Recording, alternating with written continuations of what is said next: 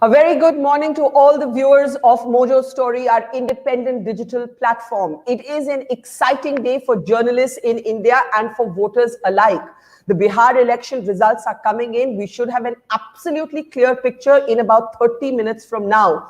But as it is stacked up for the moment, while the advantage belongs to Tejashwi Yadav, who is making a bid to possibly be India's youngest chief minister, it is not quite a tsunami, at least not yet. The exit polls had forecast, most of them, a very distinct victory for Tejashwi Yadav, and others had suggested a neck-and-neck battle. What we can tell you at the moment is this, bearing out our reporting on the ground.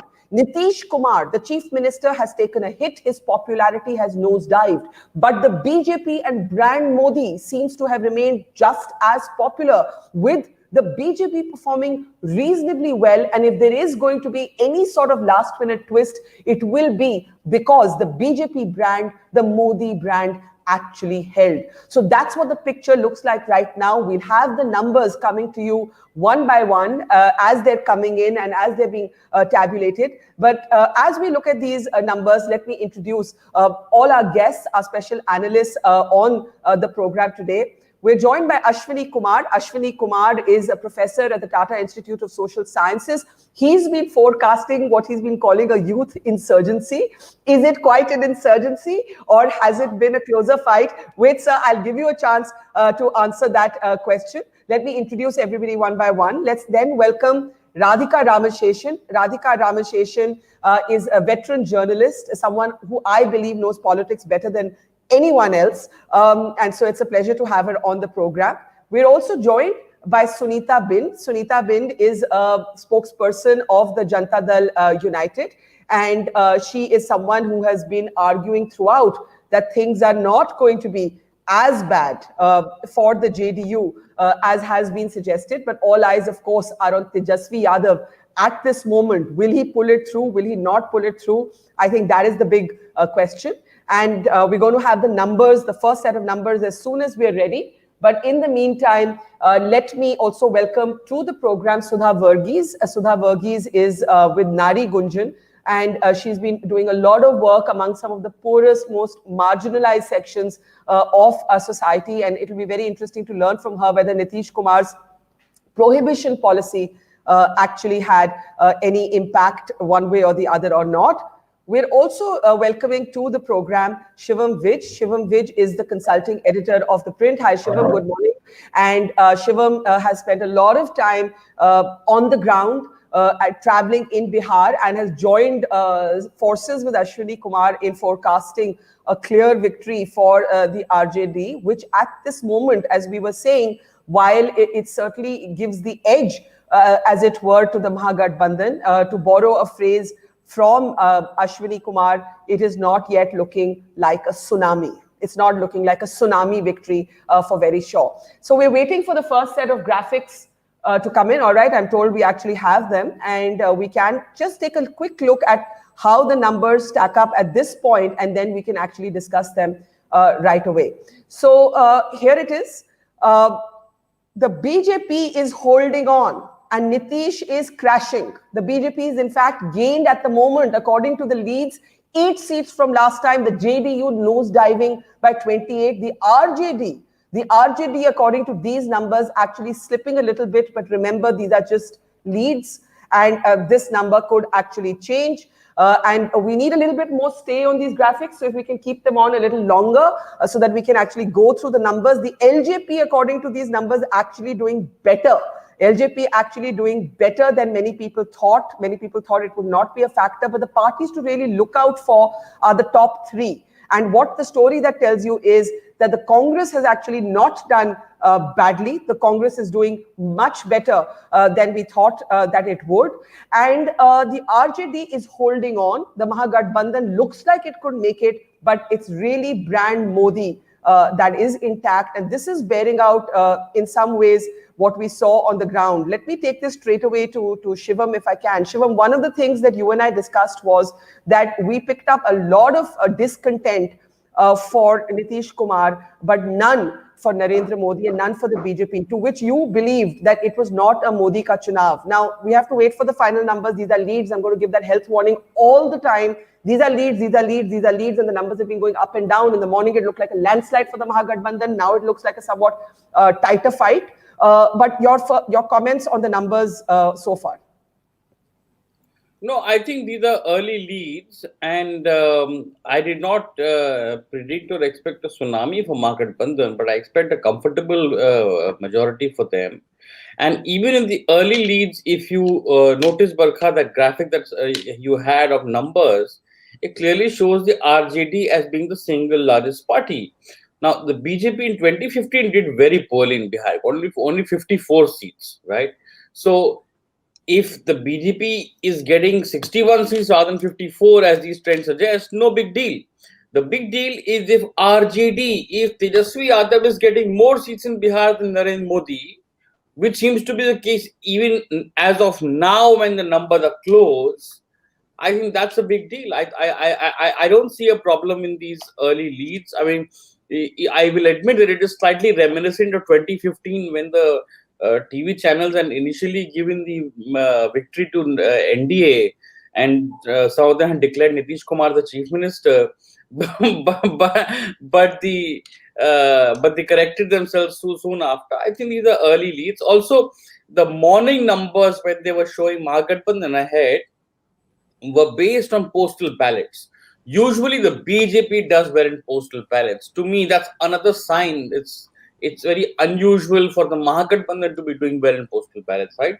Postal ballots are your soldiers and government teachers. So I will hold my horses. I'll wait. But yes, I don't. The reason what might stop a Mahagathbandhan landslide is that the caste arithmetic has been with the NDA, something I've been consistent about. It's arithmetic versus chemistry this election, and I think that tension is alive in these early trends. So, Shivam, basically, you're reserving verdict at this point. You believe this election could still turn, yeah? I think the Mahagathbandhan should have an easy majority, and if it does not, then I'll be surprised. Okay, let me actually take this to Sunita ji. Sunita ji, आप शुरू से कह रही थी अपने आवाज को थोड़ा तेज कीजिए आवाज. अच्छा, आपको मेरी आवाज आ रही है सुनीता जी? सुनीता जी, आप मुझे सुन पा रही है? अच्छा, ठीक है, मैं थोड़ा जोर से बोलती हूँ. मैं ये बोल रही थी कि आपको उम्मीद थी कि इतना बुरा चुनाव जो रिजल्ट है वो नहीं रहेगा, और फाइट क्लोज जारी है, लेकिन आपकी पार्टी के लिए, जनता दल यूनाइटेड के लिए तो बुरा ही रिजल्ट आ रहा है. अगर आपकी सरकार किसी तरह बन जाती है तो वो बीजेपी के कारण होगी, नीतीश कुमार के कारण नहीं होगी. तो आप इसमें क्या बोलेंगी सुनीता जी? नहीं, देखिए, अभी तो ये रुझान चल रहा है, ये तो रुझान है, इसमें तो हम लोग कुछ क्लियर नहीं कर सकते हैं. और जब तक हम लोग को पूरा, अभी तो 2-3 घंटे हुए हैं ना वर्षा जी, तो 2-3 घंटे में, और ये जो 2-3 घंटे में हम लोग कैसे बता सकते हैं कि नीतीश कुमार जी पीछे जा रहे हैं और बीजेपी आगे जा रही है? ये तो हम लोग अभी नहीं बता सकते हैं. तो थोड़ा सा संयम रखने का सबको जरूरत है, सब पार्टियों को थोड़ा संयम रखने का जरूरत है कि जब ये रुझान चल रहा है, जब क्लियर हो जाए, 2-3 घंटे में कुछ क्लियर नहीं होने वाला. अभी धीरे धीरे जब ये क्लियर होगा तब पता चलेगा कि हाँ, किसको कितना सीट आ रहा है. अभी तो जो भी है, किसी का आगे हो रहा है, किसी का पीछे हो रहा है, तो इस पे तो हम लोग डिक्लेयर कर नहीं सकते हैं कि नीतीश कुमार को कम मिलेगा, बीजेपी को कम मिलेगा, बीजेपी को ज्यादा होगा और नीतीश कुमार को कम आएगा. तो देखिए, इसमें तो क्लियर हम लोग जो भी है, विकास के नाम पर नीतीश कुमार जी सबसे वोट लिए हैं, और इसमें ये क्लियर है कि एनडीए का सरकार बनेगा और नीतीश कुमार मुख्यमंत्री बनेंगे. ये तो क्लियर है. मगर जो रुझान का बात कर रही है, अभी आप बोल रही है कि इसमें नीतीश कुमार जी का कम वोट आ रहा है, तो इसमें कुछ अभी कोई भी हम लोग डिक्लेयर नहीं कर सकते जब तक हम लोग को क्लियर रिजल्ट नहीं मिलेगा. ओके, तो आप अभी इन नंबर्स का विश्वास नहीं करती, and I am going to bring up the numbers. नहीं, सुनिए ना, जरा सा अपने आवाज को थोड़ा सा तेज कीजिए. ठीक है, मैं कोशिश करती हूँ. वैसे मैं बहुत जोर से बोल रही हूँ. बता रहे, बहुत स्लो आ रहा है. अच्छा, ठीक है, मैं और ऊंचा बोलने की कोशिश करूंगी, लेकिन मुझे आप तो ऊंचा बोल ही रही हैं, पर मुझे थोड़ा सा कम आवाज आ रहा है. अच्छा कोई बात नहीं घबराइए मत मैं दोबारा आपसे जब आएंगे तो मैं जोर से बोलूंगी let me bring in Ashwini now and Ashwini like when before the program started you kind of summed it up by saying that it's not a tsunami but it looks like it's going to be an RJD win. So do the numbers thus far surprise you? I'm going to bring up the numbers in a moment from now. But go ahead. We know it's a nosedive for Nitish, but it's not necessarily over for the NDA. I think that's what we're looking at right now. With Shivan's health warning that all of this could change. Barkha, looking at the trends and also the qualitative shift that has taken place during Bihar elections, certainly the sun has set on old socialist Sampurna Kranti leadership. So that's very clear, RJD is winning. Definitely RJD is winning. And RJD is, led by youth icon, Tejashwi. So that generational shift, that demographic shift is very clear. So it continues to be youth insurgency. And secondly, also, it's not a tsunami, as I told you, that it's not a tsunami. It's a neck and neck right now. And in this neck and neck interesting battle, it looks like that RJD will ultimately comfortably, cross the line and will form the government. But finally, looking at the trends, I have been suggesting that for BJP, it's the semi-final. So somehow, now, Bihar looks like, moving into a bipolar polity. It's between BJP and RJD for times to come. From a multipolar polity to a bipolar polity, that's very, trends suggest that Bihar is heading for. Can you just look at these numbers at this moment, Ashwini and Radhika, and comment on them? And I'm just going to bring up the numbers, and I just have to give the health warning again and again. These numbers are changing. They're changing swiftly. These are leads. These are not results. But for the alliance, the Mahagathbandhan is ahead. It's 114 to the NDA's 109, and the others are 10. It will be interesting to see how this breaks down for the Lok Janshakti Party. But if we actually go to the next slide, it says that the BJP is at 57. That's slightly up from its 53 seats in 2015. And the JDU has improved. The JDU has actually improved its tally at about 41. So it's not as much of a, it is still a crash from the 71 seats that it had last time. The RJD is at 72. It had about 81 seats last time. And the Congress has slightly improved. The left has improved, right? So the advantage is with the Mahagathbandhan, Ashwini, but it's not over yet. It's not over. It's not a done deal. At this moment, at 10:13 a.m. on Tuesday morning. It's not done yet. Yeah, but Barkha, if you look at the larger picture, if you look at and this is very interesting scenario in Bihar. Both you look at 10 lakh jobs and 19 lakh jobs of BJP. It seems like both BJP and RJD they will continue to drive the politics of Bihar.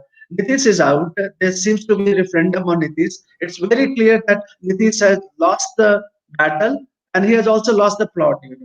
So looking at, my sense is that if RJD continues with this trend and manage to get 10 seats, I think they will be very comfortable. But it looks like, I've been suggesting that anything is possible in politics. We are not looking at improbable hero, that's Chirag Paswan. I've been suggesting that there is a guy, sitting behind us. He will come back. It's like IPL last over, So looks like that Chirag Paswan will hit a 6 at the last ball. Okay, so the Chirag Paswan factor perhaps underestimated by some pundits, though I do have to say that Shivam from the first day kept saying that Chirag opened up the space for an anti-Nitish Kumar sentiment to actually take root. And we have to wait and see what his numbers actually stack up like. But the fact that he has damaged the Janata Dal United is quite clear. So actually, if Tejashwi Yadav should be thanking Chirag Paswan. That's what the numbers look like right now. Radhika, let me actually bring up the numbers just once more. And let me ask you to comment on them. And this is how it looks like at the moment. And we'll keep updating these. The Mahagathbandhan, these are leads. It has an edge. It's 114 to the NDA's 109. But given the revulsion that we had all picked up anecdotally on the ground against Nitish Kumar, that is a better performance for the NDA than many of us would have believed. We'll update the trends on seats, but at the moment, the BJP improving slightly, the JDU coming down by about 30 seats, the Congress improving by a couple of seats, the NJP, if this is the story and it's 10 seats for Chirag Paswan, then Chirag Paswan is the story of this election. If this holds, Radhika, go ahead. Yeah, absolutely. You know, Chirag Paswan was initially seen as a pawn in the BJP's hands. The BJP kind of played around with Chirag Paswan in order to undermine Nitish. And nobody was giving him much of a chance. I mean, they thought that he is there, he's a presence all right. But the point is that of these 10, I would be very keen to know how many of them are former BJP leaders. Because there are quite a few, at least 15, 20 BJP heavyweights who left the party and got an LJP ticket. It's possible that quite a few of them must be ahead, because you had people like Rajinder Singh and Rameshwar Chaurasia who are pretty formidable candidates, you know, who have won or lost elections very narrowly and have been strong organizational hands. So yes, I mean, from the figures that you displayed on the board, it looks like Chirag is a major element in these elections, quite contrary to what the earlier projections were.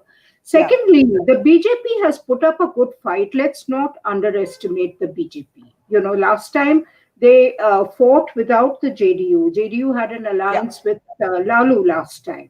So the thing that amazes me is that this whole anti-incumbency has fallen completely on Nitish, and brand Modi remains unsinged. I think that's a fairly important element to take note of. How does that happen? How do people make a distinction between the JDU and the BJP? Although the BJP has been governing with the JDU almost as an equal partner and should logically take the rap for whatever went wrong with the Nitish government, you know. So it's fascinating. It's actually fascinating. Yeah, it's Radhika, why do you think one of the things that we've explored is whether the voter looks at Modi as a national face and is not upset with the national government and very much looks at Nitish as the local face. The other feedback that I got in Bihar all the time is that Nitish runs a very one-man government. There isn't a sense on the ground that this is a genuine alliance. There is a sense that it is Nitish's government, and therefore people do not see the absence of governance as something that they link to the BJP. That's one way of making sense of it. Yeah, but then Sushil Modi, he's the deputy CM, and he and Nitish function like a duo. You know, you can't think of one without the other. So how is it that Sushil Modi's proximity to Nitish is almost his alter ego? How is it that that has not impacted voters? I think that's really a subject to study, you know, how people have made this distinction. And if brand Modi overwhelms, the anti-incumbency for the BJP, then well, I mean, it's a very interesting trend which is likely to play out in future state elections. Because as you rightly said, Modi is identified with the Lok Sabha elections. He's a central leader, not expected to have much of a play in state elections, but obviously he has helped BJP cross the hump, I think. That's okay. I just this week. Yeah, I just want to actually bring in Sudha Verghese in a moment, but I want a quick comment actually from Shivam on the Chirag factor. Look, we don't know what's going to happen. The numbers, Shivam, have been going up and down all morning. In the morning, you know, you had pundits saying he wasn't a factor at all. He was a vote katwa. He cut into seats, but he didn't take seats. The numbers at the moment suggest otherwise. These numbers are going to keep going up and down. These are leads. But if you want to just talk a little bit about Chirag. One second, just we need to unmute you and then you can make your point. Go ahead. I expected one to get good vote shares, but not good seats. I think his seats are expected to be in single digits.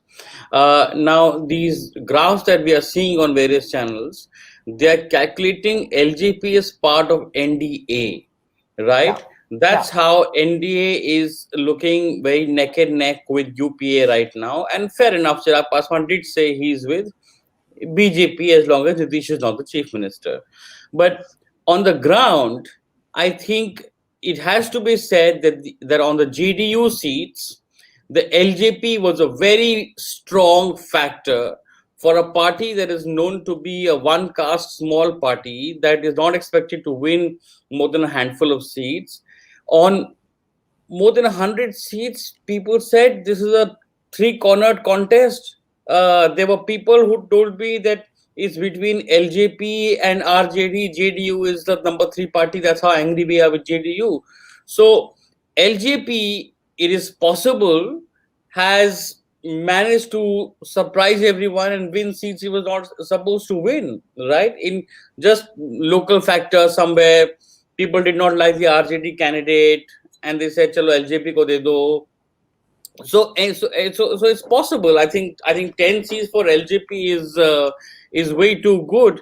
I think in a normal election also they win 5-6. So why should they not win 10 in this election, in which I think Chirag Paswan had actually been the catalyst to make Tejashwi happen. But once again, Barkha, I would like to emphasize that the important part in the big picture is that even as of now, the RJD is ahead of BJP. So when we speak of Modi factor, etc., right now Tejashwi is ahead of Modi in Bihar. We should not lose sight of that fact. As long as that fact is in the clear, I think an MGB victory is still quite possible. But yes, this neck and neck fight, this dead heat does suggest that it may not be a landslide for either side. So let's take a look at these numbers just once again, and I'll start with you, Shivam, briefly, and then Ashwini. This is how the individual seats are stacking up. And Chirag Paswan, if this holds, is the story of this election, along with a staggeringly good performance by the left parties. Actually, Shivam, just a quick word, because I realize Sudha ji has been waiting. So yeah, just very quickly. No, I think the left parties have the best strike rate. I think if you look at this graph, everybody, including others, are doing well. The only party that is not doing well is JDU. And also, when you analyze the BJP, when you say 62 seats is +9 from 2015, remember that the BJP would have won every single of these assembly segments in 2019. So if you compare the BJP from 2019, it's still quite a fall. Okay, so let's just bring up this plate once again. And Sudha ji, aapse main puchungi. I want to ask you to actually comment on what we're seeing so far. आप लगातार कह रही थी कि नीतीश कुमार की जो prohibition policy है उससे भी उनकी अनपॉपुलरिटी रहेगी. आपने ये भी कहा कि आपने शायद कहा कि एक क्लोज फाइट रहेगा जमीन पर, और जमीन पर ये क्लोज फाइट दिखा रहा है. आप अपने आप को थोड़ा अनम्यूट करिए और बताइए कि अभी के जो रुझान आ रहे हैं आप क्या बोलेंगी. सुधा वर्गीस, सुधा वर्गीस आप म्यूट पे हैं, बोलिए मैम, बोलिए. अभी जो पिक्चर सामने आ रहे हैं, मुझे लगता है it has got the past experiences of people with which people voted. Yes. And also, I think one of the main factors is that Tejashwi was very close to the issues, the burning issues of people. The poverty, education, livelihood, jobs. We have crowds and crowds of youth, educated, unskilled, uneducated, but they all need livelihood, and they were waiting to hear something. And they're not just waiting to hear, they want to see that something is done. So when in the rallies, when they got to hear that from Tejashwi, I think I have sort of watched some of the rallies. He got such a tumult when he talked about the youth and the possibility of getting jobs. But then Sudha Varghese, if Tejashwi struck such a chord, ma'am, if Tejashwi indeed struck such a chord, why are we not seeing better numbers for him? I think we must ask this question, and it could still happen. I want to again and again say these are leads. ये रुझान है, ये बदल सकता है. The advantage is with the RJD in terms of and the महागठबंधन. लेकिन एक जो expectation थी कि एक landslide victory रहेगी.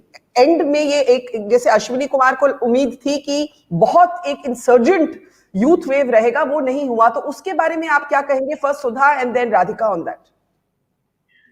I would say that there are various caste factors that have played in this election. The upper caste, they also have voted for RJD. And Shayad Tejashwi very well know that they are going to ask for a pound of flesh from him. And this has really helped, although they are not going to be somebody who is going to stick with him all along.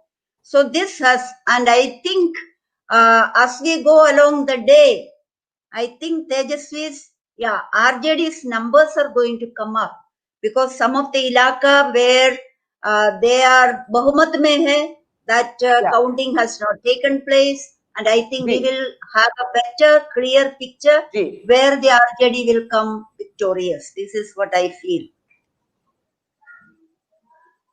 Then one more point. Okay, so Sudha Varghese believes. Yes, please go ahead. Make your point. One more point is that whatever the past may be, people are always referring back to the Jungle Raj. But Tejashwi, in his dealings and in his communication with the people in the rallies and otherwise press conferences and so on, he has clearly shown a mature person's way of dealing, talking, communicating with people. He has grown up, and I think, although Barkha said he will be if he comes to be the CM, he will be the youngest. That is very true. But I think he has learned from the past, maybe from his father, and he's a person who is open and young enough. And I think Sunita ji, Okay, Sudhaji, I want to take a look at the numbers now, because the numbers have shifted, and that is what happens in elections. And Radhika and Ashwini, these numbers will be of interest. They will be of interest to you. The lead for the Mahagathbandhan has actually increased. The lead for the Mahagathbandhan has actually increased because the numbers are changing. They're going up and down. Now it's the Mahagathbandhan at 117. And if you look at the individual splits, the LJP is now down to 4, where just minutes ago it was projected to win in 8 seats. And the left has actually increased to taking the lead in 12 seats. The CPIML on the ground really doing well. Kavita Krishnan of the CPIML will be with us next. And someone was making a joke, Radhika, that the left is probably going to have more seats in the Bihar assembly than it is going to possibly have in Bengal. Oh yes, I think they should sort of embrace Lalu as a kind of Tejashwi, as their new lifeline, because it's Tejashwi showed remarkable maturity in bringing the 3 left parties, especially the Wale, in his coalition, and that has helped him also. It's not a one-way street or anything like that, because the left has always had its traditional pockets among the Dalits. They've been consistently working, regardless of whether they were in power or they were voted out, especially Male. So Tejashwi has benefited from it. And yes, I would just hark back to one thing. Lalu's relations with Male were very bad because of this whole Shahabuddin, Chandrasekhar's murder allegedly by Shahabuddin. I mean, for years, the Male refused to have anything to do with the RJD. Although there was a time when they shared roughly the same kind of social base. Male has overcome its antipathy for RJD. Tejashwi has been remarkably accommodating. And as Sudha Varghese rightly pointed out, that he's displayed maturity on more than one occasion. I mean, on the RJD's foundation day, he actually apologized for 15 years of his parents' misrule. He used the word misrule. I mean, and it takes a lot for a politician to apologize, in this era of mighty egos and whatever. So Right. he has shown remarkable maturity. I think he's 6 or 7 short of a majority now, if these figures remain consistent. As for Chirag Paswan, obviously he's also got the youth votes. I mean, I'm sure. I mean, even if he's down to 4 or 5 or whatever, he's definitely got sliced away from the youth votes, which would have normally gone to Nitish and or the actually he's a proxy for the BJP, so I'm not counting in the BJP. So if this election is all about youths, the question to ask is, have the youths voted on caste lines, or have they transcended their caste affiliations? I think only when we get vote percentages can one really answer that question. That's fair. But I want Ashwini and Shivam now and Sunita to come in on the latest numbers. And the numbers are going up and down. Shivam, when we lost you, the LJP was already down from projected leads in 8 to 4. And this is now the picture at this moment. This is how the individual seats break up. It's plus 10 for the BJP, minus 33 for the JDU, minus 4 for the RJD, but it's not over yet. These are leads, minus 2 for the Congress, plus 6 for the LJP. So the LJP back to actually doing well, and plus 9 for the left. This is just a broad comparison with 2015. We'll have the latest alliance numbers also in a moment from now. But Ashwini, if you want to just comment on this. Barkha, it is very clear, that Nitish Kumar is out of the frame. We must acknowledge that. Whatever happens, as I said, there is a winner, and there is a winner, and there is a loser. Certainly, Tejashwi is a winner. Whether he becomes, a CM elect, like Biden, president-elect in Bihar, that's a different story. That's a different story. I bet on him, and I continue to reflect as a political scientist that there is a youth transformation. It is a transformation in Bihar, and indeed this transformation is led by Mr. Tejashwi, and he will probably become India's youngest CM. But that I won't predict at this juncture. Two, I'm not surprised by BJP's performance. It seems to me, and I have been suggesting that to some extent, if you look at the history of Bihar since 2000, somehow Jungle Raj I have worked on in my caste militia work. Yeah. That the upper caste loves this Jungle Raj. It's like, it goes against subaltern, plebeian uprising in Bihar. So therefore, you can see there are two scripts, Barkha, very clear here.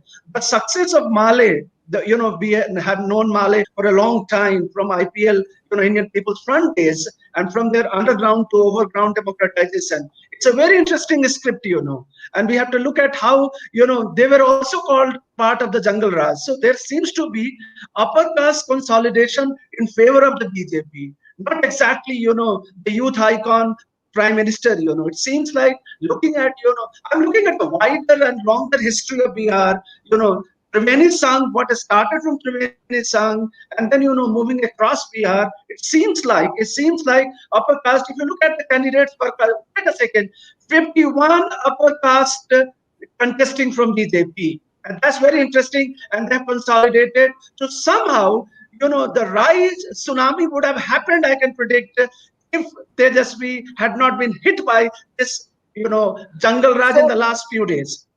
So very interesting point, and I want to take this to Radhika and Shivam. Radhika, to you first. The suggestion of a counter consolidation. There was always this sense that there could be a counter consolidation, and Ashwini seems to be arguing that this close contest, while still giving the edge, very clearly the edge is to the Mahagathbandhan, but the fact that it is still this close despite the nosedive for Nitish Kumar suggests an upper caste counter consolidation, and therefore we have not quite transcended caste in the manner that we thought that this election might. Radhika, I'll take that to you first. Go ahead. Not transcended caste in the way it was initially believed. Two things, Bihar doesn't have such a big upper caste population as Uttar Pradesh. Uttar Pradesh, yes, the upper caste votes count for a very big chunk. So to say that there was counter consolidation of only upper caste would be slightly misleading. I'm sure the BJP has got some OBC votes as well as the votes of the EBCs and MBCs. So, which I thought would consolidate behind the RJD in a much bigger way. I mean, not having traveled, I'm not able to make a proper judgment, but I just thought that they would consolidate in a bigger way behind the RJD. That has not quite happened. So, I think the BJP has also gone beyond its upper caste support. Certainly, I mean, I agree with the professor. This whole theme of Jungle Raj must have played on people's minds, especially those who lived through Lalu and Rabdi's 15 years. And I mean, I have huge issues with this use of this phrase, Jungle Raj. But, that generation must have voted for BJP. That's a fair surmise. However, whether the upper caste youths who haven't seen the Jungle Raj, who haven't experienced Lalu or Rabdi, did their votes also consolidate similarly and necessarily go behind the BJP? I mean, if they went to the BJP, it is only because of the Modi factor. It is not because of the Jungle Raj. I want Shivam and Sunita to come in on this, and then we'll take another quick look at the numbers very quickly. Shivam, yes, it was not a Modi ka chunav, but the Modi factor may have saved the day. When I say save the day, I don't mean save the government. I just mean save the day. These are two different things for the BJP, and given them a respectable, improved performance in Bihar.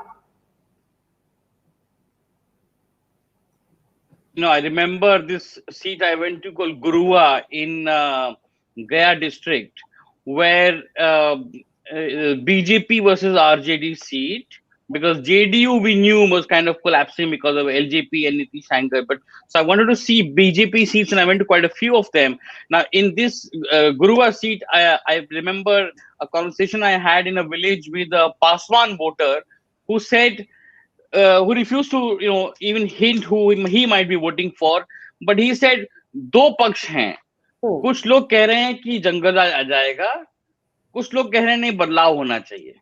So I found it very interesting that on a BJP seat, a Paswan voter was being presented with this binary from both sides. The main pitch of the BJP was, look, if you vote for RJD, you will get Jungle Raj.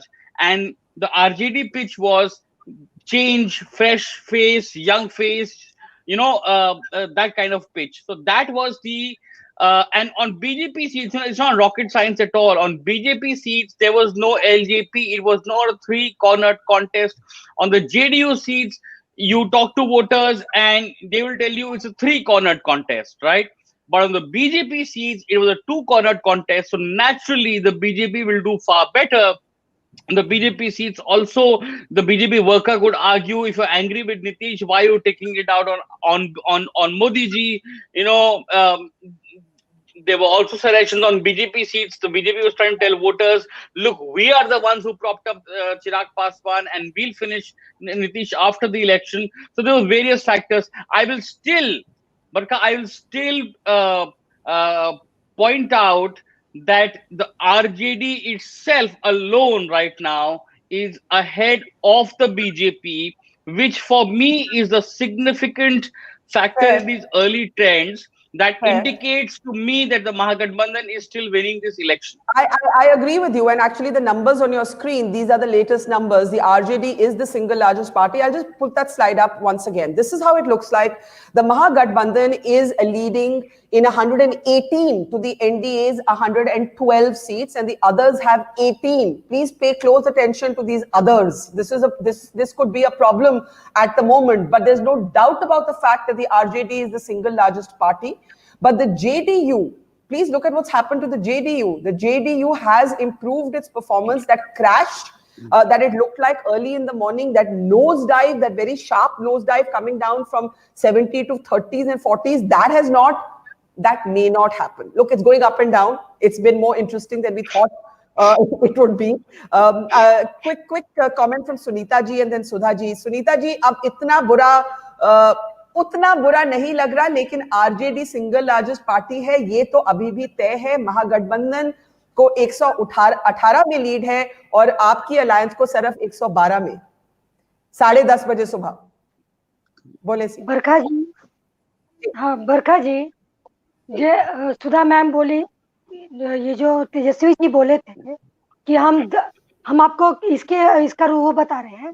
Tejashwi ji बोले थे कि हम इतना नौकरी दे देंगे। झारखंड में महागठबंधन का सरकार बना, तो उधर भी इसी बात को, इसी मुद्दे को दोहराया, बोला गया था कि हम युवा लोग को नौकरी देंगे। अगर नौकरी नहीं दे पाए तो हम उनको, जो भी बेरोजगार हैं, उनको हम भत्ता देंगे। हाँ, मगर ये तो अभी झारखंड का चुनाव हो गया, 6-9 महीना हो गया, उसके बाद भी जो है वैसा ही रह गया। तो ये तो इसी गेम को यहाँ भी आरजेडी खेले बिहार में, मगर झारखंड का तो फेल हो गया। मगर जो आप जो युद्ध का बात करते हैं, युवा युद्ध में नीतीश कुमार जी ने जो स्टूडेंट क्रेडिट कार्ड निकाला, वो किसके लिए निकाला? युद्ध के लिए निकाला, युवाओं के लिए निकाला, पढ़ाई लिखाई रहे हैं वो मोदी हैं। अभी तक के जो लीड्स हैं, it is the BJP factor, not the Nitish factor. Sunita ji, इतना तो आप मानेंगी? हम मान रहे हैं, जो आप लोग युवा का बात कर रहे हैं, इस बात में हम बोले हैं। और इसमें हम एक बात, हम लोग ये सब रुझान नहीं मान रहे जब तक क्लियर नहीं आएगा, क्योंकि आप देख रही हैं कि कभी घट रहा है, कभी बढ़ रहा है। कैसे रुझान को मान लेंगे? कैसे हम मान लेंगे कि नीतीश कुमार नीचे पर जा रहे हैं? क्यों मानेंगे? ये हम लोग नहीं मान सकते, क्योंकि विकास पर वो वोट मांगे हैं। तो इसलिए जब तक क्लियर नहीं होगा, तब तक हम इसको नहीं मान सकते हैं। गोइंग अप एंड डाउन, ये मैं आपसे सहमत हूँ, ये मैं आपसे सहमत हूँ। मैं दो चीज कहना चाहती हूँ सुनीता जी, एक मिनट, मैं दो चीज कहना चाहती हूँ। शिवम की बात ठीक है कि ये ऊपर नीचे जा रहे हैं, और महागठबंधन के पास एडवांटेज है, आरजेडी सिंगल लार्जेस्ट पार्टी है।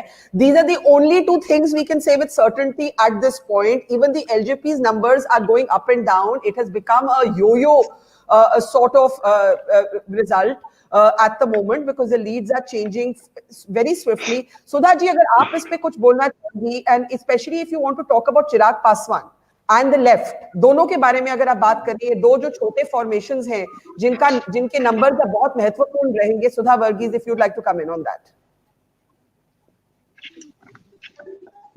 सुधा, जो लेफ्ट पार्टीज है, यस, एक तो उनके फेवर में जो हुआ जी, वे लोग ग्रास रूट और ऐसा लेवल पर काम करते हैं कि जहाँ गरीब है, जरूरतमंद है, उनके मुद्दे पर बात करते हैं। ये एक पॉजिटिव थिंग हम पहले से देखा हुआ है मुझे, तो हमको लगता है वो इनके फेवर में वोट मिला। और दूसरा एक बड़ा फैक्टर इसमें आता है, जो लेफ्ट को कैबिनेट में कोई इंटरेस्ट नहीं है, नहीं मांग रहे कि मेरा दो उम्मीदवार जो जीते हैं वो कैबिनेट में रहे, मंत्री का पोजीशन ले, नहीं, प्योरली उनको मंत्री का पोजीशन नहीं चाहिए। लेकिन उनका ये जो रुख हम देखते हैं ये है कि वो जिस तरह से काम किए हैं उस तरह से जनता के फेवर में, जनता के हित में गवर्नमेंट को आगे जाने में मदद करेंगी। ये हमको लगता है बहुत बड़ी बात है। कारण बिहार में जो भी इश्यू आप लीजिए, बिहार बहुत पीछे है, बिहार समझिए धोखा खाए है, बिहार माने खड़े होने में दिक्कत है।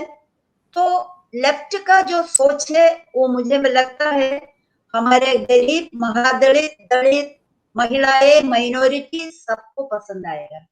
तो ये एक प्लस पॉइंट है जो जिसका उपयोग, जिसका मदद आरजेडी को पूरा लेना पड़ेगा।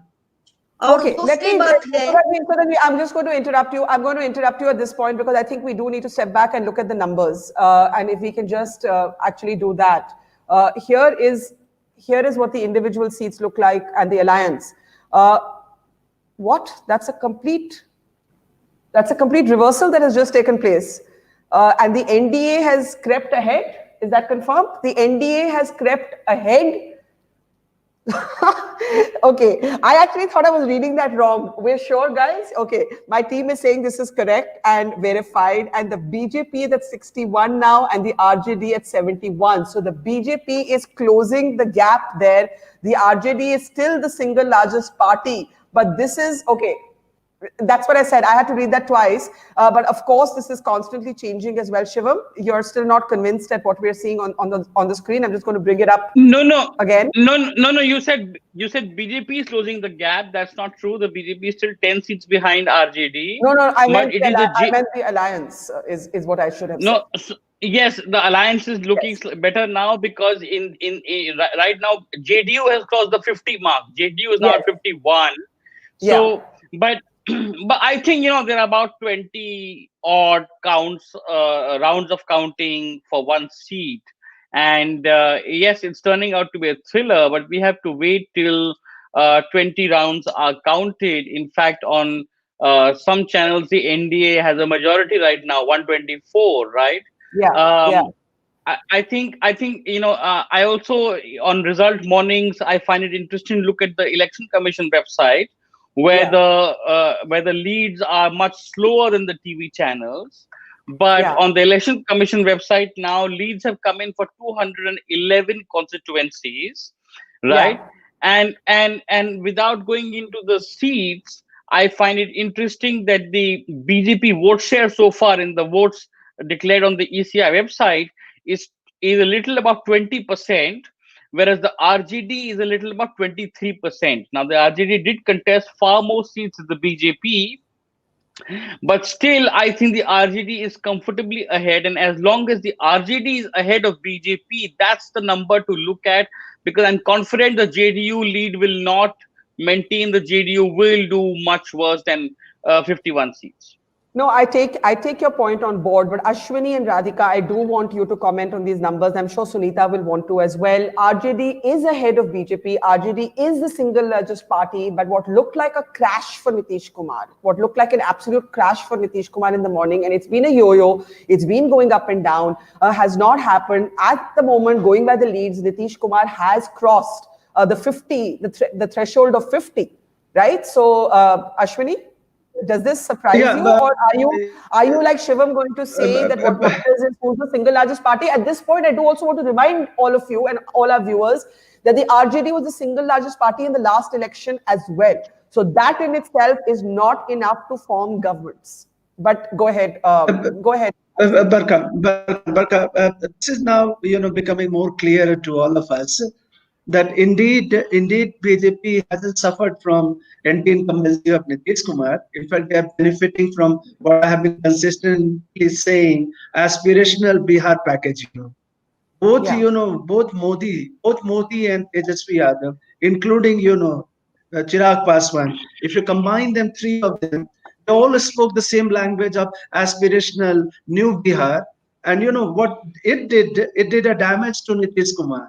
People were angry with Nitish Kumar. Indeed, so I've been also suggesting that Nitish was, decimated or affected adversely by pandemic effect. We call it democratic paradox. Nitish stayed at home for 86 days, and also the migrant voters. So look at, there was an anger against Nitish Kumar. So RJD benefited out of that anger, led by youth, and Chirag Paswan. I'm betting on him as a pinch hitter in IPL. So he's improving, he's doing well, and in a very small margin, between two formations, Chirag will play a definitely important role. But it looks like now that what kind of, there is an element of surprise here. Nitish has been affected by anti-incumbency. There is no doubt about it. But then it's not showing in these numbers. Now these numbers could change. The numbers are fluctuating, but at the moment we have 125 for the NDA and 101 for the Mahagathbandhan. I mean, I think Sunita might have the last laugh this morning with these numbers. Yeah, okay. Ashwini, quickly, and then. Just a 30 second, Let us look at, Nitish Kumar, is a Vikas Purush, and Modi ji is a Yog Purush. You remember that phrase Nitish himself used in Bihar, that now I welcome, Yog Purush and Vikas Purush. Certainly, the Vikas Purush has taken the hit. but not so-called Yug Gurus. It seems like, because there are two missing variables here: the so-called silent women voter and also the Dalit voters. It seems like that Dalit voters, Nitish, didn't appeal to them, but Modi factor has influenced them. So what I'm suggesting now, looking at the trends, that both upper caste consolidation, and there seems to be, Dalit sympathy for at least BJP and Chirag Paswan. That becoming, that's making this picture, a little messy and also surprising. The fact is, Radhika, the fact is, yes, it could all change. Yes, we could be here till noon looking for a clearer picture. And we've all covered elections enough to know in 2015, the election was actually called wrong by a couple of channels in the over-enthusiasm of looking at early leads. So I will keep underlining, these are leads, these are not results, these are leads, these are not results. But in the leads, the NDA has taken a distinct lead over the Mahagathbandhan, with the RJD still being the single largest party.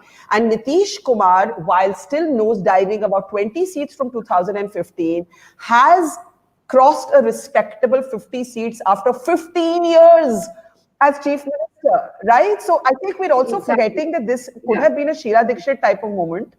And at the moment, it may not be. Radhika, do you want to take that?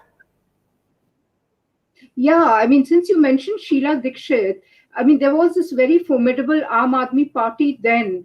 And Tejashwi also looked, he never looked a very formidable opponent to me. I kept saying that, crowd should not become a barometer to assess somebody's potentiality. Anyway, so, I mean, there was a lot of buzz over Tejashwi, but clearly the BJP, let me stress again and again, the BJP is a formidable force wherever it is.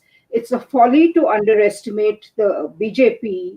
And I sort of sensed in the last week that the BJP is not going to let go of Bihar. It is going to pull out all the resources at its command to keep the state. And I mean, that's what it seems to have done. Well, but I'll tell you, I don't agree.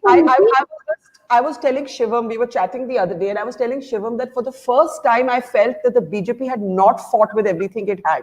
I actually felt, and then of course there's the conspiracy theory that the BJP actually wanted to get Nitish out. So we need to talk a little bit about that. But guys, this is what the numbers now look like. Just take a look at the numbers and then you can talk. The NDA is now leading in 127 seats. The Mahagathbandhan in 98. The others, can we have a breakup of the others? Okay, maybe the next slide will tell us that. Who are these others? How is it playing out for the others? The BJP, Shivam, this is for you. At the moment, the BJP is emerging as the single largest party. The BJP is at 72, the RJD at 66. Those are the numbers to look out for. And the LJP, which is really close to Mr. Modi, is somebody that the BJP will pay close attention to. I can see Rohan from the Congress, from the Mahagathbandhan joining us. Welcome. Good morning, Rohan. I'm hoping you can hear me, and I'll get Shivam to just quickly react on those numbers, and I'll come to you straight away. It isn't looking as good for the Mahagathbandhan at the moment, but it is 10:53. These numbers are going up and down. Go ahead, Shivam, and then we'll take a quick comment from Rohan Gupta. Yes. Sorry, Shivam, you were on mute. I'll just unmute you and you can make your point. Yeah, go ahead. Sorry. I'll just say if these numbers hold, I'll be very surprised. Yeah. So we do need a health warning that these are leads. I'm going to bring up the numbers again. Rohanji, we need your comment on it, but these are the latest numbers. Right now, the NDA is in the lead. These are leads, health warning again and again. The NDA is in the lead. The Mahagathbandhan is at 98. The numbers have been fluctuating wildly.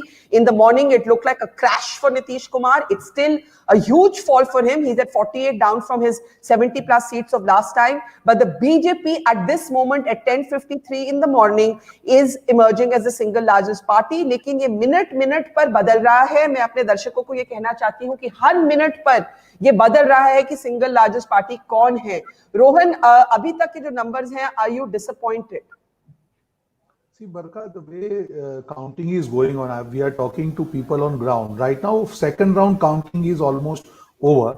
But yes, if you see the numbers, it is not going to be cakewalk for any party. It is going to be a cliffhanger.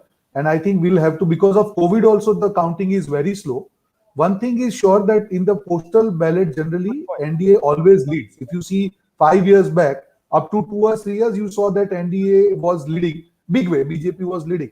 So I am quite hopeful that by the time you cross fourth or fifth or sixth round, you will see the reversal again.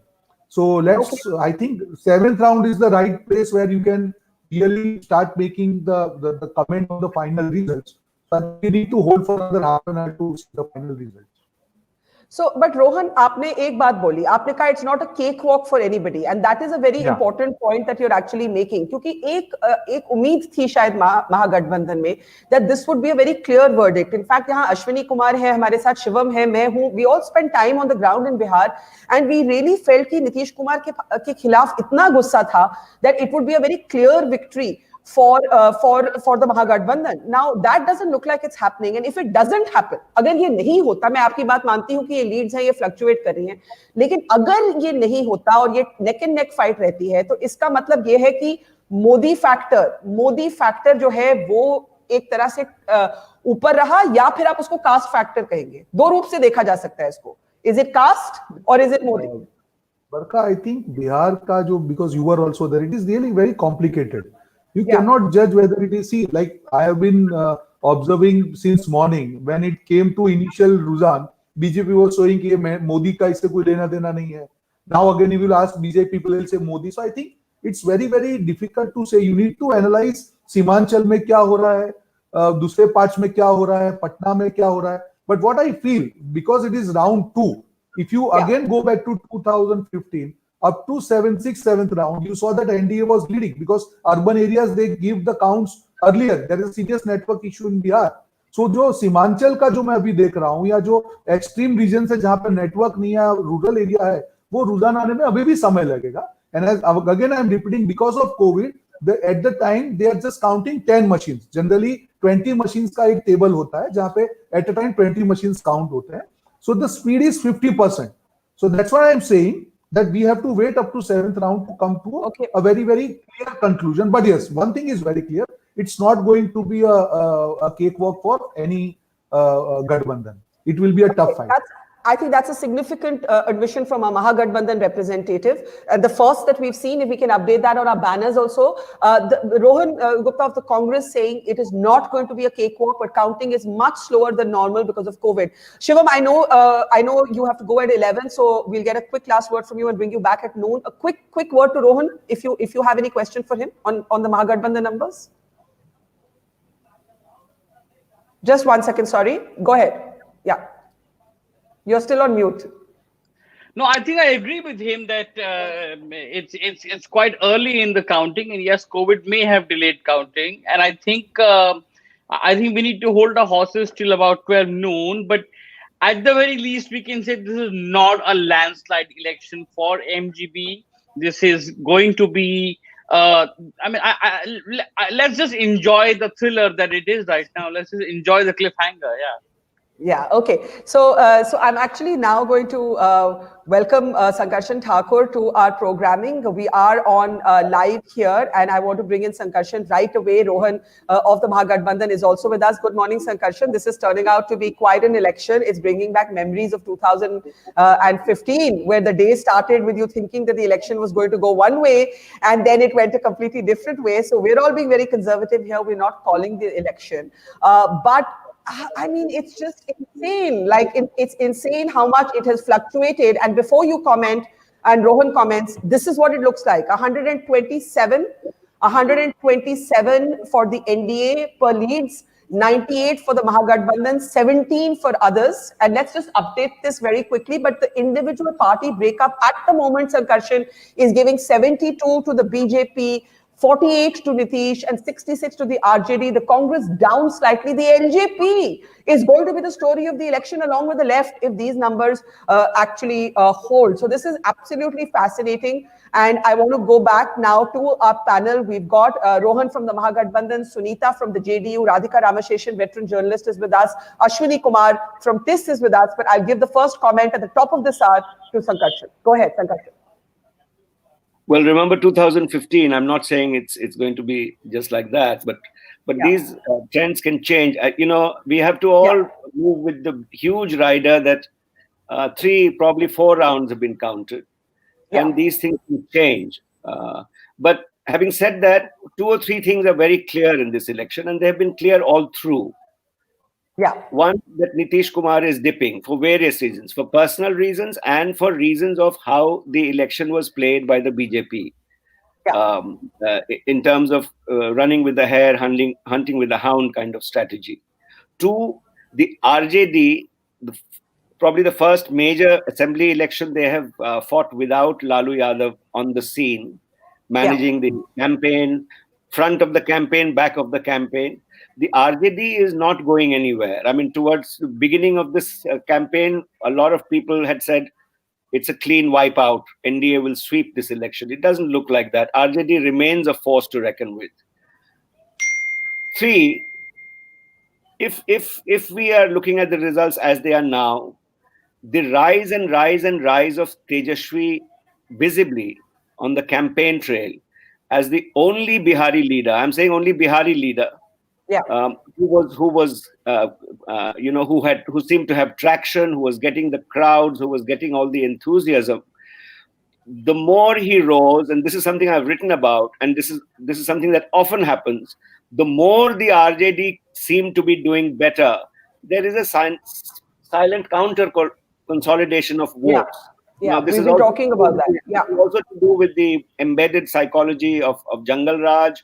This is also to do with not letting Lalu Yadav, to block his way. So the more Tejashwi was perceived as doing better, there is a counter consolidation. 4th point and last, I think a lot of the analysis in this election has centered on the rise of Tejashwi and on the sort of diminishment of Nitish Kumar, both of which are phenomena of this election. But eyes were off the BJP. Now remember, it is the biggest Bihar party, and consistently trends were showing that while Nitish is dipping and Tejashwi is rising, BJP, courtesy Narendra Modi, is maintaining a very level high. They were both, I mean, all the trends that you see, mid-election, Narendra Modi was still at maintaining. I mean, there was no dip in his popularity. Can I just come in? Can I come in on that? Because that's actually what I want to ask Rohan about. Because, Ashwini, if you remember, and Sankarshan, you were also there when we did these programs from Bihar. And one of the things that voters were saying, Radhika, was that हमें मुख्यमंत्री दूसरा चाहिए, हम इस सरकार के साथ ठीक हैं. There are good things to say about Tejashwi. They had very angry things to say about Nitish Kumar, but they had no anger for Mr. Modi. None. I did not pick that up on the ground at all. Right. Now, Rohan, could you respond to what Sankarshan has said? Do you still believe that it's early days, COVID की वजह से counting धीरे है, ये चुनाव दूसरा रंग लेगा? Or do you believe that there was an upper caste a consolidation, a counter consolidation? And I know Radhika has to go in 15 minutes also. So right after Rohan, Radhika. Yeah, Rohan. See, Barkha, since I was also there throughout the election, there was no indication that there was people were favoring Mr. Modi. There was quite anger about COVID and the way migrant crisis was handled.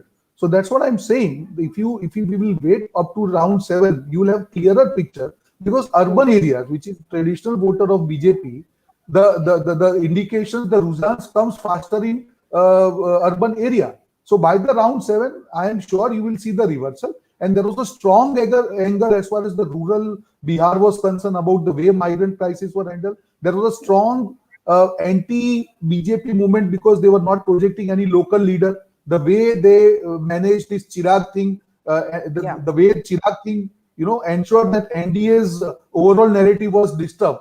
So I feel there were a lot of factors going against them. And by the time we reach halfway counting, you will see, I'm sure you will see the reversal of that. Because I'll tell you, I'm just analyzing the 2015 counting pattern and 2020 counting pattern. Yeah. The areas around Patna, the urban areas, the machines, the counting had started earlier. Because the rural areas, the management, it is difficult for these officials to reach there and start the things. You will see next 1 hour, after exactly at 12 o'clock, you will start getting proper results of end of round 4. By the time round 4 is ending in Patna and areas near, the 2 rounds will be ended in rural areas. So do you believe, Rohan, you've granted that it's not going to be a landslide election? I think one thing we can agree on. There are certain things that are obvious, right? I think जो भी बदलेगा, it is not a landslide election. So जिस तरह से एक वो feeling थी रोहन कि ये नीतीश के खिलाफ एक crash होगा, that crash has not actually happened to that degree. If you had to do any first analysis of why that is the case, what would you say? Would you say it's Brand Modi? Would you say it's the caste configuration of Bihar and an upper caste counter consolidation that has put its weight behind the BJP? Though I have to say, Sankarshan and Rohan, that when I met with upper caste voters, even those who liked the BJP, they were willing to give Tejashwi a chance, at least anecdotally, in what they were saying. Anecdotally. Some said that, and some said, Mukhyamantri badal dijiye, sarkar theek ho. Absolutely. So I fully agree with you. Even areas near Patna, the urban areas, people were ready to give the chance. See, at the end of the day, if you analyze 15 years of rule, any government is there. Or as far as the achievement is concerned, people of Bihar, they were not happy. Why we got traction as Mahagathbandhan is because we projected the Berozgari thing, which is the biggest issue in Bihar. And this was the first election which was fought on issues.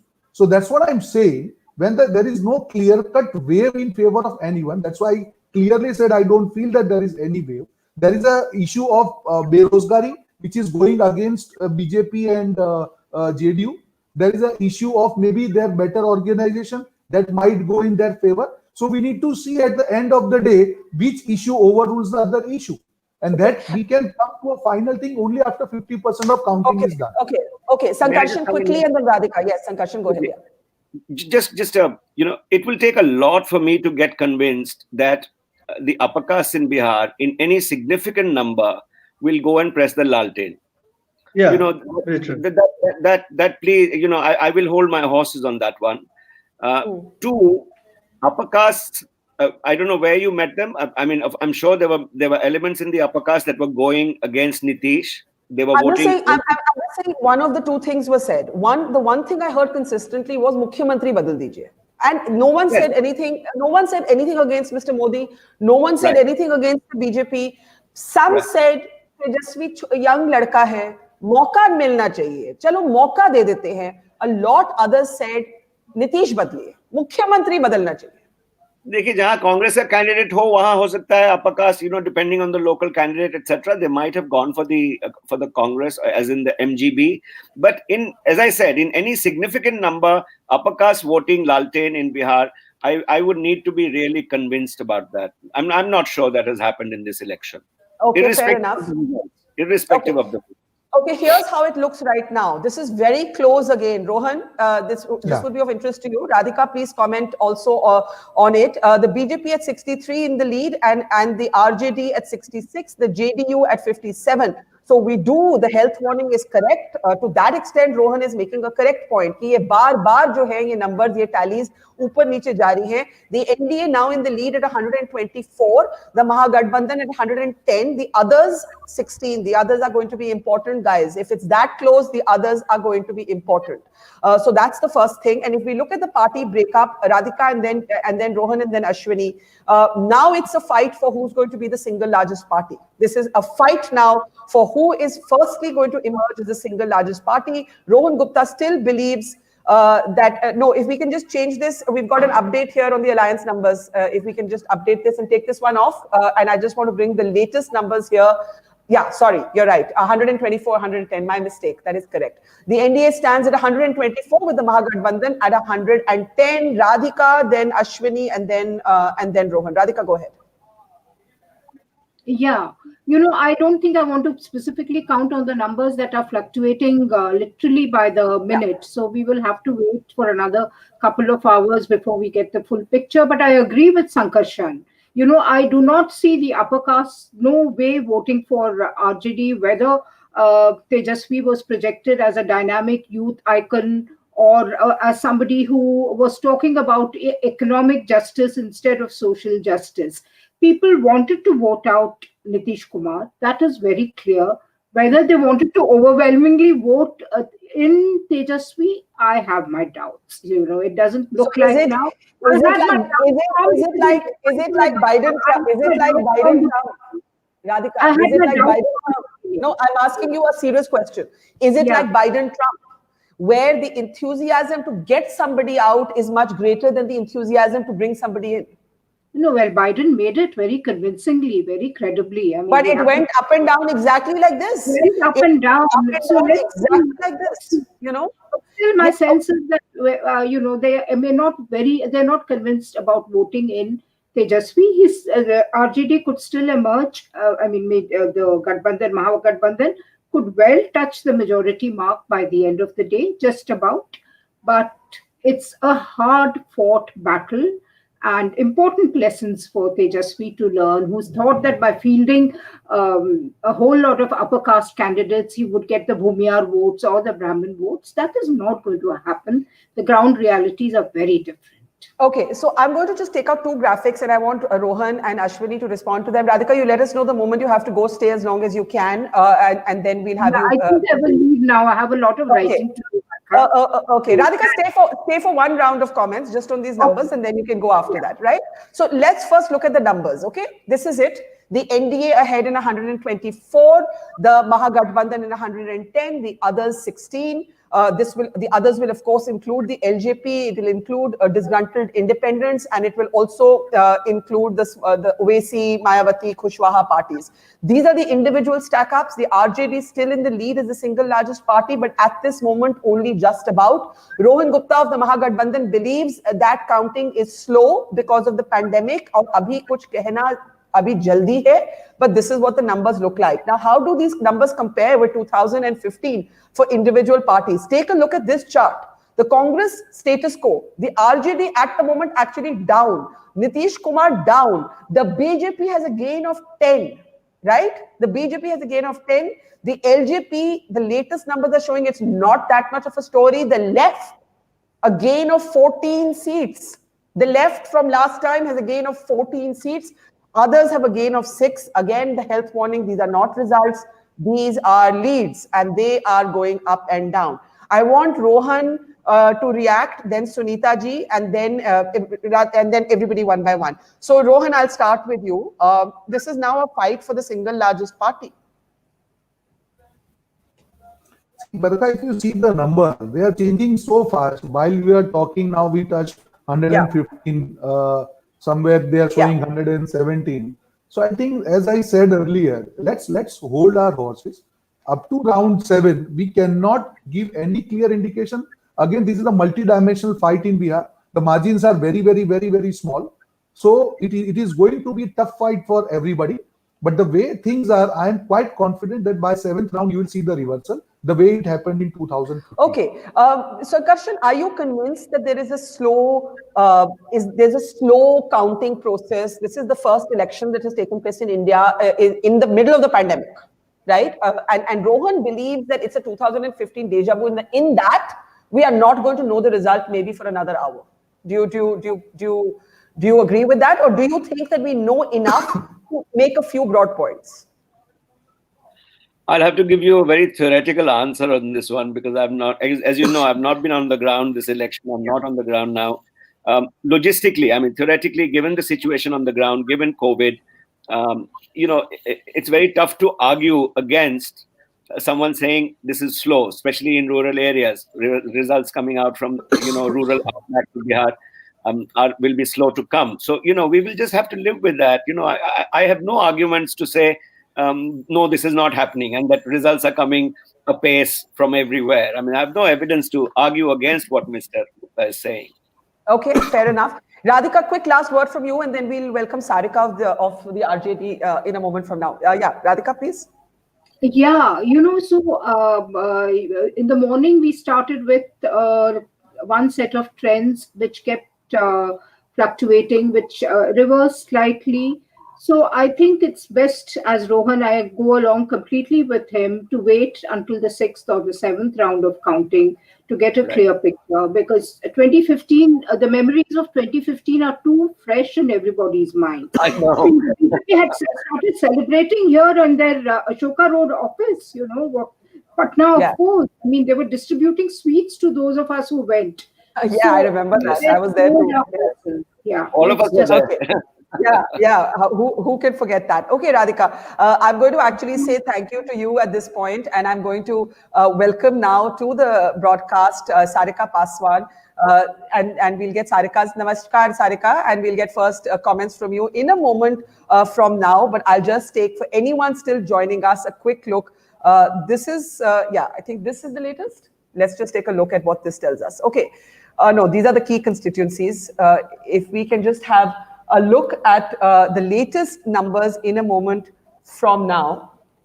Okay. I'm going to come out of these key constituencies because really I think no one's interested in these key constituencies right now. So in fact, let's just please focus completely on the numbers. And this is still what the overall projection looks like. It's a gain of 10 for the BJP, a drop of 14 in the leads for the RJD. The Congress holds on to what it had.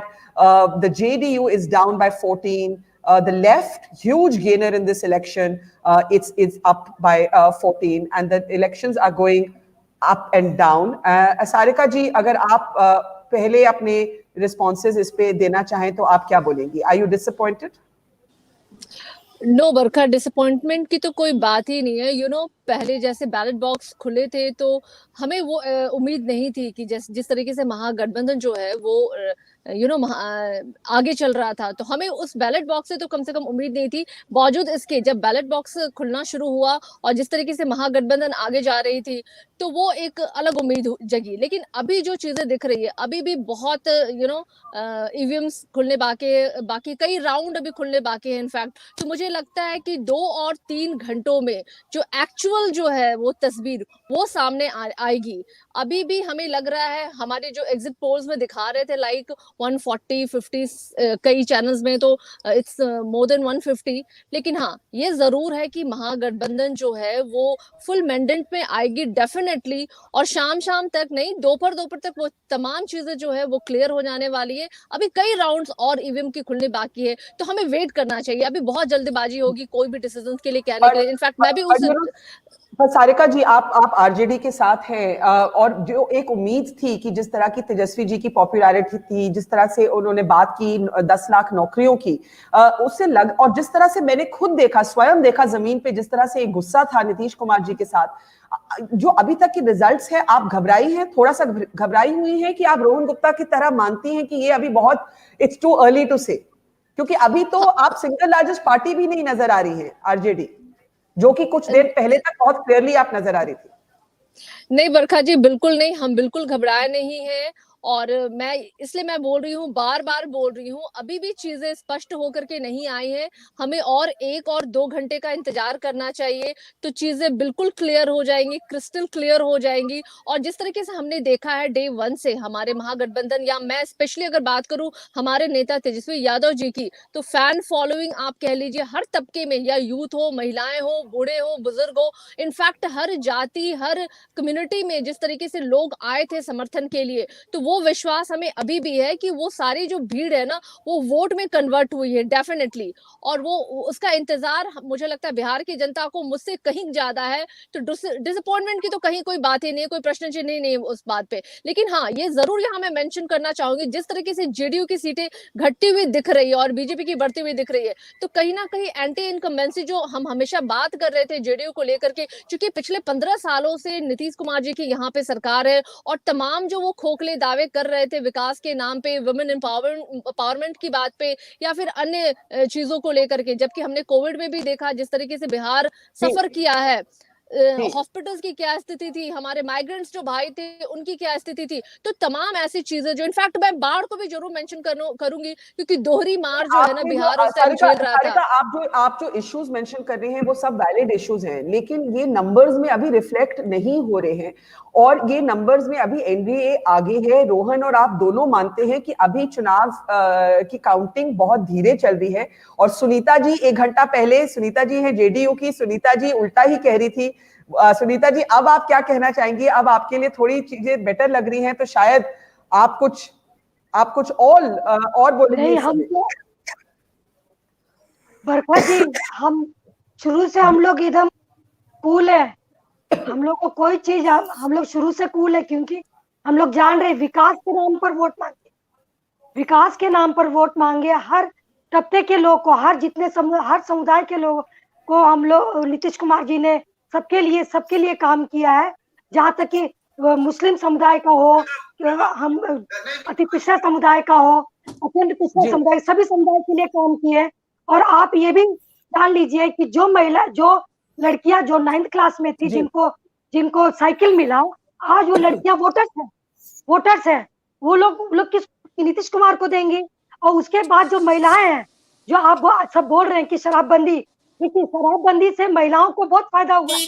कम से कम उनके घर में लड़ाई झगड़ा नहीं होता है, वो लोग अच्छी तरह से खा पी रहे हैं, वो लोग बहुत खुश है कि घर में लड़ाई झगड़ा नहीं हो रहा है, जो भी आ रहा है उससे अपना हम लोग खा रहे हैं। तो ये सब महिलाएं कहाँ जाएंगी? इसलिए नीतीश कुमार जी के साथ सभी समुदाय के लोग जुड़े हुए हैं, और विकास के मुद्दे को लेकर चुनाव हुआ है, और लोगों ने पूरा समर्थन किया है। और जो नंबर्स के आंकड़ों के मुताबिक नीतीश कुमार की अगर ये जीत होती है, तो ये नीतीश कुमार की नहीं, ये मोदी जी की जीत होगी। देखिए, अभी पूरा आंकड़े आना बाकी है।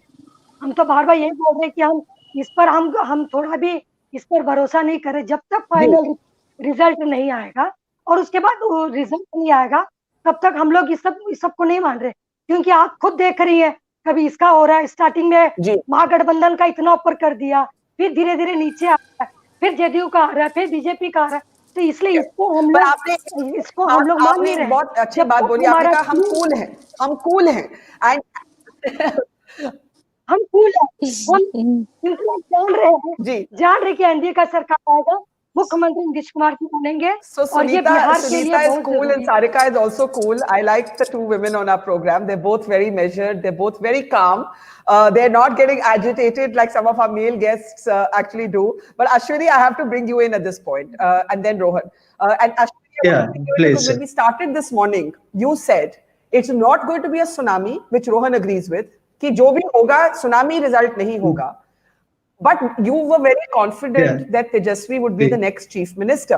The leads at the moment stand with the NDA at 129 and the Mahagathbandhan at 103. And the BJP at the moment at 11:21 a.m. I don't know if I'll be saying the same to you at noon. Looking like it will be the single largest party. What do you make of this, sir? Barkha, I just want to make Sankarsan ji यहाँ पे हैं. Ashwini, we can't hear you suddenly. Sorry. Go ahead. I muted you by mistake. Go ahead. Yeah. Sorry. Barkha, let me begin with a metaphorical, observation. Yes. Sankarsan ji यहाँ पे है. I think he will certainly enjoy this comment. If you combine the votes of two brothers, they are still very dominant. That's very clear. Despite BJP, I mean, as a social scientist, I'm not a political. You're making a reference to Sankarsan's book on the Bihari brothers. Yeah. I mean, like, have the context immediately. Yeah, go ahead. Okay. Yeah, I have worked extensively on militias, Pandav gang, Ranveer Sen, etc., etc. So, if you look at, in our living memory, we haven't seen, upper caste people voting for, subalterns or plebeians, rising. So it continues to be mandal elections, in some sense. But if you look at the new narrative which I'm trying to capture in terms of youth insurgency, there are two young, in terms of age, and there is one, one Modi brand who also represents young and aspirational India. I think the Modi brand, young and aspirational India, is gaining, gaining through the back door of upper class consolidation. And so, what I'm trying to suggest, a larger picture that's emerging here. It might be possible. It might be possible that there will be surprise at the end of the day, or a thriller, or pinch hitter comes back and takes the IPL away. But the fact remains here. But the fact remains here very clear to all of us that Nitish is out and down. Nitish is out and down. The JDU has not been decimated. That's very important, I think that's a fair thing to say. I just want to welcome to the program Parth. Parth is one of our brightest journalists, spent a long time on the ground in Bihar as well. Hi, Parth. But Rohan, we do need you to comment on these numbers, right? And like at the moment, as we've been saying, the NDA is in the lead, and I'll just bring up the latest numbers and you can actually comment on them. So this is what it looks like right now. The NDA is in the lead in 128, the Mahagathbandhan in 102, the others are at 12. I've been saying all morning that these others are going to be much more crucial than we thought they would be. And if you actually break this up individually, the BJP at the moment at 11:24 in the morning has crept ahead to take the lead as the single largest party.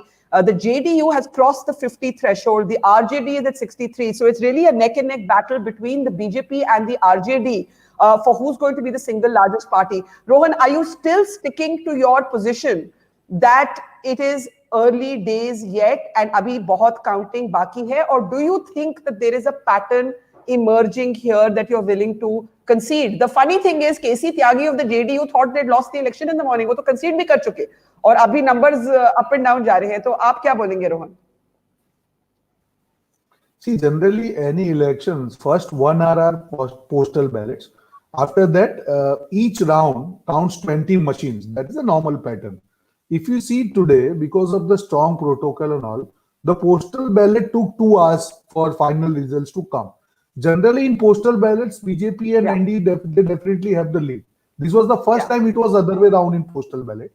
So now, if you follow the pattern of 2015, for next 2 hours, you will see that yes, because of urban areas, because of the network issue in Bihar, for next 2 hours, you will have much more indications or the leads which are near to Patna area and all. And after 2 hours, you will see the reversal. I'm sticking to my stand, and the kind of numbers what I'm getting on round 3, we are improving a lot. And I'm telling you, by 12:30, you will definitely see a reversal. Now, I don't know what is your channel showing, but others, I saw one channel showing 112 and this ND 121. So I'm sure, let us hold for next. But Rohan is going up and down. Rohan is literally changing every minute. Like it is, I have to say that any number that I give out changes in the next 5 minutes. So that is actually. So now RJD is again leading compared to BJP. Yeah. Now RJD is single. So that's what I'm saying. It's true. And when you have a multi-dimensional fight, even one round, it completely changes the result. So it's very, very dynamic. And I think the way it is going slow, 12:30 should be the right time where we can definitely comment on the final results. Okay, so you're right. We just updated as you were speaking. The BJP and the RJD are now neck and neck for the single largest party position. The RJD has crept ahead by 1 seat. The RJD at 72, the BJP at 71, the JDU at 50. Let's just stick to that number till it changes again. And Sarika, आप थोड़ा खुश रहेंगी इस number से, तो मैं आपका comment लेना चाहती हूँ कि आप भी सुनीता जी जैसे, the one thing that you and Sunita will agree on today is कि अभी थोड़ा इंतजार कर लेते हैं because the numbers are only so unclear. जी, अगर आप किसी से भी पूछेंगे तो सब लोग अभी यही कहेंगे कि थोड़ा और इंतजार करने की जरूरत है, क्योंकि मुझे लगता है 12 और 1 बजे तक कुछ तस्वीर और साफ होगी। अभी भी आप देखिए, आरजेडी जो है अभी लीड कर रही है। अगर बीजेपी से हम कंपेयर करें तो अगर हम इन टोटल भी जाएं तो अभी वो स्थिति उतनी बुरी नहीं है कि अभी हम वो डिसीजन ले सके। तो और हम तो बिल्कुल श्योर है, हम बिल्कुल, मैं भी बहुत कूल हूँ इस बात को लेकर के कि दोपहर तक चीजें बहुत क्लियर हो जाएंगी। और हम जो सोच रहे थे, जो एक्सपेक्ट कर रहे थे कि महागठबंधन की सरकार बनने वाली है, तो डेफिनेटली उस टारगेट को हम रीच कर जाएंगे। और शाम तक मैं आप मुझे कांग्रेचुलेट कर सरकार आ रही है। लेकिन हाँ, ये जरूर है कि डर बिल्कुल नहीं है, कहीं नहीं है, बहुत हम लोग निश्चिंत है, क्योंकि जिस तरीके से ग्राउंड लेवल पे हमने काम किया है, जो हमें समर्थन मिला है लोगों का, और उस बिना पे हम ये चीजें कह पा रहे हैं आज की डेट में, क्योंकि कभी हट करके अपनी बात को रखी नहीं है। हम उनके बीच में अगर थे तो उनकी अपने जो इश्यूज थे उन्हीं के बीच में हम लोग थे। हमने कभी भी ध्रुवीकरण की राजनीति नहीं की, इस बार बहुत हट करके हमने की राजनीति।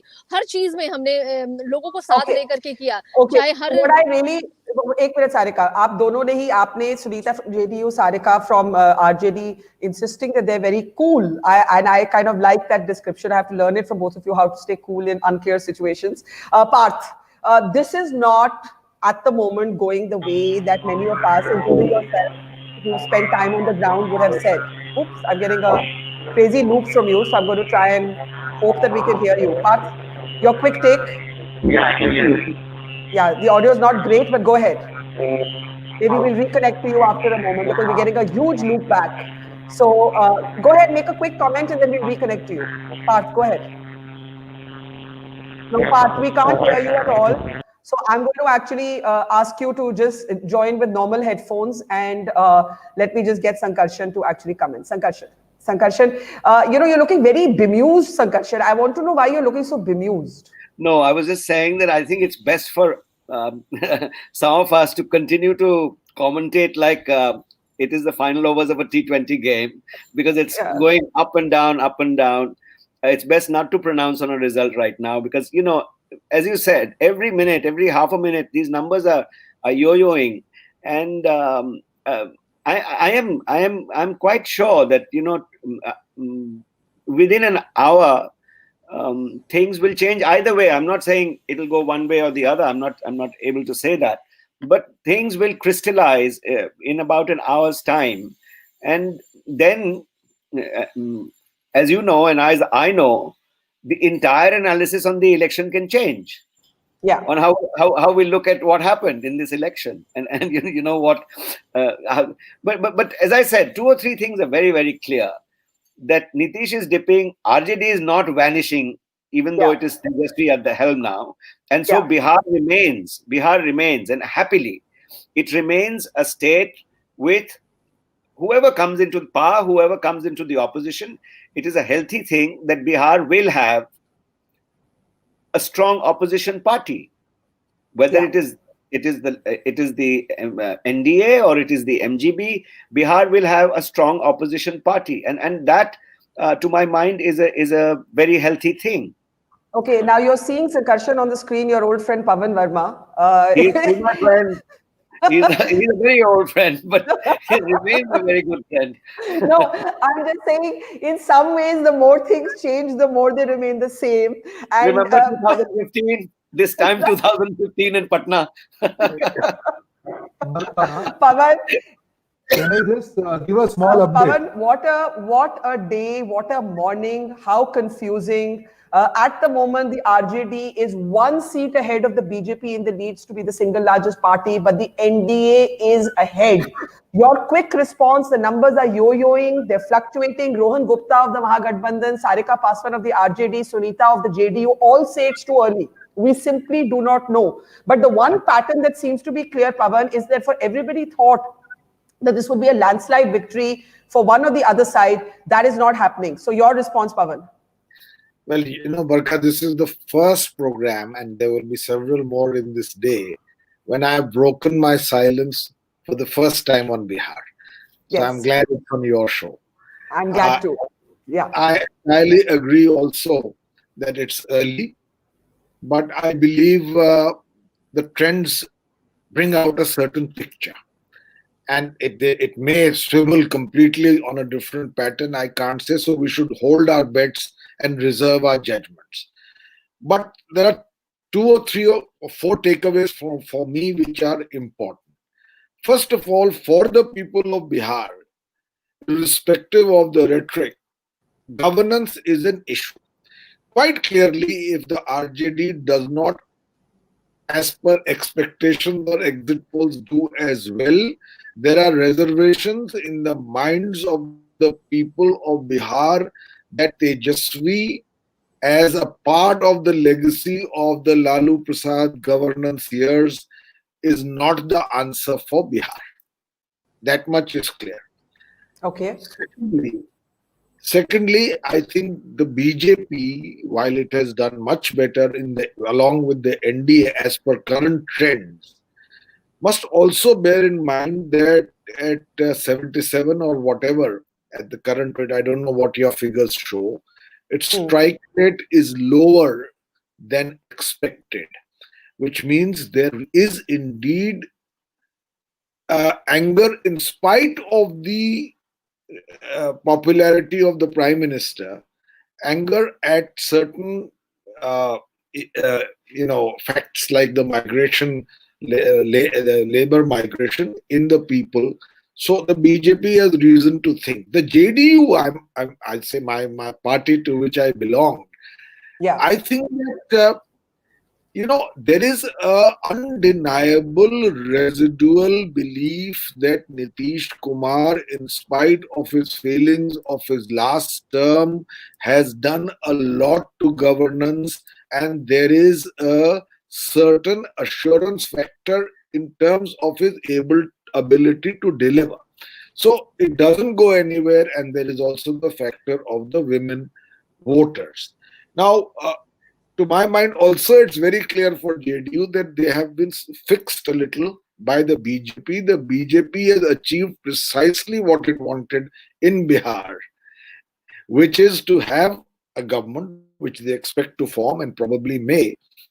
But with Nitish Kumar cut down to size. You will recall the days, Barkha, when Nitish Kumar was the primary agent of the NDA and the BJP played a subsidiary role. But Pawan, can I ask you, because we do have the numbers have been yo-yoing, but we now do know that the BJP is at 72, the RJD at 60, and the JDU at 52. So the JDU, your old party, is down by about 20 odd seats roughly, and the RJD has not actually improved its performance at the moment. These are leads, and Rohan and everybody else has been arguing that yeah, abhi badlega.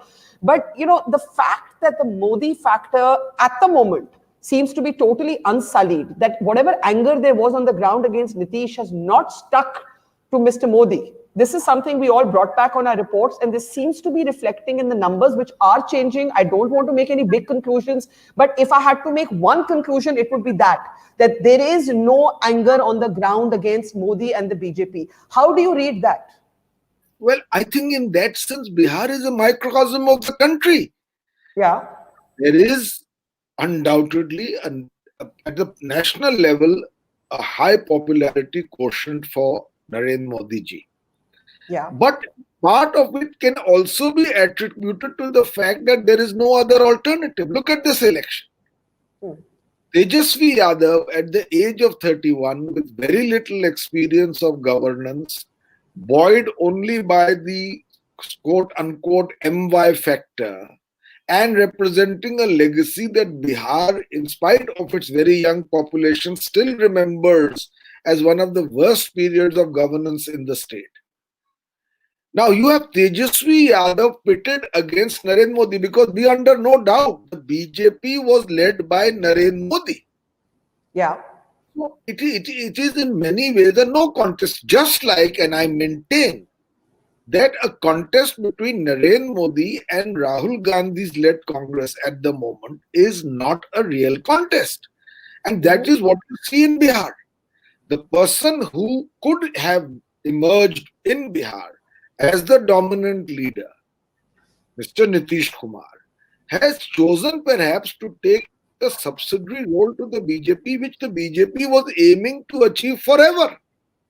And it has achieved that. This is what the results show, in my view.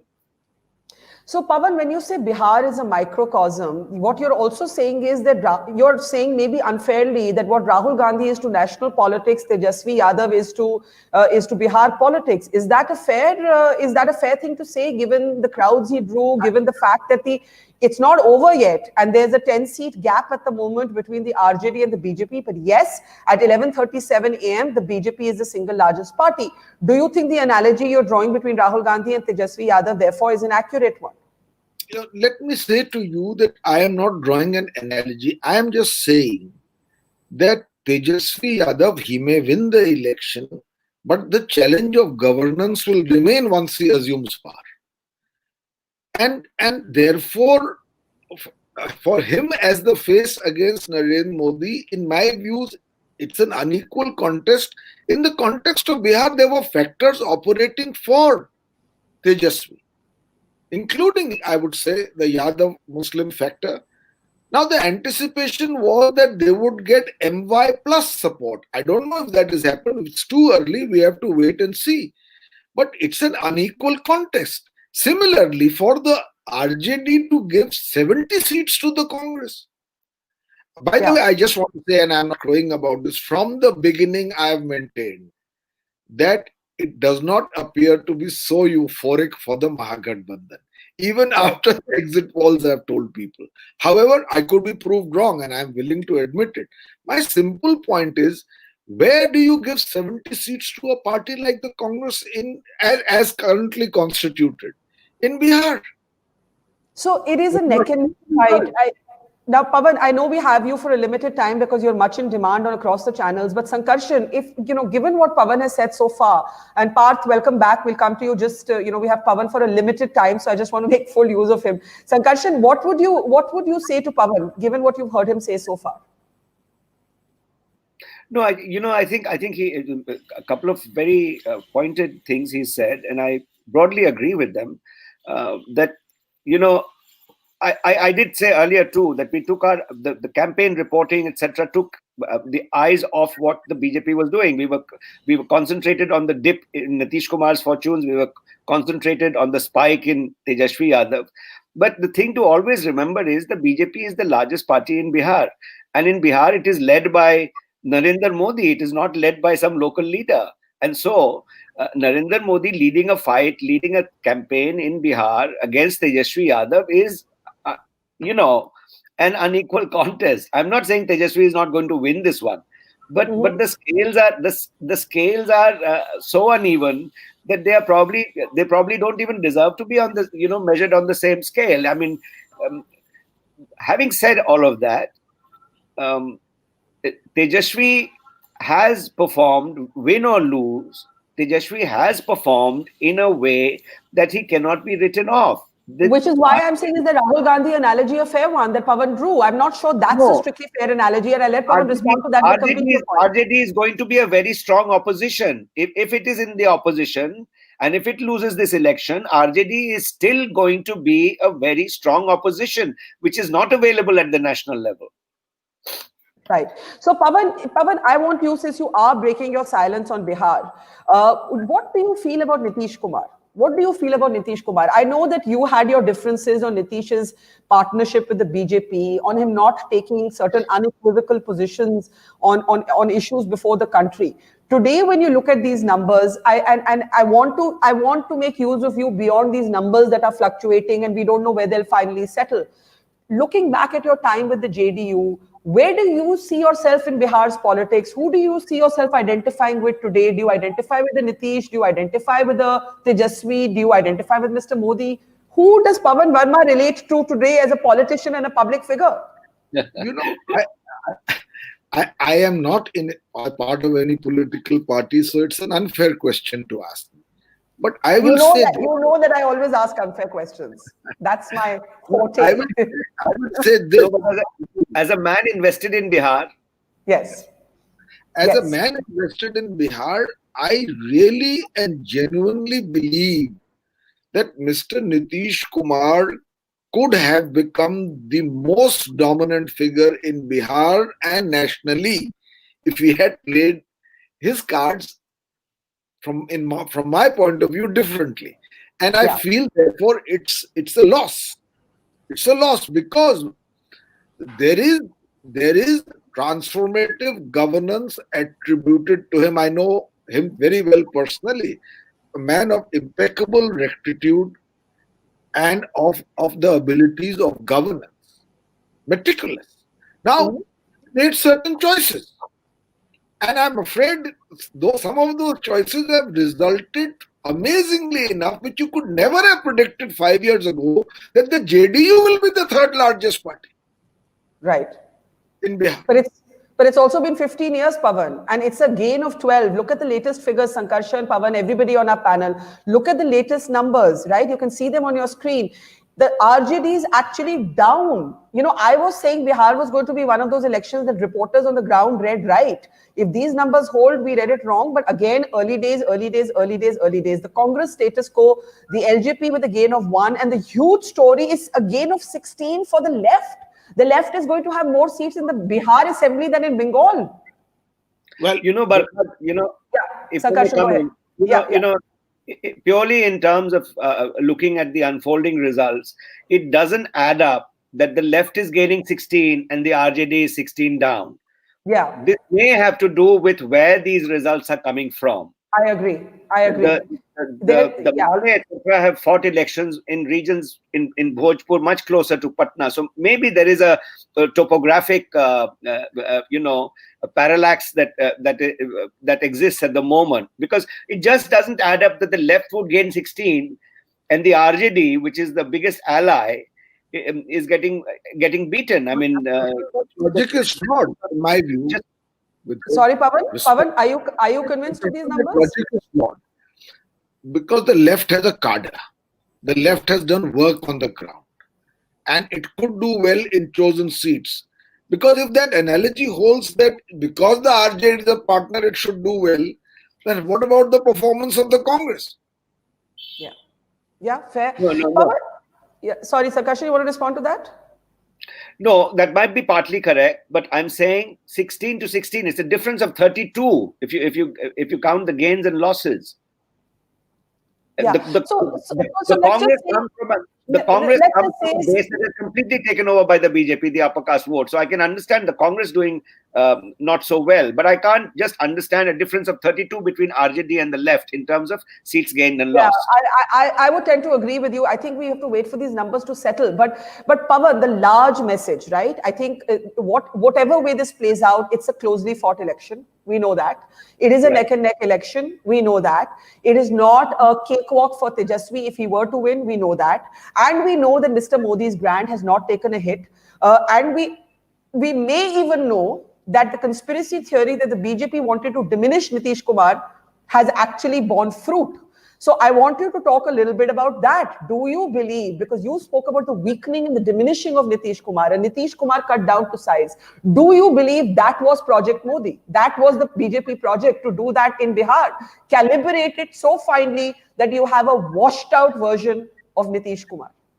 Well, I think whether one can put it on a certificate and write it or not, we are observers, we watch what is happening. Right. The kind of role that Chirag Paswan played, the Prime Minister's rally in Bihar where he remembered Ram Vilas Paswan, but unlike some other BJP leaders, didn't have a word to say against Chirag Paswan, continued attacks against Nitish Kumar. The fact that the LJP continues to be a partner of the BJP in the NDA in the center while fighting an NDA ally in Bihar. All of these clearly indicate the frequent voices being heard against Nitish Kumar from within the BJP. I think all of these indicate that there was a plan, there is a long-term plan to cut Mr. Nitish Kumar down to size, but I will end my current interaction with you with one sentence. It is very premature to write the political obituaries of leaders. And I don't think we should do it in the case of Nitish Kumar. I agree. And to that extent, that would apply to the others across the board also, Pavan. I mean, Tejashwi is putting up a spirited fight against the BJP. It is a neck and neck battle despite the Modi factor, right? Yeah. I didn't name Nitish Kumar. That was your takeaway. It applies to all leaders. Okay, before we let you go, 1 minute, Pavan. One word of advice to Nitish Kumar. One word of advice to Nitish Kumar. I think that Nitish Kumar ji should seriously consider whether he can reclaim his position as the unchallenged poll factor in Bihar politics and, if possible, nationally. But for that, he would have to make some very hard choices. Okay, Pawan, thank you. We'll bring you back in the evening. We're glad you first broke your silence here on Mojo with us. Thank you so much. We're going to allow you to go now. Now, Pawan making some very interesting points. Pawan making the point that all of us on the ground read that anger against Nitish Kumar and extrapolated from it far too soon. And Ashwini and Parth, you've been waiting very patiently. I'm sorry, we had a limited time with Pawan. Ashwini, I want you to come in on these numbers. This is the latest numbers position. 100, oh my God, 130. Oh, I'm just saying, oh my God, because it just changes every 2 minutes, not because I have any investment in the result. 131 in the lead for the NDA, 100 for the Mahagathbandhan. And let's just see how this breaks up individually. The BJP now taking a lead at 74 is the single largest party. The JDU at 51, the RJD falling to 59, the Congress falling from 27 to 21. Ashwini, this is very different from what you thought in the morning, Ashwini. I just wanted to say, well played, Barkha. you saw my quick. Oh my God! Oh my God! Oh my God! Oh my God! No, just because this is yo-yoing more than 2015. In 2015, you had one pattern till a certain point in the day, and then you had a clear pattern. Here, it is just going up and down. Ashwini, please unmute yourself and go ahead. Ashwini, you're muted. Yeah. Barkha is just becoming a typical IPL match. It's like final of IPL. Yeah. But one thing, on a more qualitative sense, as I have been insisting, and I have been talking to my friends in also academia, that what seems to be happening in Bihar. If you look at what I have been saying, that multimodal polity structure, I think BJP is gaining day by day, and BJP, looking at the old history of from Janasangh to BJP, I think finally 2020, I think Sankar sir would agree with me that this is perhaps really one of the best performances by BJP, because BJP from Janasangh days has been waiting to become a dominant political party. So if BJP retains this, single largest party, 91, if you remember 2010, 91 seats. And the strike rate, if I remember correctly, was almost 91%. So today, if you look at, BJP strike rate, it's a wonderful strike rate. And seems like, I'm suggesting that there are two major, variables here. One, if you look at, BJP-led NDA, you can see that BJP is certainly, using, the whole jungle Raj concept and consolidation of upper caste. On the other hand, if you look at, there is some bias amongst us, especially Bihar analysts, that we never look at, the class politics, So left is gaining through class politics. So it's a really very interesting election. And all said and done, I'm not still, rejecting the idea that winner or loser. I think the old leaders, from the Jayaprakash Narayan days or Sampurna Kranti days, I think they're set to retire, and they're retiring perhaps gracefully. So Modi ji cannot become a Bihar leader. That's true. He cannot become a Bihar leader. But Bihar has got a leader. Who is that leader? Bihar has got a leader. Who is that leader? Who is that leader? I'm telling you. Yeah, this is the story of state election after state election, where everybody assumes that because the regional party doesn't have a face, the BJP won't win, and then Modi comes in and takes the election, right? Okay, somebody's playing a song on their phone. Actually, is that you? Premature celebration, or I don't know.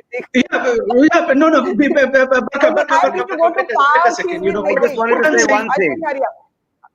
1 second, 30 seconds. That's just a 10 second. Barkha, Bihar has been changed. Let's accept the reality that there is a generational shift in Bihar that happened. Tejashwi has emerged, and despite the losses that Chirag Paswan has suffered, he has also emerged. Fair. So you're saying two young leaders have emerged on the scene. Sankarshan, one line, Sarika, one line, and then Parth has the floor. Sankarshan, go ahead. I will say that the immediate lesson the BJP must be looking at from here, and there are such elements in the party, that they should have contested 200 seats. I think the BJP is going to expand and expand and expand in Bihar in the years to come, and it is going to leave out allies. It is not going to depend on them. The second thing is that Bihar is going into a polarity. The two poles will be the BJP and the RJD. The others you will see slowly. Nitish Kumar is an aging leader. He doesn't have a party. How long is he going to hold on to something that doesn't exist? So he may become chief minister again for a while. But I'm just looking 3 years, 4 years, 2024. The polarities have now been established between the RJD and the BJP in Bihar. Yes. Yes. Which is I think that is the point Ashwini was also trying to make. Sarika, before I come to Parth, you've been saying all morning that you are cool. Are you still cool? Because the gap is widening. The NDA is now leading in 131, the Mahagathbandhan at 99. Are you still cool? Are you still cool, to use your own word? बिल्कुल बरखा, मैं अभी भी बिल्कुल cool हूँ, क्योंकि अभी भी urban जो ईवीएम्स है वो खुले हैं, अभी भी गांव की जो वोटिंग है वो स्टार्ट नहीं हुई है, और जब वो स्टार्टिंग होगी तो डेफिनेटली ये जो अभी दिख रहा, वैसे अभी भी हम देख पा रहे हैं स्क्रीन पे जो नंबर्स दिख रहा है वो बहुत हर मिनट फ्लक्चुएट कर रहा है, समटाइम्स 62, 61, 50, तो ये अभी हम बिलीव नहीं कर सकते, ये बिल्कुल अभी क्लियर डेटास नहीं है, लेकिन हाँ 1 घंटे के बाद हम उस स्थिति में जरूर होंगे कि सारी चीजें क्लियर हो जाएंगी। और यस बरखा, मैं अभी भी बहुत कूल हूँ और बहुत पॉजिटिव हूँ कि शाम तक ये बिल्कुल डिक्लेयर हो जाने वाला है कि महागठबंधन जो है अपनी गवर्नमेंट बनाने वाला है। Okay, stay cool, stay confident. Parth, I'm really hoping we can hear you because I'm going to put up the numbers again. Like I said, health warning, guys, these numbers are changing by the minute. Usually, it is highly unusual for a state election to not be called by noon. It was explained to us that there's a pandemic and that may have impacted the pace of counting. I don't know if that's the reason. I think the numbers tell us a pattern. These are the numbers. The numbers are showing a gain of 18 for the BJP and a fall of 18 for the JDU. And let me take that to you straight away, Parth. Do you want to start commenting on those numbers? Yeah. So while am I audible now? Yes, you are. Go ahead.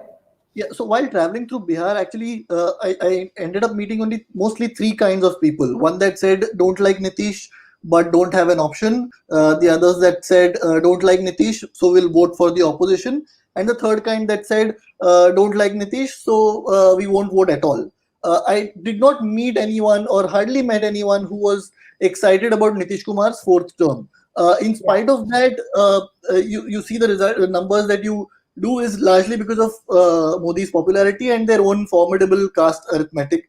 While speaking to especially migrant workers that have come back to Bihar and also within those who have been traveling within Bihar, I did not get a sense that they were particularly furious with Narendra Modi. They were furious with Nitish Kumar, but they didn't have that anger against Narendra Modi.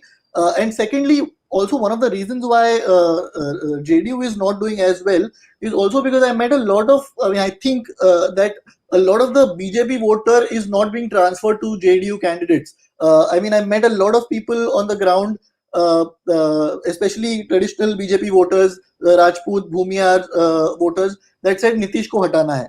And if there is a JDU candidate in our constituency, we won't be voting for that candidate. So I think that was one of the trends that I saw on the ground. But Parth, can I tell you, I didn't spend as much time on the ground as you did, but I did spend some amount of time, and I sensed a much greater anger with Nitish. I sensed no anger with the BJP, but I did sense a greater favorability for Tejashwi than the numbers are reflecting right now. So what I mean by that is that there were people who had voted for the NDA who were saying, Sarkar theek hai, Mukhyamantri badlo. A lot of people said that to me. Ki Sarkar theek hai, Modi ji theek hai, Mukhyamantri badlo.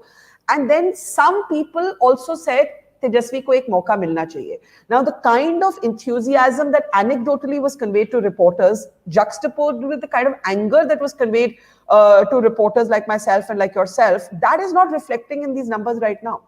Yes, frankly, I'm also a bit surprised with the numbers. And as we've been saying, these are early trends and it could change later. But yeah, exactly what you said.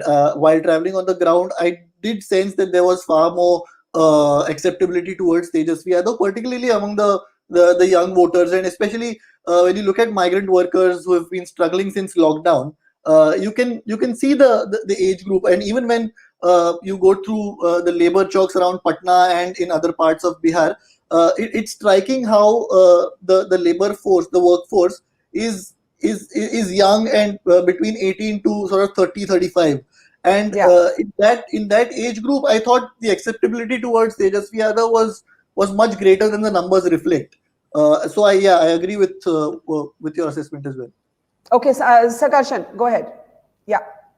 I think, I still think, and I belong to that state, too much is made of, and Barkha, you may not like this, of a Mahila vote bank which exists separately outside of the caste system. Can I just add a caveat before you judge me or my prism of the female voter? I actually found, just to share with you what I thought in one line, I actually found the female voter quite angry with Nitish as well. So that assumption that की prohibition से औरत का vote आएगा, that is not what happened on the ground. Not happening. At all. There is no caste is still the primary colors of Bihar, and I don't think a Mahila vote category, which a lot of people say Mahila voter Nitish Kumar ka intact hai.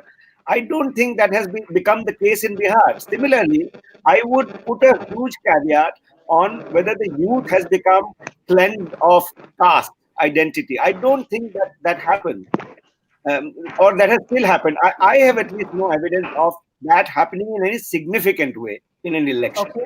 Okay. Now Kavita Krishnan is with us, and the reason that Kavita is such an important voice right now is because of the performance of the left parties. Though Sankarshan, I know you were not fully convinced that the gap between the RJD and the left should be so modest, if I were to use the correct word. Kavita, the fact is that the counting is still on. We've been going absolutely crazy with the numbers going up and down, up and down, up and down, but it is not looking like it is a necessary win at all for the Mahagathbandhan. Very clearly, before I get your response, I just want to take our latest numbers on the screen, Kavita. You will be familiar with these numbers as well. BJP is emerging as the single largest party with a gain of 18 from the last time. Nitish has taken a nosedive with 18 down. The RJD, this is the surprising number, given what people were saying anecdotally, is down 20 seats. The Congress, the Congress, this is a mistake, by the way. The Congress is down by 7. Can we please correct that? Because the Congress had about 27 the last time. And so the Congress is actually down. It's showing about 20 seats. But the big picture is this. The big picture is it's neck and neck for the single largest party, or it has been, but the NDA has taken the lead. Kavita, are you disappointed? No, actually not. And I would say that, Barkha, let's just watch and wait. I've just been also finding out about how things are going, and also taking a very close look at the EC website and all of that. And I still think that there will be, that the RJD is actually very close on a large number of seats and close on its heels. And going by our seats, which I know very well, I know that some seats where we are trailing now, my own party is trailing now, I know that we are pretty confident we'll catch up, although it is showing, pretty bad trail right now. Which is why, going by that, I'm fairly sure that the Mahagathbandhan will emerge with a majority, and comfortably so. And absolutely, you're right about, you were asking about the left parties. I think even now, even in these early trends, it's pretty clear that the left party's strike rate is going to be pretty good. Comparatively pretty good. And I think that is to be chalked up to the basics, basically to the ABCs. The fact that there's years of work on the ground at the grassroots, and also work, consistent work at the grassroots among migrant workers, for instance, during their time of extreme pain and humiliation during the lockdown, as well as work on issues of workers' rights and rozgar, employment and so on, which are right now center stage in the election. So Kavita, I grant you the fact that the numbers definitely show a surge for the performance of the left. But what gives you the confidence that the Mahagathbandhan will form the government? And I ask you this because literally we're having to update our numbers every minute, because of the yo-yo factor of the counting. But currently the BJP is at 67 and the RJD at 63 and the JDU is at 49 in the leads. These are not results. Give us a sense of the ground. Why do you believe the numbers are fluctuating like this? What is the feedback you're getting from the counting centers? What's actually going on? See, from the counting centers, what we've been trying to find out, the first thing is that the margins are actually pretty thin. So RJD is actually very close on the heels of the NDA candidates in several seats. Congress, I'm not so sure, but from what I could see, Congress also was catching up on some of the urban seats. For instance, Muzaffarpur, where they were shown trailing a little while ago, and right now they're ahead. So I think that basically the Mahagathbandhan will catch up, therefore. And I'm saying this because I did witness the mood on the ground.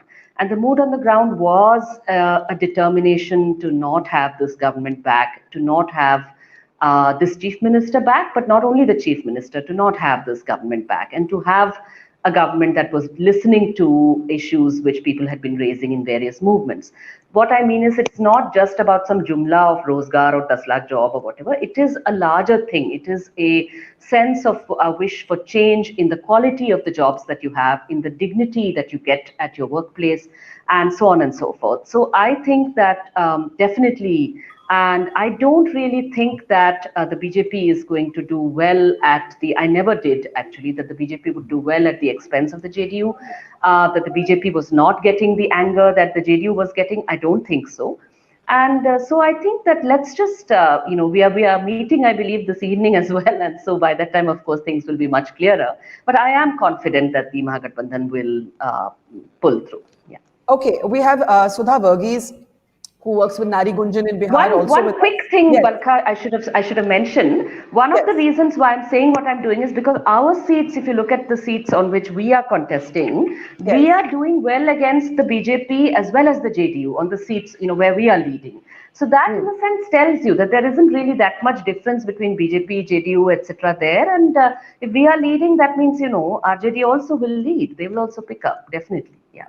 No, but Kavita, can you respond? Can you explain why you think that? Because the left has a committed cadre, and the RJD was trying to go beyond its committed cadre this time. That's the difference, right? See, committed cadre, no, it's basically you did not need to grow beyond your cadre. You needed to hold on. No, we did. The RJD needed to grow well beyond its MY cadre.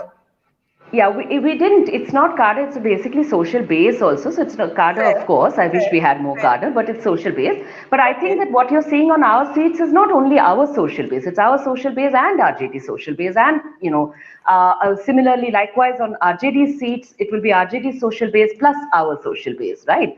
And likewise with Congress, which is why I'm saying that I think that RJD will catch up on the seats. I've been, my friends are looking closely at the seats where RJD is trailing. And their assessment is that including in the third phase seats where right now it is showing a trail, there will be a catching up pretty soon. Yeah. Okay, Sankarshan, you've had some questions about the left, and Kavita, Pawan Verma was on earlier, and he said that maybe many of the people who went to Bihar and reported were too quick to write the obituary of Nitish Kumar. Sankarshan, listening to Kavita, is there something you want to say?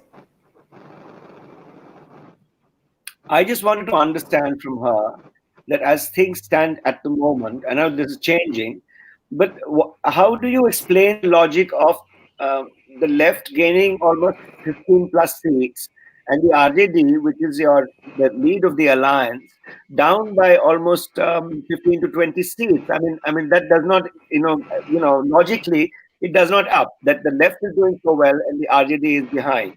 I mean, part of it you were explaining earlier as well, I know. Exactly, Sankarshan, which is why I'm saying that I don't really think that will be the case eventually. I think these are specific seats on which they will catch up, which is why I don't really think this will be the final picture. You're perfectly right that it wouldn't really sit. It would be, I know that of course we have these committed movements and all of that, but that alone, I mean, we are getting RJD votes also, right, here on these seats. And likewise, on those seats also, they are likely to get our votes as well. And they should pull through, I think. Yeah. Okay, I'm just welcoming to the programs. Sankarshan, stay with us for a few more minutes if you can. I know you have to go, but just 5 more minutes because we've got Syed Faisal Ali of the RJD also joining us. And Syed Faisal Ali साहब, आपसे पूछूंगी, आप क्या disappointed हैं, घबराए हुए हैं, क्योंकि ये जो रुझान आ रहे हैं, मैं मानती हूँ ये लीड्स हैं, लेकिन अभी जो लीड्स आ रही हैं, अभी आप सिंगल लार्जेस्ट पार्टी भी नहीं है, वो दर्जा अभी बीजेपी का है सर, तो आप क्या बोलेंगे? नहीं, बिल्कुल नहीं। मैं सिर्फ इतना बताना चाहूंगा आपके माध्यम से अपने दर्शकों को कि ये जो 4.5 करोड़ वोटर्स हैं, उसमें अभी जो वोट काउंट हुआ है सिर्फ 56 लाख वोट काउंट हुए हैं। तो ये अर्ली ट्रेंड है और 25 से 30 राउंड की काउंटिंग होनी है, जिसमें सिर्फ 6 राउंड की काउंटिंग कंप्लीट हुई है। तो इस पे किसी नतीजे पे नहीं पहुंचा जा सकता है। It's too early to call. और अभी हम लोग पूरी उम्मीद है कि हम लोग आराम से कंफर्टेबल मेजॉरिटी से सरकार बनाएंगे। कुछ अर्बन सेंटर्स के लीड्स पहले आते हैं, जो इस बार भी हुआ है, और उसमें आपको कुछ बढ़त दिख रही है जेडीयू और भारतीय जनता पार्टी की। लेकिन हम लोगों का जो अपना कोर ट्रेडिशनल स्ट्रांग होल्ड है, वहाँ के वोट्स अभी पूरे तरह से काउंट नहीं हुए हैं। मैं अभी पता कर रहा था, इंटीरियर अगर आप जाएं पश्चिमी चंपारण में, उत्तरी या तिरहुत के इलाके में, तो वहाँ पे 1-2 राउंड की ही काउंटिंग हुई है। तो ऐसी स्थिति में इस पूरा जो फिगर है ये अपसाइड डाउन हो सकता है। इसलिए घबराने का तो कोई सवाल ही नहीं उठता। हम लोगों ने बहुत स्ट्रांगली इलेक्शन लड़ा है, सकारात्मक मुद्दे पर इलेक्शन लड़ा है। This is the first election in the independent India which has been fought on a very positive note. तो हम लोग कहीं से नर्वस नहीं हैं और पूरी उम्मीद है अभी भी कि हम लोग चुनाव जीत रहे हैं। याद रखिए कि 4.5 करोड़ में 56 लाख की काउंटिंग हुई है। तो ये अर्ली ट्रेंड आप कह सकते हैं, अर्ली बढ़त उनको है। और 2015 में भी हम लोगों ने देखा था कि अर्ली बढ़त पे इन लोगों ने ढोल नगाड़े ताशे बजाने शुरू कर दिए थे और मिठाई भी बांटना शुरू कर दिया था। और जब रिजल्ट बाद में आया तो हम लोगों की सरकार बनी थी। तो हमको अभी भी पूरी उम्मीद है कि हम लोग आराम से सरकार बनाएंगे। फैजल साहब, आपने ढोल और लड्डू की बात की, ये अभी भी हो रहा है। ये तस्वीरें आ रही हैं, ये जनता दल यूनाइटेड के दफ्तर से हैं। तो इनको लगता है कि सरकार बच गई है, और अगर बचती है तो वो मोदी जी के कारण बचेगी, नीतीश जी के कारण तो नहीं बचेगी, ये तो हम जान सकते हैं। But these are the images from the Janata Dal United. I think they must be so relieved to actually not necessarily be out of government, that you are actually seeing celebratory shots which Faisal Ali is calling premature. But the fact is, let's just get everyone to respond to what you've said.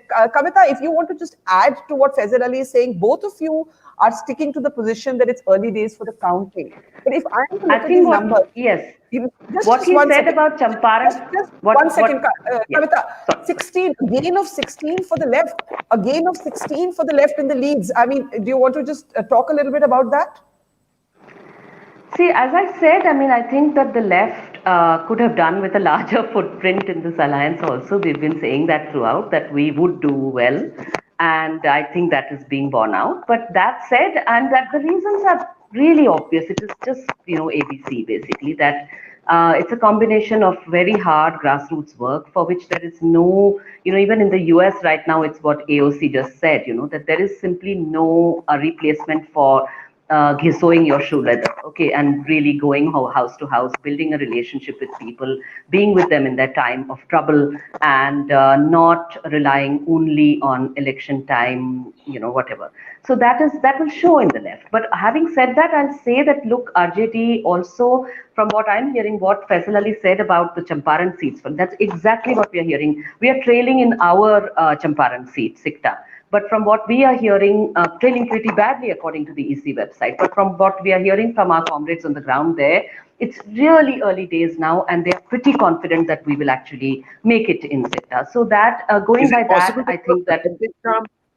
It is possible. Is it possible for any of you, since you're in touch with workers on the ground, to give us a percentage count of how broadly what percent of the vote has been counted? Because rounds don't really give us an answer. See, 10%, I think 10. Faisal can correct me on this, but I think it is something like 10% only or something like that. That is what I was being told a little while ago. And I'm not sure about the exact situation in Champaran, but I know that just before I joined here, I checked, and they said that, look, it's really early and they're really confident we'll catch up, which means that is, the same will go. And I myself visited that part of Bihar. And believe me, I would be, I would be seriously surprised if the Mahagathbandhan actually did badly there, because there was an enormous support and all of that over there. It didn't look in question at all. Yeah? Okay, Ashwini, you have a question, but Faisal Saab is wanting to say something. Faisal Saab, boliye. Ji. Yeah, जो हम लोगों की report है, what we have been told that only 8 to 11% Yes. of votes have been counted in the Tirut region. I contest election from Shiva parliamentary constituency, and in all the 6 seats which comes under my parliamentary constituency, only 8-9% votes have been counted. So it is very early to say that NDA is leading and Mahagabandhan is trailing. No, it's not the case. Let at least 15 to 20% of the votes be counted, then only we will be in a position to say something. Sankarshan, are you convinced, and then Ashwini, with what you've heard, and then Parth, are you convinced that this is about slow counting, or do you think some patterns are emerging? Sorry, Barkha, I didn't get that. I'm saying, are you convinced by what Kavita and Faisal Saab are saying कि counting slow है, अभी सिर्फ 10%, 10% vote count हुए हैं, or do you believe that the numbers, even if it's slow counting, tell us a broader story? Well, the only broad story that these numbers are telling us is that there is no lahar. But which side will go up and which side will go down, I am not, at this moment, speaking now, at about 12:30, I'm not willing to get convinced that either of these sides is in such a lead that they will form the government. It's very difficult to say. The memories of 2015 are with us, and this time, probably because of COVID, and understandably, the count will be slow, and so we have to. I think a bit of patience and a bit of caution is very advisable. That's, I think, fair. But Ashwini Kumar, you had believed that this was a badlav ka chunav, a paradigm shift. कम से कम हम इतना कह सकते हैं, पता नहीं क्या होगा. We don't know who will form the government. But as Sankarshan said, it's not a leher chunav. Now the question will be asked: does the Modi factor trump all factors, or has the caste factor trumped the conventional understanding that reporters had of the anger with Nitish Kumar? Barkha, this is very clear from the early trends. They are not going to close results right now. I agree with Kavitaji and everyone with you that we have to wait. But the trends are also suggesting a larger picture, and the picture is that Bihar seems to have changed. There is no denying about it. I was thinking about in terms of reflection on left party's performance. Even if you look at the left party, there are young faces. If you look at Manoj Manjil or Ajit Swaha, I wanted to know from Kavita ji, because left as a party is quite a young, So my youth insurgency, if it's not fully reflected in the results, but at least I can see resurgent youth, And if you look at the issues, in Bihar elections, jobs, and also about, Dil Maange More, people are demanding more and more. So that way, I think there is a shift in Bihar's politics. So I don't agree with the old sociological lens of caste. Bihar is all about caste. Bihar is not all about caste. There is a class. The resurgence of left parties. The left has been around in Bihar. Many of us have not captured their electoral performances, their contribution to the Bihar politics. So. And also, I want to just relate to what Sankarshan said. Youth doesn't mean that it is just binary, youth versus old. Youth is an intersectional reality. So youth comes with caste, class, gender, and other variables. In that sense, I think that Bihar has changed. But what Bihar has changed and what future holds for Bihar, it's too early to suggest at this point of time, based on the electoral results. But it is very clear that. Youth has emerged as a very important factor. Secondly, economic issues, Barkha, is very important. So even if Modi brand has not been diminished in Bihar and has retained its popularity, but economic issues have become predominant in Bihar. That's my comment on this. Okay. Let me Sankarshan, last comment from you, and then Parth. Yeah, Sankarshan, last word. Yeah, Sankarshan, take a last word. Last word, we are still midstream. Just wait, watch this space. I don't think we are going to come to. I think Kavita wanting to say something. Kavita, you wanted to say something? Sorry, Kavita. Just something very quickly that about the youth and caste and all of that. There also, I would say, go patiently. I would like at some later stage to have a longer word on that. But just briefly, I think if you look at the CSDS post-poll kind of thing, it gives you an idea somewhere of the fact that youth have voted, and people of various educational, whether highly educated or not, across the board have shown a tendency to vote on the issues of jobs, and not just jobs, but dignity of labor. So I think that dignity of labor is something which intersects with both caste and class. I'd like to explain that later when we have more time. Okay, I just want Parth to come in. He's been waiting very patiently, and I'll take another look at the numbers. And Faisal Saab, you can also help us walk us through this. ये Modi factor है कि caste factor है कि youth factor है. We'll have to wait for the breakup of individual seats. We don't have enough detail yet. But the NDA is in a distinct lead. It's 12-17. At the moment, the NDA is in a distinct lead. At 124, but if you break it down, the RJD and the BJP are fighting for who will be the single largest party. Right now, the BJP is in the lead with 69 and the RJD at 61. The Congress part has actually fallen slightly as of now from 27 to 23, and the big gainer has been the left. So does this tally with what you saw on the ground, or are there some surprises for you? And then I'll get Faisal Saab and Kavita to respond to it. Frankly, it's not surprising that the way the left is performing. I went through some of the seats, particularly where you had the left candidates, and you could see the Yadav voters enthusiastically voting for the left candidates. I mean, the alliance on the ground seemed to have gelled quite seamlessly.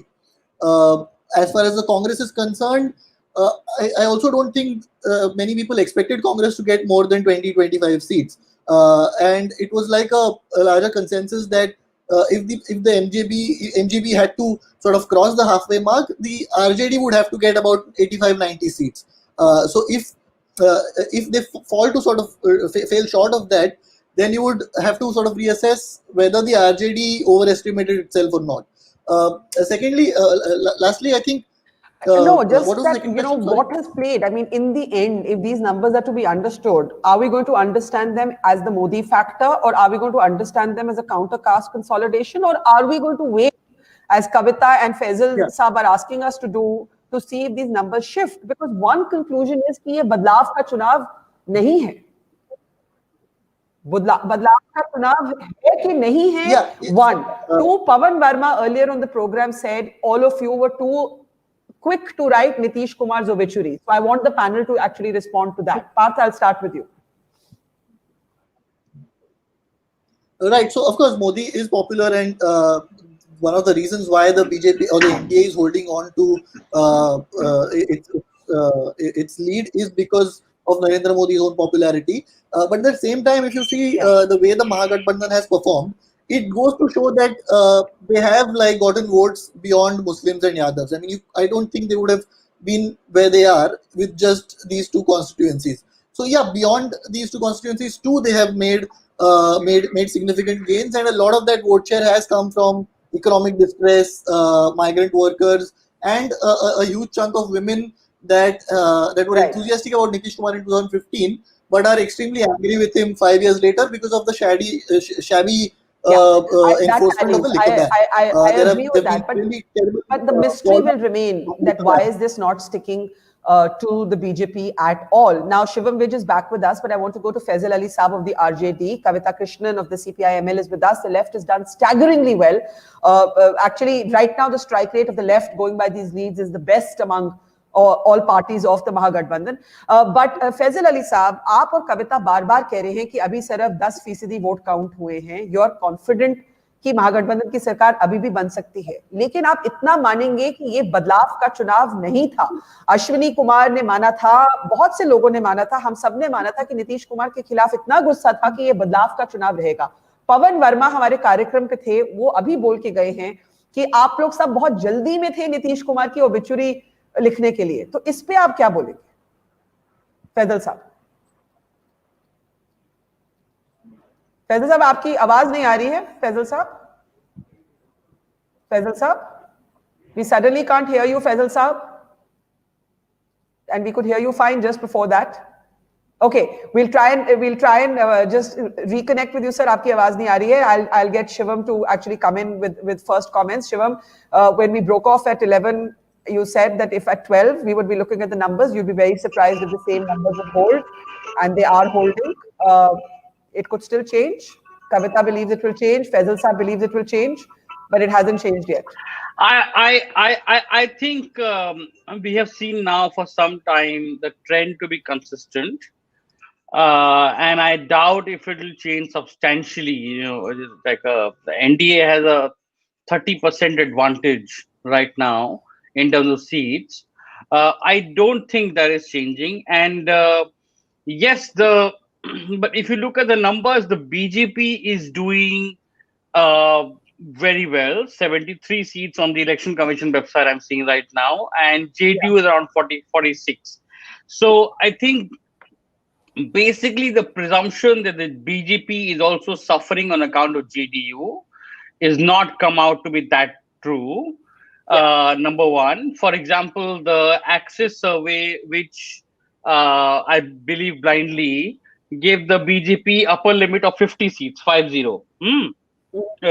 Whereas right now, even on the Election Commission website, BJP is leading in 73 seats. Similarly, the JDU itself is 46, is slightly more than what people had expected. People like me were thinking JDU will be 30 to 40 seats. I think one thing that we can say has happened is that the losses suffered by the Mahagathbandhan in phase 1 do not seem to have continued with that trend in phases 2 and 3. And phase 2 and 3, we can say there seems to have been some counter consolidation, the fear of Jungle Raj, some of those things may have worked. I think in any case, when I traveled in the phase 2 areas, in Muzaffarpur, in Champaran, in Bettiah, in Samastipur, there was that Badlao sentiment, but it wasn't as strong as the phase 1 areas below the Ganga. And I still, the biggest mystery to me still is Axis, which is, right 9 out of 10 times. And this seems to be that outlier when Axis is wrong. But yes, we can say that lot of us have been wrong in presuming that the Mahagathbandhan is winning easily. I don't think this lead the NDA has taken, the trend has been consistent now for more than an hour. I don't think this is going to change substantially. Well, you have the numbers on your screen now. It's a 69 seat lead for the BJP and a 61 for the RJD. And that number, actually, you're right, has not fluctuated for a while. The Congress has actually fallen about 6 seats. I'm just going to bring up that slide just once more for us to see where the numbers stack up. The NDA leading at 127, the Mahagathbandhan at 101, the others at 10. And like I was saying, if you look at the individual breakup of the seats, there is, yes, a fight between the RJD and the BJP over who will be the single largest party. But at the moment, other than the left, the Congress has fallen. The LJP is at the moment at 5. So it has emerged if this holds to be a factor, but that's been a yo-yo as well. And the BJP at 69, Shantanu Gupta, a right-wing ideologue, biographer of Yogi Adityanath, I have to grant him that on our exit poll show, Shantanu said this is going to be like Karnataka. We all argued with him and we said it's not. Shantanu, before you react, can we also bring back Faisal Ali of the RJD? He was just with us. But Kavita, can you explain the confidence? You heard what Shivam said. He said the numbers while yo-yoing have not yo-yoed so much in the last 1 hour. Can you explain dispassionately why you believe that only 10% of the votes have been counted and where you're expecting those numbers to change? See, from what I'm hearing, I also visited the areas that Shivam said he did, and my reading was actually different, that in fact the Badlav thing was growing with the second phase and the third phase, and there was plenty of Badlav. In fact, Muzaffarpur was a sitting seat of the BJP, tremendous anger against its sitting MLA, and Congress was apparently within 5 days, the Congress candidate's fortunes had changed and he was pulling support away from the BJP. That was what I was in Muzaffarpur and I heard. So that's just to give you one instance. So I really feel that I would be surprised to be wrong on those counts. And I still think, therefore, that from what I'm hearing from our comrades whom I spoke to, that it is very likely that those third phase seats, especially, and second phase seats will, pull their socks up. The MGB should improve. So I'm fairly confident. The other thing which I said is that it's what Sankarshan said, that I think it's difficult to square the fact that the left is doing well and that the RJD is not. I don't think that's very consistent. I think that if we are doing well on seats, and by the way, our Champaran seat also right now we appear to be doing badly. Okay. But our candidate, our comrades there said that no, we are that is definitely not the case, and that is fairly sure to change. Which is why I'm saying that I think that I don't think wildly inconsistent things are likely to happen, and I think that the RJD results will be consistent with what you're seeing on the left and all of that right now. Okay, Shivam, briefly, I know Shantanu will have a lot to say, but I'll just get a brief comment from you on whether you're convinced by what Kavita said. No, there was a Badlao sentiment everywhere, including Muzaffarpur, Bettiah, Champaran, Samastipur. These are the places I went to outside of phase 1 areas. But I'm saying it was not as strong as the first phase areas, right? So, yes, maybe it grew, maybe Tejashwi's rallies had some impact. But what we are seeing here is not just the BJP doing better than people expected, but even the JDU itself, and to my mind, this can change a bit as the counting progresses, but not that much. I think. You believe we are looking at an NDA alliance with a different chief minister, maybe. Yes, right now I think that is quite possible. And remember that the LJP, whether it's 4 seats or 8 seats or 10 seats, is also eventually going to come back with the NDA. Right. I will. So I think the NDA is looking quite comfortable. And yes, I will like to say that Shantanu was right when he said it's close at the very least. Yeah. So Shantanu, let's bring you in. I think we all have to concede that, because some of us were together on that program, and you kept saying it's Karnataka, and we kept saying it'll be a clear result, and we were wrong and you were right. You were right. So talk a little bit about what you're seeing. Shantanu, I'll bring up the numbers just 1 second, and then you can talk over the numbers, and then we'll come back to you. So this is how it looks like. As Shivam is saying, the Badlao sentiment was not as strong on the ground as was read by reporters. The NDA is in the lead of 127. Nitish Kumar is definitely diminished. If you look at how the individual seats actually break up, the BJP at the moment has emerged as the single largest party. The JDU is down over 20 seats from its performance in 2015. The RJD is also down. It's actually down about 20 seats. We do have people here who believe that will not be the case, Kavita Krishnan among them. But Shantanu, your call for it being closer to Karnataka, I think you were correct. This is a neck and neck fight. We don't yet know how it's going to end in the, at the very end of the day. But go ahead, Shantanu.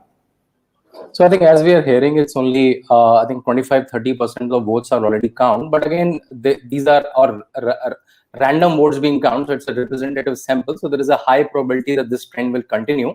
A lot of people say, no, rural votes are not counted. I called a couple of people. So it's not that way. It's rural. It's all random.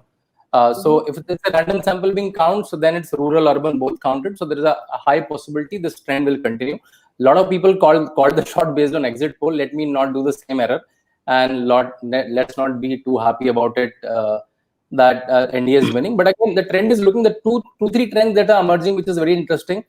That BJP is emerging as the #1 party. What will this do to BJP JDU coalition? That's an interesting trend. Second thing, the rallies of RJD. I was telling from the very first day that RJD voter is a very vocal voter. Muslim Yadav voters, very vocal voter. They show up in the rallies. And Tejashwi Yadav very smartly started with Lalu's, not even RJD, Lalu's favorite places, so that he will get huge crowds. And I got to know that a lot of RJD MLAs who never wanted to call Tejashwi in their convincing, they called them later, seeing the crowds of Tejashwi, right? So he did it very smartly. Last election was a very different election. The alliance was very different. So if you compare, let's be fair to RJD and Tejashwi also. Last time the vote transfer happened between JDU and RJD also to a certain extent. So this time that was a problem. And what is the problem with the NDA? We all know LJP, whatever 5-6% vote party they are, but in all the 100-120 JDU seats, that's a effect. So I think interesting results. But again, many more rounds to be counted. So let's see. But can I ask you something, Shantanu? Your quote on the screen right now, I think, is the hub of the election. The BJP is emerging as the leading party. What will this do to BJP? Yeah, that, and now many people believe, and I know you disagreed with me when I had brought up those posters of Mr. Modi on which there was no Nitish Kumar, and you said, "Ye tum to aise hi bol rahe ho." Pawan Verma on our program earlier was saying that the BJP wanted a diminished Nitish. The BJP has got exactly what it wanted. The BJP is now at the steering wheel. They have managed to make Nitish the Stepney, the discardable entity. This election, if the NDA forms the government, do you think Nitish Kumar deserves to be chief minister when the JDU is at number 3 position? I think that's the question that we'll have to start asking if it's an NDA government. Yeah, so I think a lot of people say that BJP treats their partners unfairly, but I say the totally opposite. BJP, in fact, pampers their partners. They have given almost equal seat to JDU in Lok Sabha election, equal seats here. And even in Maharashtra, we have seen Shiv Sena is the one who dished out and called a different shot, right? So to my mind, the way to the extent I understand BJP leadership, I think they will go ahead with Nitish at least right now. Later, based on the performance and any other political differences, or maybe other election that will come in future, maybe the 2024 elections, they may align. But I think they will start with at least Nitish Kumar as the chief minister. Okay, so Kavita, I know you wanted to come in and you believe. Sorry, Kavita, I'm just unmuting you. Kavita, sorry. Go ahead. Now One fact. Yeah. Yes. Yeah, I just wanted to say that I'm looking at the EC website, and I just wanted to say that it shows RJD at 65 and BJP at 72 right now. Okay, not not terribly behind right now. So I'm just saying that that much, and it's showing us CPIML is leading on 14, and CPI is leading on 3, and CPIM on 2. Yeah, so I just wanted to say that there is some. It's not like there's no change. Just on Kavita's point. Barkha, just a small bit on Kavita's point. When Kavita says this number, we have to keep in mind that BJP was 53 last time and RJD was 80 last time, and BJP is fighting less number of seats than RJD. These 2 points are very important, right? I actually agree. They're fighting almost 30-40 seats less than RJD. Shantanu, somebody was saying, I forget who, that if these numbers hold, the BJP will regret not having fought more seats. I think, in hindsight, these all are very easy to, but again, you have to see caste calculations and your partnership long term. So but in hindsight, these are easy decisions to. Okay, so Parth, let's bring you in now. It's very difficult to decode something when one group is not right now accepting that the election is over. And Kavita, you heard her. She actually believes that in some cases only 10% seats have been counted. But I think we have enough data. Sorry, if you unmute yourself before you speak. I think we have enough data to make a few quick points. It is not a Leher. It is not a Badlav ka Chunav. The Modi factor has stayed. Nitish has not taken the BJP down. The BJP has kept Nitish afloat. And there may have been a counter-caste consolidation. I think these 4-5 points, maybe we can all agree on. Parth, go ahead. Yeah, I think so too. I mean, I think a lot of us ended up overestimating Tejashwi's Leher. But at the same time, I think we have also sort of overestimating Narendra Modi's own charisma as well, in a sense that he has not been able to win a lot of state elections for the BJP over the past 2 years. So that's something that we have to take into consideration as well. I think what saved the train for the NDA here is caste arithmetic more than anything else. They cover almost all social groups in Bihar, and it's a formidable sort of an arrangement that they have. And I think that saved the train for the NDA more than anything else right now. That's what I can say with these numbers. Kavita, can I get you to respond to that? Yeah, Shantanu, just a second, that there has been a counter-caste consolidation, that whole sense that Bihar was going to transcend caste this time, that parties were going to move beyond their social bases, that this was about a youth factor.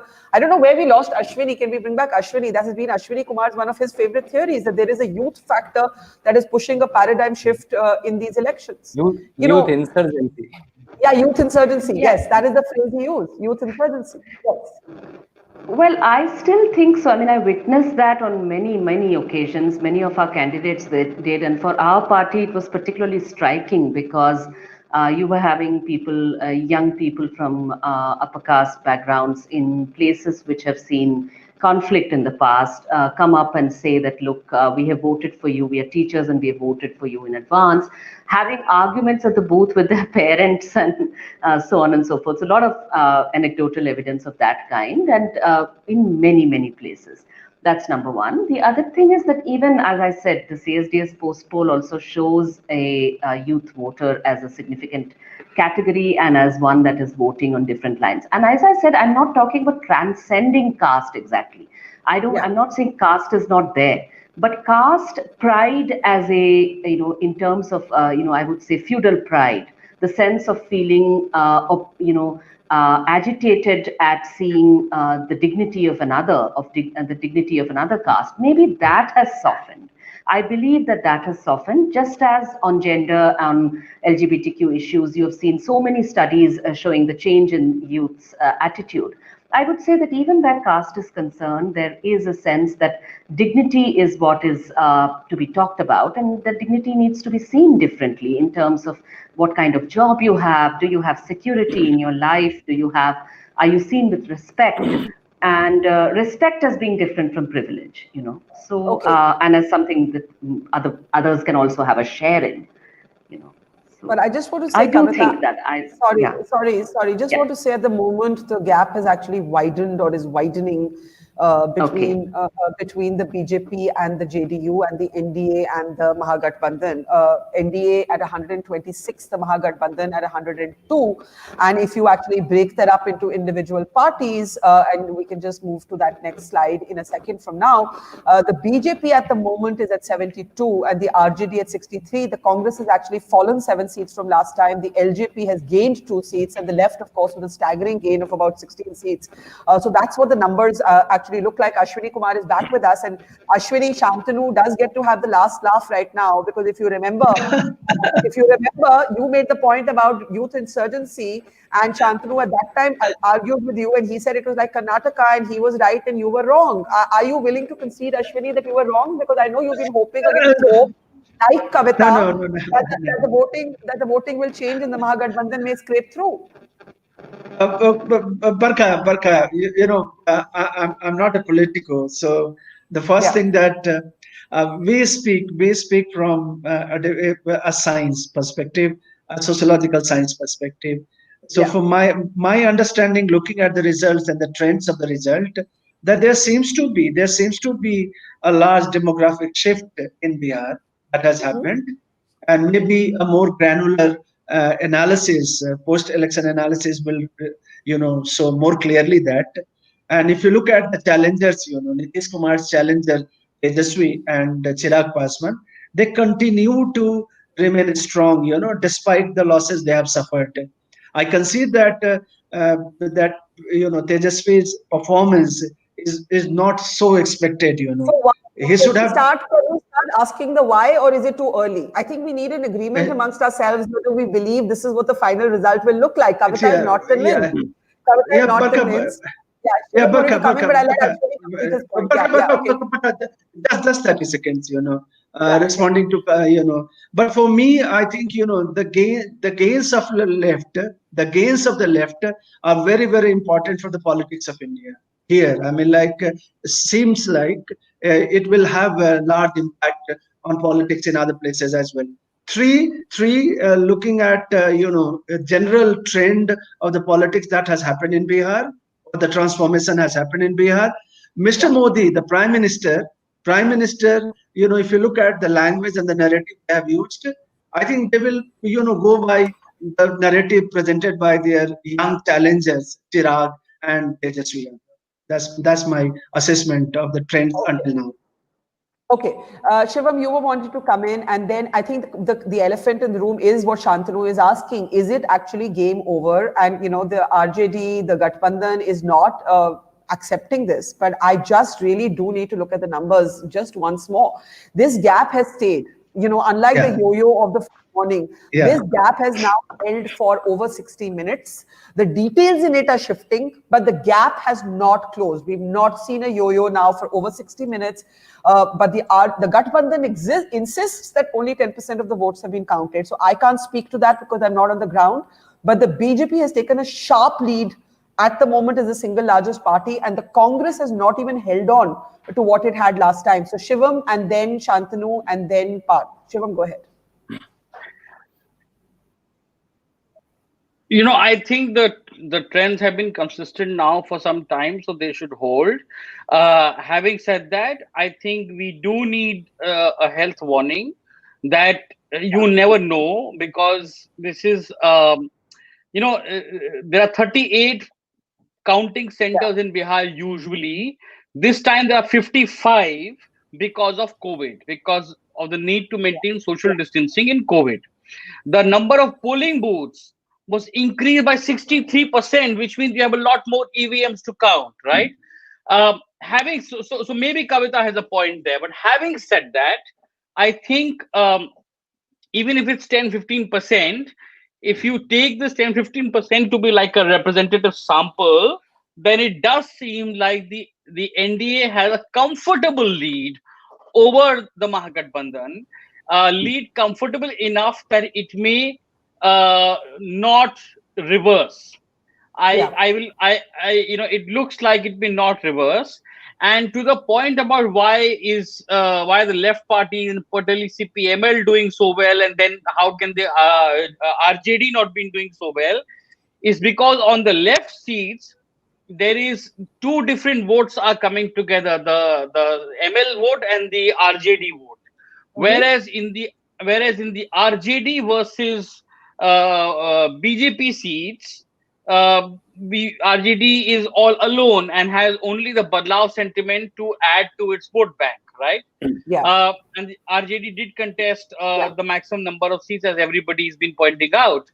I think, having said that, that Kavita's health warning, in the context of Kavita's health warning, I think we should also look at the fact that even now, the RJD is behind by BJP by only maximum 10 seats or so. Exactly. Let me just pull that up again. It's 63 to 72. Yeah, about 9 seats. Exactly. So yeah. And also one final thing, which is that this does not mean that the Badlao sentiment was not there, or what people like us saw on the ground was a lie, or that voters were lying to us, or that we were being dishonest. No, I think if you consider the fact that with the fairly similar alliance arrangement, the NDA won 39 out of 40 seats in Bihar. Why in the Lok Sabha last year? In the Lok Sabha, exactly. And if you convert that into Vidhan Sabha segments, if you study the Vidhan Sabha segments, the NDA won in 2019. They won 234 out of 240, right? So from there, for the Mahagathbandhan to even win more than 100 seats is a huge swing. It's a huge swing. And even before, until I visited the ground, I was very sure there is no chance of NDA losing this election because of the caste arithmetic. If you add up the caste arithmetic of the NDA, it can reach 60 to 70% of the population. So help me understand this. You're saying what you, me, Parth, 3 reporters on this program who traveled to Bihar, experienced with voters telling us they were angry with Nitish was true.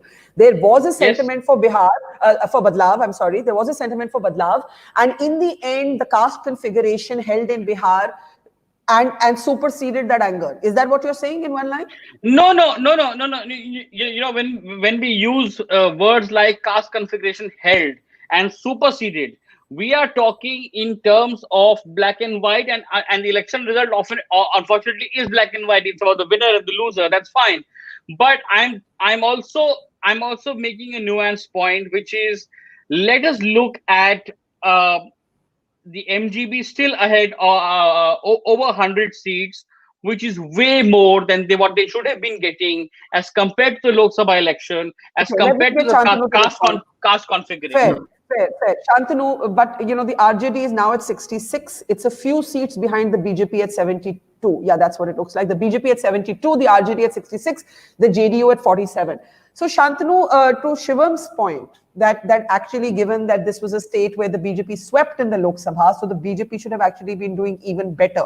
That's in a way the point he's making. So therefore, he's saying that anger against Nitish did reflect or has reflected in these numbers. Do you agree with that? So first of all, I think the voter has become very smart for comparing Lok Sabha results to Vidhan Sabha results. It's very unfair and not to nuance the comparison. Because I think now voter understands what is he voting for. Is he voting for a prime minister and many reporters went to a very Yadav dominated gaon. I've seen in NDTV, Srinivasan Jain went to that bite became very famous and viral. And he asked Yadav voter, is a Tejashwi aa raha hai? Then he asked, what about Modi ji? Nahi, Modi ji ko vote denge abhi baar. So I'm saying in a very heavy Yadav led village also. So, and commenting on Modi or Nitish Kumar, whenever you're commenting, if they win, if India wins, right? See how many chief ministers have returned the fourth time. Third time is fine, but fourth time is like even likes of Sheila Dikshit and Raman Singh and Shivraj Singh Chauhan also lost. So fourth time, first of all, that's a one odd. Second time, I told you the other day also, any incumbent from Trump to Nitish Kumar who will fight election in Corona time, right? They will face a problem because whatever inconvenience happened to Corona, wo Chief Minister ke sir pe jayegi. Because they will think, because however well you manage Corona is such a odd thing and a very new thing. It will go to the Chief Minister's head. So 15 years of Nitish Kumar, Corona from last 7-8 months. So against that, they're winning. And even if you are saying Modi wave is not there, then I think, I don't know when will Modi wave will come. I don't agree with Shivam. I actually think that the Modi factor has swung this election. And even when I was on the ground, I kept feeling like Modi's popularity has not diminished, and that was the sort of X factor in the equation. But I did think that the voter was making a distinction between national politics and local politics, and therefore it would reflect differently than it has so far. That I did feel. And a very small point, when all of you and some of you, I also go to elections and this time I did not. So we only go to certain seats, right? Maybe 10 seats, 15 seats. Maybe how scientific is that representation? Point number one. Second thing, those 15, 20 days versus the 5 years of government, right? I think people also know what Tejashwi can deliver and what Nitish can deliver based on whatever history they have. They might have forgotten Lalu Raj. This is a vote for what Nitish can deliver. I think a number of people, if you look at this election, are voting for the BJP and are not wanting Nitish. I mean, you have to recognize that. They're still not wanting Nitish. They have not voted for Nitish. We cannot say that this election is an election for Nitish. Surely you would grant that. This is not a vote for Nitish.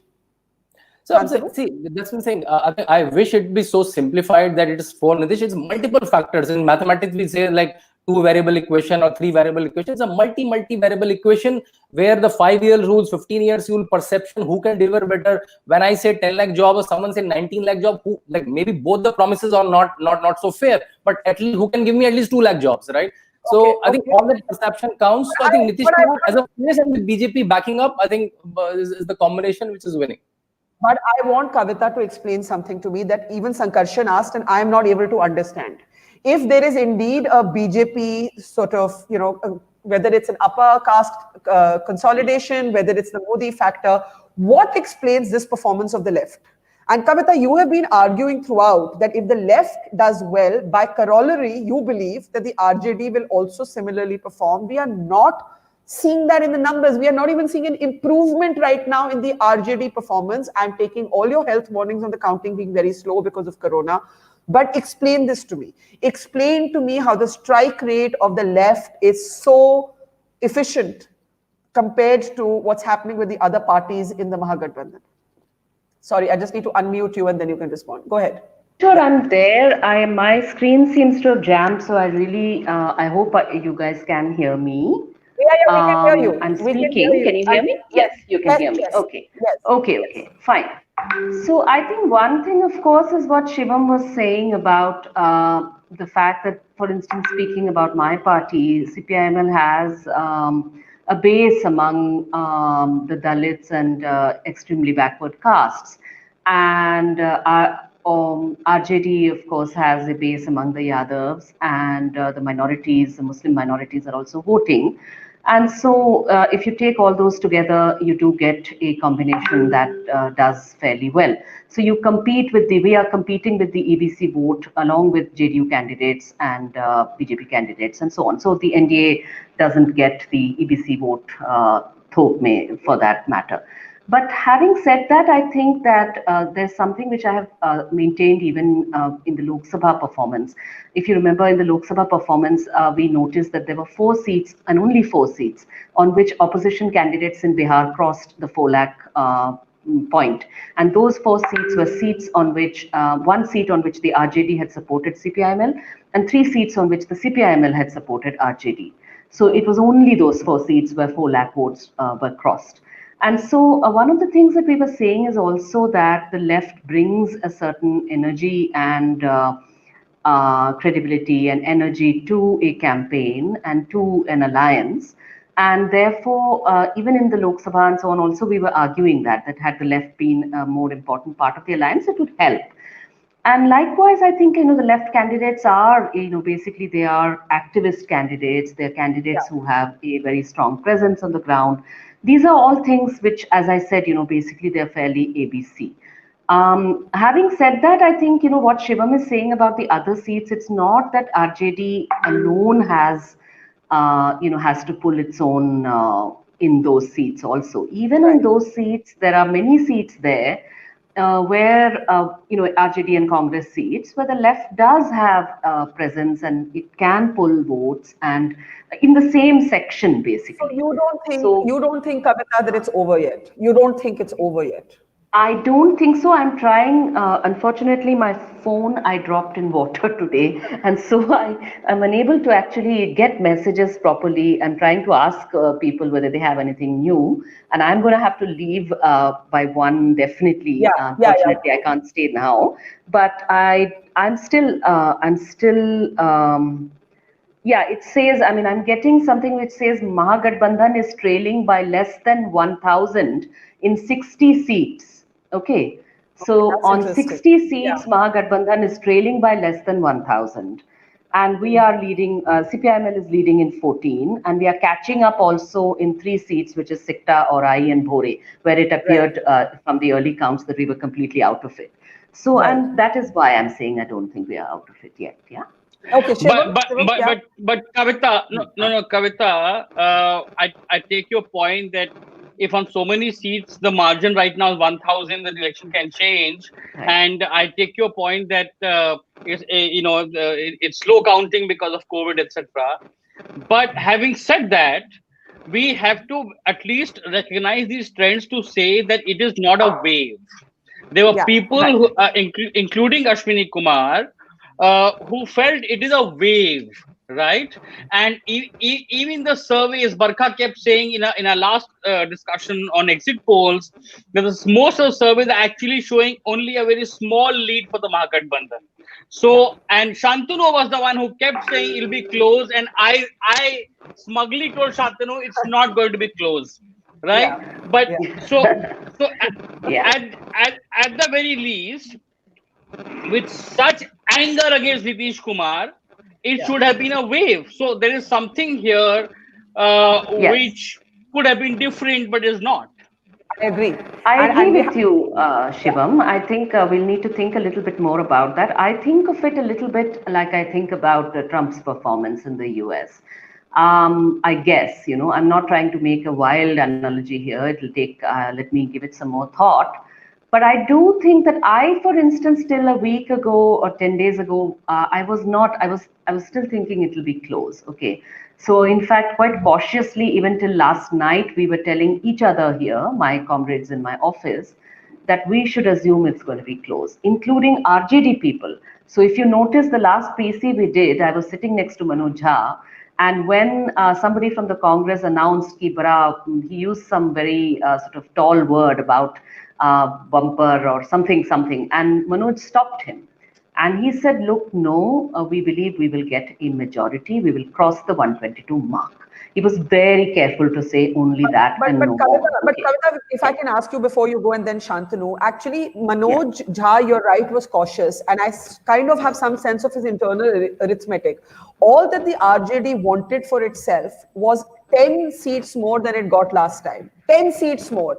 It needed the Congress to hold on to its current performance, and it needed the left to do well. The Congress has declined slightly. The left has done very well. It is the RJD so far. This is the irony of the story. It is the RJD so far that has not gained those 10 seats that it needed to over its last performance, Kavita. Yeah, so that is where, Barkha, I really find that hard to stomach, simply because I do believe that there was enormous goodwill, quite apart from the anti-incumbency faced by the current government, that there was also tremendous goodwill, and that the the campaign points coming from the other side were not really sticking. So in my opinion, I will really wait till evening before I start saying कि अरे जंगल राज वाला campaign काम किया and all of that. I don't think so. I find that very difficult to stomach. I don't think so. If you're asking about why it's close, I would say yes. I don't think, as I said, as Shivam is also pointing out, I mean, this is a place where not so long ago, just last year, the BJP and the NDA has done so well in a Lok Sabha election. There are all kinds of factors there which need not point to a complete overturning of that. Bihar does not always do that also. So I think that is not something that entirely surprises or shocks me. But I would be very surprised if RJD were not to do well in this election. I think that there was enormous goodwill for the Mahagathbandhan as a whole, and certainly for the RJD and the left. Yeah. Okay, Kavita, thank you. I know you have to go. I want Shantanu to come in on this. Kavita, we'll see you in the evening. These are the numbers. Yeah, thanks, Kavita. Shantanu, these are the latest numbers actually. And this is what it looks like. A very clear lead right now for the NDA, but the single largest party fight is on. Now, it's interesting. One of the things, Shantanu, that Kavita said is interesting about how closely fought some of the elections are with margins of just 1,000. And in some ways, not to draw a facile analogy with the United States, but this could take a while before we have a clear and full and final picture. Not to say that the NDA doesn't have a comfortable lead that hasn't changed.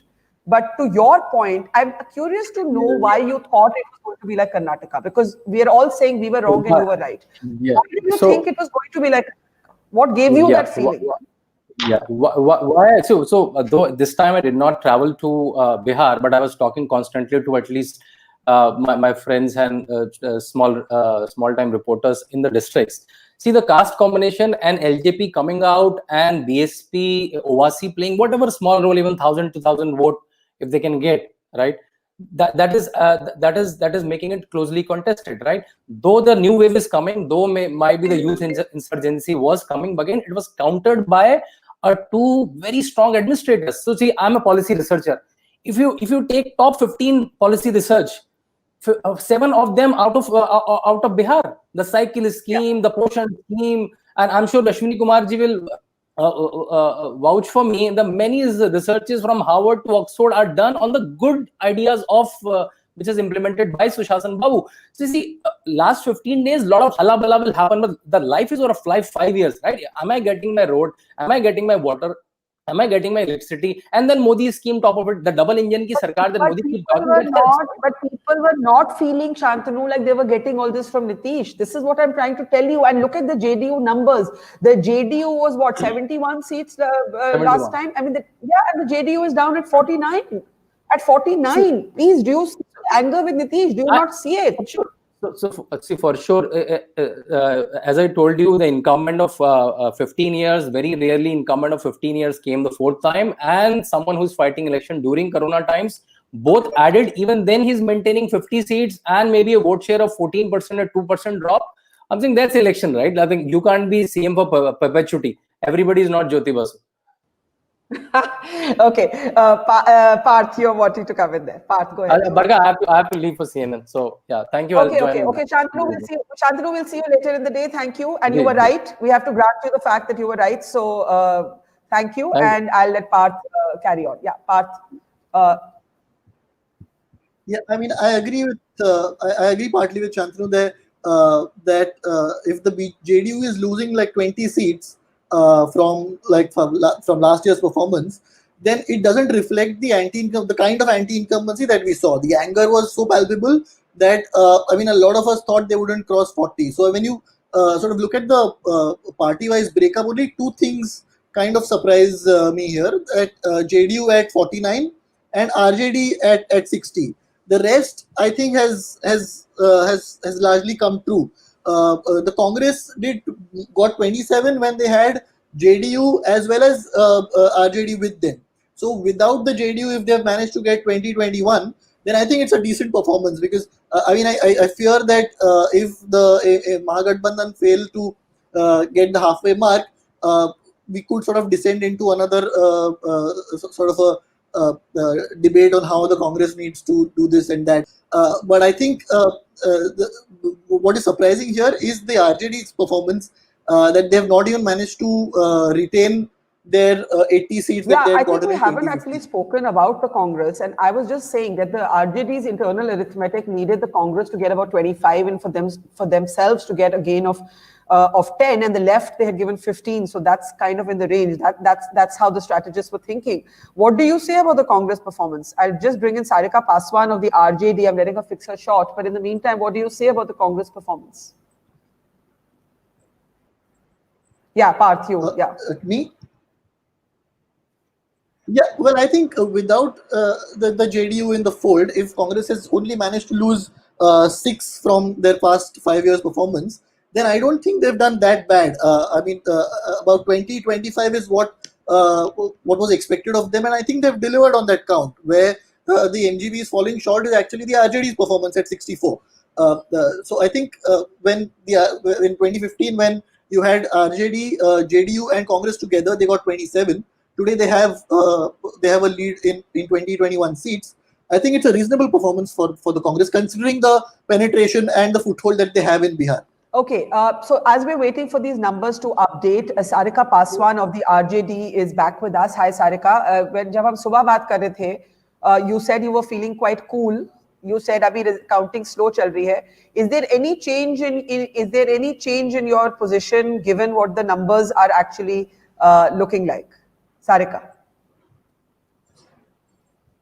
Sarika, can you hear me? Sarika, आपकी आवाज नहीं आ रही? Okay, we can't hear Sarika. I don't think either she's able to hear me or I'm able to hear her. We'll reconnect to her. Ashwini, let me take the same question to you actually. How do you read what's happening so far? You've gone from feeling euphoric about your feeling about a youth insurgency to feeling like the Mahagathbandhan will scrape through to now wondering whether that can even happen as the NDA takes a distinct lead at 127 seats, and that lead has actually held for a while now. Barkha, this is very clear now that NDA has distinct advantage. BJP is now 74. Is very clear. And secondly, also one message that we can get from trends that JDU is down, but it is not decimated. Nitish Kumar clearly indicated that this is his last election. It seems like his last election. He's not going to last. I'm pretty sure that BJP will get into a very difficult decision if they go ahead with Nitish Kumar as the next CM. That will be really challenging decision. So you are saying, let me pause you there. You're actually saying that you believe it's going to be an NDA government with a different chief minister? Yeah, without Nitish Kumar, because you look at Nitish Kumar has been tainted by anger, if not anti-incumbency.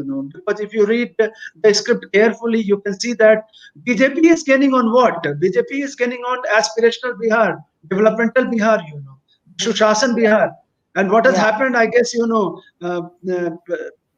people will agree with me that in the last 15 years, BJP has been using the language, the language of Vikas in Bihar, not the language of polarization, religious polarization, Ram Janambhoomi, etc., etc. And if you look at the best performance, actually, I was going to ask you that I felt that the BJP, by its own standards, led a very muted campaign. By its own standards, it led a muted campaign. And therefore, it wasn't the usual strident, identity-oriented. Yes, Mr. Modi made the perfunctory responses or references to 370 and to the Mandir, but I don't know. I didn't feel like it was a particularly identity-oriented campaign, Ashwini. Yes. That is what exactly I'm suggesting, Barkha. If you look at in my Hindu piece, I indicated very strongly that by projecting Prime Minister Modi as the star campaigner, the BJP insulated itself from the anti-incumbency backlash of younger generation, quote unquote. Look at the voice of Bihar in Kota, look at in the migrant crisis, Surat, everywhere, Modi, identified himself with that, young Bihari, seeking opportunities in IITs, in civil services, etc., in Bollywood, the whole Sushant controversy you look at, and Nitish did not benefit from it because Nitish had to face this anti-incumbency, as a political cycle, what we call in political cycles in the analysis. And secondly, there was anger against Nitish, but I must concede that the anger was not good enough, because of the consolidation, second phase and the third phase, the whole fear of Jungle Raj has played its role. And what we are missing here is the women voter, the women Jivika voters, where are they now? I guess that, I haven't seen, when we do the post-election analysis, I guess they have gone towards Mr. Modi, I call it Ujwala effect, In last, May, June, in the parliamentary elections, I widely traveled in North India and, did a lot of surveys regarding parliamentary election. And Modi, brightened because of the Ujwala cylinder, So I call it a cylinder effect, Ujwala cylinder effect. So women seem to have in Bihar identified themselves with not Manisha Priyam, pluralist, young, vibrant, what I called insurgency factor. It is still there, but a little more muted than I would have anticipated. So to summarize what I said, certainly in Bihar, Modi has become, saver of BJP, and BJP seems to be in expansion mode. It seems like, BJP is ahead of MGP, and but here Modi is more like a youth icon rather than the old, socialist patriarch. Okay, now I'm hoping Sarika can hear me and we can hear her. Sarika Paswan of the RJD. Sarika, Subha aap keh rahi thi. Sarika, we keep losing you because you're joining us on your phone. So every time you get a call, it gets cut. But let me try again. Sarika, your responses to the numbers so far? Sarika. Sarika, can you hear me? Sarika, can you hear me? Sarika, can you hear me? Hi, Sarika, can you hear me? Sarika Paswan of the RBD trying to dial into us, but not able for some reason to hear me at all. Okay, so we will try and reconnect to her. Now, here's what the numbers position actually looks like. And this is not yo-yoing in the same way anymore at all. The NDA is holding its lead at 126. The Mahagathbandhan is at 100.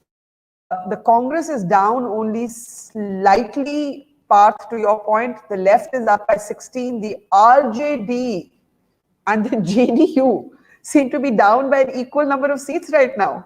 This is going to challenge our theories, because Shivam, you've been saying what we saw on the ground, it was not false. So yes, there's anger reflected against Nitish Kumar, but if the RJD indeed, Shivam, does not do well, then how do we read this? How do we read this? How do we make sense of it? Firstly, we don't. Some things are not supposed to make sense. Sorry, Shivam, I lost you there. Sorry, you have to repeat that. I lost you there. Shivam? I'm saying, can you hear me now? Can you hear me now? Can you hear me now? Can you hear me now? Hello, can you hear me? Hello, can you hear me?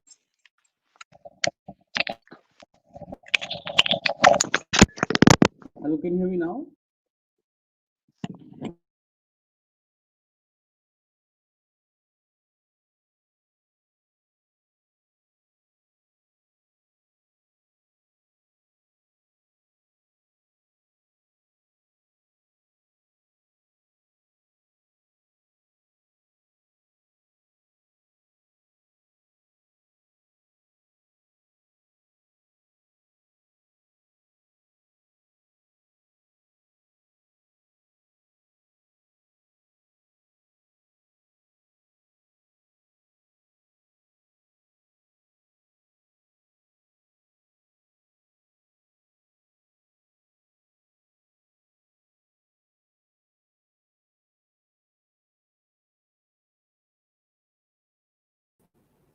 Okay, hi, I don't know what happened. We suddenly couldn't hear any of you, but we're back here and still looking at the Bihar numbers. And we were trying to make sense of the fact that that actually the JDU and the RJD are down by almost an equal number of seats. And I was asking Shivam how to make sense of that. And he was saying that certain things actually can't be made sense of at all. So Shivam, sorry, we lost you at that moment. Go ahead and make that. No, if you can hear me now, I think... we can, yeah. I think numbers are still going up and down. So to make any big conclusions right now, we might look silly in half an hour, 1 hour. But I think broadly, I would say that if the RJD is not doing so well in an election where there was such extreme anger against the incumbent, then it means that Tejashwi Yadav really should have begun his campaign a month earlier, right? Because two things I would comment on from my ground experience. One is that I heard Tejashwi a lot, but I heard people say Mahagathbandhan, Badlao. It was not. It could have been a far more Tejashwi campaign if he had begun earlier. Number one. Number two, I think even in our exit poll conversation, I did say there's a large number of silent voter, right? And I presume that the silent voter who was not willing to tell us who he is voting for was indeed complaining a lot about economic distress. And to my mind, that complaint about economic distress could not mean a vote for the incumbent. Having said that, it seems that maybe the silent voter has decided that she needs to give the NDA another chance and not really trust Tejashwi, and maybe because he's too young, maybe because of Jungle Raj or whatever. But I think I also want to comment on how sort of Parth was so generous to the Congress party. But if you look at it, the Congress once was contesting 70 seats. And a number of people said the Congress is contesting far too many seats, and the Congress is winning only about 20 or so of the 70 seats, even 24. The Congress strike rate is really pulling the Mahagathbandhan down, and it's something that cannot escape comment. Right. So let me just get Ashwini Kumar to take a look at the latest numbers. Ashwini, we're still pretty much where we were, and I want you to make sense of this and whether this should be read in the context of the Modi factor. We're actually going to not be able to agree on anything now till we have the final figures, but the lead is holding. Ashwini, sorry, let me just unmute you. Go ahead. Ashwini, please unmute yourself. You're on mute from your end. Ashwini, please unmute yourself. Yeah, okay. Yeah, Sorry. Yeah. But Barkha, looks like, lead seems to be stable, and trends are also clear, We just can't close results right now, but it's fairly obvious to us that NDA has a distinct advantage. And the script is clear, the script is clear to us that the BJP has gained. And the next government in Bihar, BJP will play a major role. It seems like, and who's going to be, like the Crorepati question, who kaun banega Crorepati in Bihar? I mean, like a big debate will happen soon. Who is going to be Crorepati? Because Bihar seems, I think, if you look at the larger aggregation of votes, it seems that Bihar has prepared itself without Nitish Kumar. I'm no prejudice to Nitish Kumar, but seems like that Bihar is ready to go without Nitish Kumar. That is clear to me. But Ashwini ji, what happens to the insurgent youth, the Badlao, the historic election, the wave? How do we understand all of that? There's something here that's I think you were far more emphatic than anyone in saying this is a complete change of an election. So if that does not happen and these trends hold as they seem to, how will you explain it? I'm going to explain that, What I indicated, if you look at, and very emphatic about, that Badlav, if you see that Badlav, I think I have been very consistently writing about it, that Bihar has entered into qualitatively new era. This is an aspirational Bihar. I'm writing a book, where I'm talking about Biharis, all over India, not just Bihar. So Biharis are not comfortable with their old barbaric Jungle Raj identity, They seek a new identity. Nitish has failed, especially, in the last 5 years, and especially you look at, a picture, when Nitish Kumar and Tejashwi releasing, a student credit card. This is really symptomatic of the picture that I'm talking about. Here is a young, rising, insurgent leader who is going to change the face of the Bihar. He didn't realize in 16, but now 3 years down the line, suddenly Chirag Paswan, I don't know, Ashwini. I think now you're clutching at straws a little bit. I think it's time for us to say we got this election wrong. I think it's time for all of us to say, not just you, it was varying degrees of wrong, but we got the election wrong. And of this election, I said, finally, what the reporter believes and what the numbers show is the same. And we were wrong.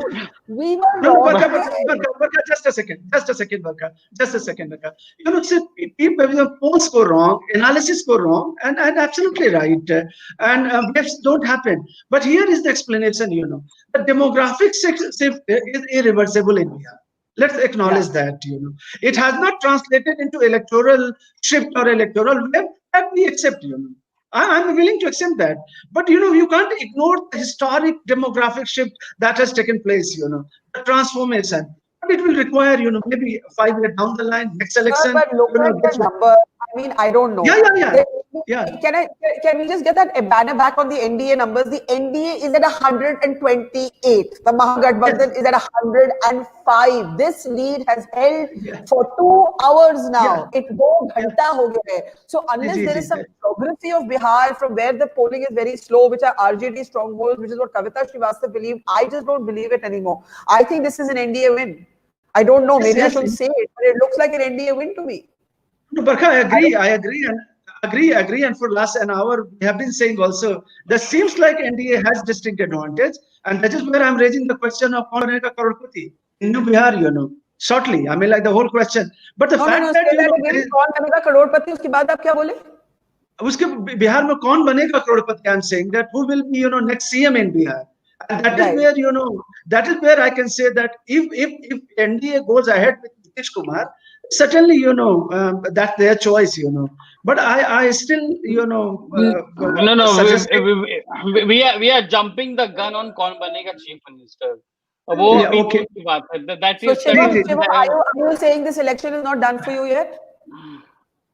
No. But you see, you're still waiting. No. You see, on the Election Commission website, the JDU is at 48 seats. Okay. Right. Now it's behind. It's substantially behind BJP, but it's not decimated. Right. Yeah. Yes. So even 48 right now out of 115 is not that bad. 48 out of 115 is not decimation. Right? So Nitish Kumar can argue that he had to face LJP, which the BJP did not. If there was no LJP cutting JDU votes, the JDU would also have been at something like 70 plus right now. Right? Yeah. So I think Nitish Kumar has a very good case to say about why he should still be chief minister. Even though he's down about 20 odd seats. Let me just bring up that number again. Okay, Shivam, explain this to me. Why do you think Nitish has a basis to say he should be chief minister? Why? Well, if he's at 48 seats, if Nitish Kumar is between 40 to 50 seats, it is not a decimation. It's not a decimation, but there's anger against him. The problem is that both RJD and JDU have come down, like I was saying earlier, by the same number of seats. See, ये anger wanger जो है अब ये पुरानी बात है. This was our main. This was the main trope and the takeaway from the election. No. See the election. In 2016, Trump won a narrow victory, but the world became Trump, right? Election results have their own reality. It is the numbers that speak. Everything else is forgotten, right? In 2019, India had a 40-year high unemployment rate, right? Modi won 303 seats. Nobody talks about unemployment. So suddenly Rafale was forgotten. So this anger against Nitish can argue, as Shantanu was saying, is because of COVID, right? I saw in the morning when the early trends were showing Mahagathbandhan ahead, KC Tyagi almost conceded the election.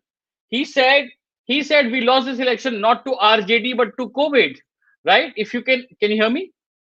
Yes, we can hear you. If you can find that quote, you'll be surprised that KC Tyagi of the JDU in the morning conceded the election, and he said we have lost this election not to the RJD but to Corona.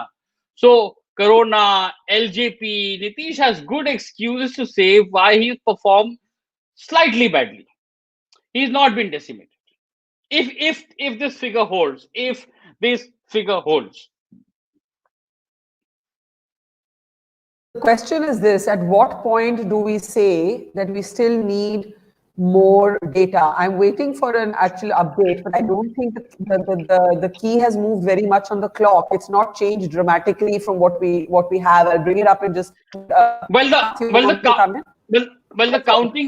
counting is late by 3-4 hours. Right. So yeah, so that is the point Kavita has been making throughout. The RJD has been arguing throughout. In fact, if we try and connect to Sarika again, because she just couldn't hear us, but the RJD has been arguing for the last 1 hour that we're about 4 or 5 hours behind knowing the actual result. Now, if that's the case, theoretically, the RJD at 63 and the BJP at 71, the RJD could still catch up. The margins have been as close as 1,000 votes. In many seats. So, of course, the winner takes all. Once the winner is through, the margin doesn't really matter. But Parth, go ahead. Parth, you're muted. You need to unmute yourself. Yeah. So, quick 2-3 points. I mean, the NDA at 126 is also without the LJP. So, you might as well add those 4-5 seats to NDA's tally as well. So that makes their lead even more significant. Secondly, just to a quick rebuttal to Shivam's point about the Congress, me being generous towards the Congress.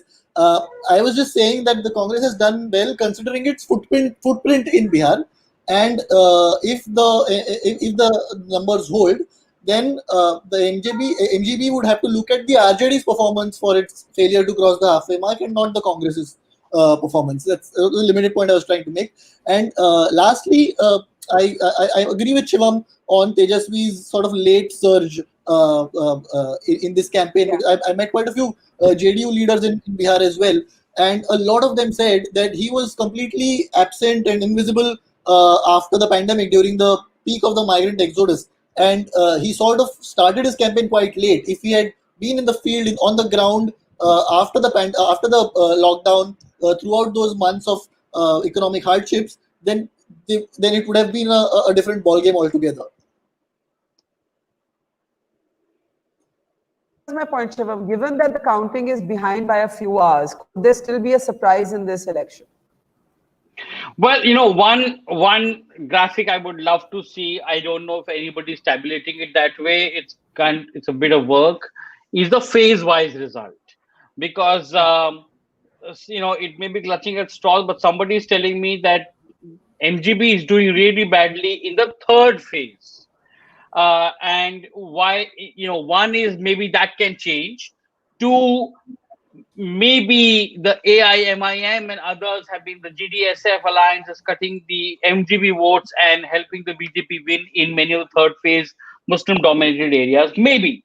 So I think the phase by result would make the picture a lot clearer. The first phase, MGB should be doing fairly well. The second phase should be kind of equal. But the third phase, it seems the MGB may not be doing as well as it needs to. But wasn't it difficult for the MGB in the third phase in any case? Because you had Champaran and all of those, Betia and all of those areas where the BJP was not in any case, except for Seemanchal. No, but except for Seemanchal is a lot of seats. The Muslim-dominated seats should traditionally be considered to be part of the MGB kitty. See, okay, what we do know is that this is not Badlav, and I want to actually explore that, right? So let's just start looking at what our takeaways are thus far. Ashwini, I'll start with you. Barkha, this is clearly not a wave election. I guess, when I, use the phrase insurgency, I was not looking at typically a wave theory of elections, I was looking at demographic shift transformation. Two, there is certainly, I don't see Badlav, Badlav in the sense that I was certainly expecting that, JDU performance will be quite badly hit, by pandemic and also migrant crisis. But seems like, there is no such big badlav. There is a badlav, but not big badlav enough to, change the very structure of the politics at this moment in Bihar. And if you look at, especially, you have to really read two elections, simultaneously. 2010 election and 15 elections. 2010 election was historic in Bihar because BJP got 91 seat, and this was considered Nitish first what we call policy paradise, restoring the state and attacking the jungle raj, kidnapping, etc., etc. So BJP really benefited. If you look at historic data, 91 seats, and 90% strike rate. I see the repeat of BJP in this election now, 2020. The BJP strike rate is very impressive, and this strike rate is arising out of what I call, and repeat again and again, it is about aspirational India. And also, we might not have read. I don't understand. Let's try and break that down. What is this aspirational India? Right? What is this aspirational India? Because earlier we thought that the aspiration of the youth was being manifested in Tejashwi. Now they are saying the aspiration of the youth was being manifested in Modi. We can't say both things. Yes. I'm not saying both things. I'm looking at your poster, Barkha. In the poster, Modi versus Tejashwi. Yeah, let's go back to poster. Nitish is missing, Rabadi is missing, Lalu is missing. Posters somewhere. Where are those posters? Please. I will play those posters.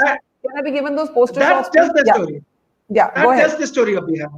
No, I know. The poster story, of course, is that there were no Nitish on Modi's poster, no Lalu and Tejashwi's, but we still are not getting to the bottom of it, right? But wait, hang on. Is this the latest graphic? Okay, let's first look at the latest numbers. Just a minute. Okay. 128 to 105. This is the needle is not moving too much on this. It is not moving too much. The others are 10. The RJD would have to massively catch up. The numbers have remained stable. And this is what it... No, sorry, guys. You need to correct that. That's a gain of 18, not a drop of 18 for the BJP. Please correct that. The BJP was at 53. This graphic is actually wrong. I'm going to come out of it and let you correct it. The graphic is wrong. The BJP is up.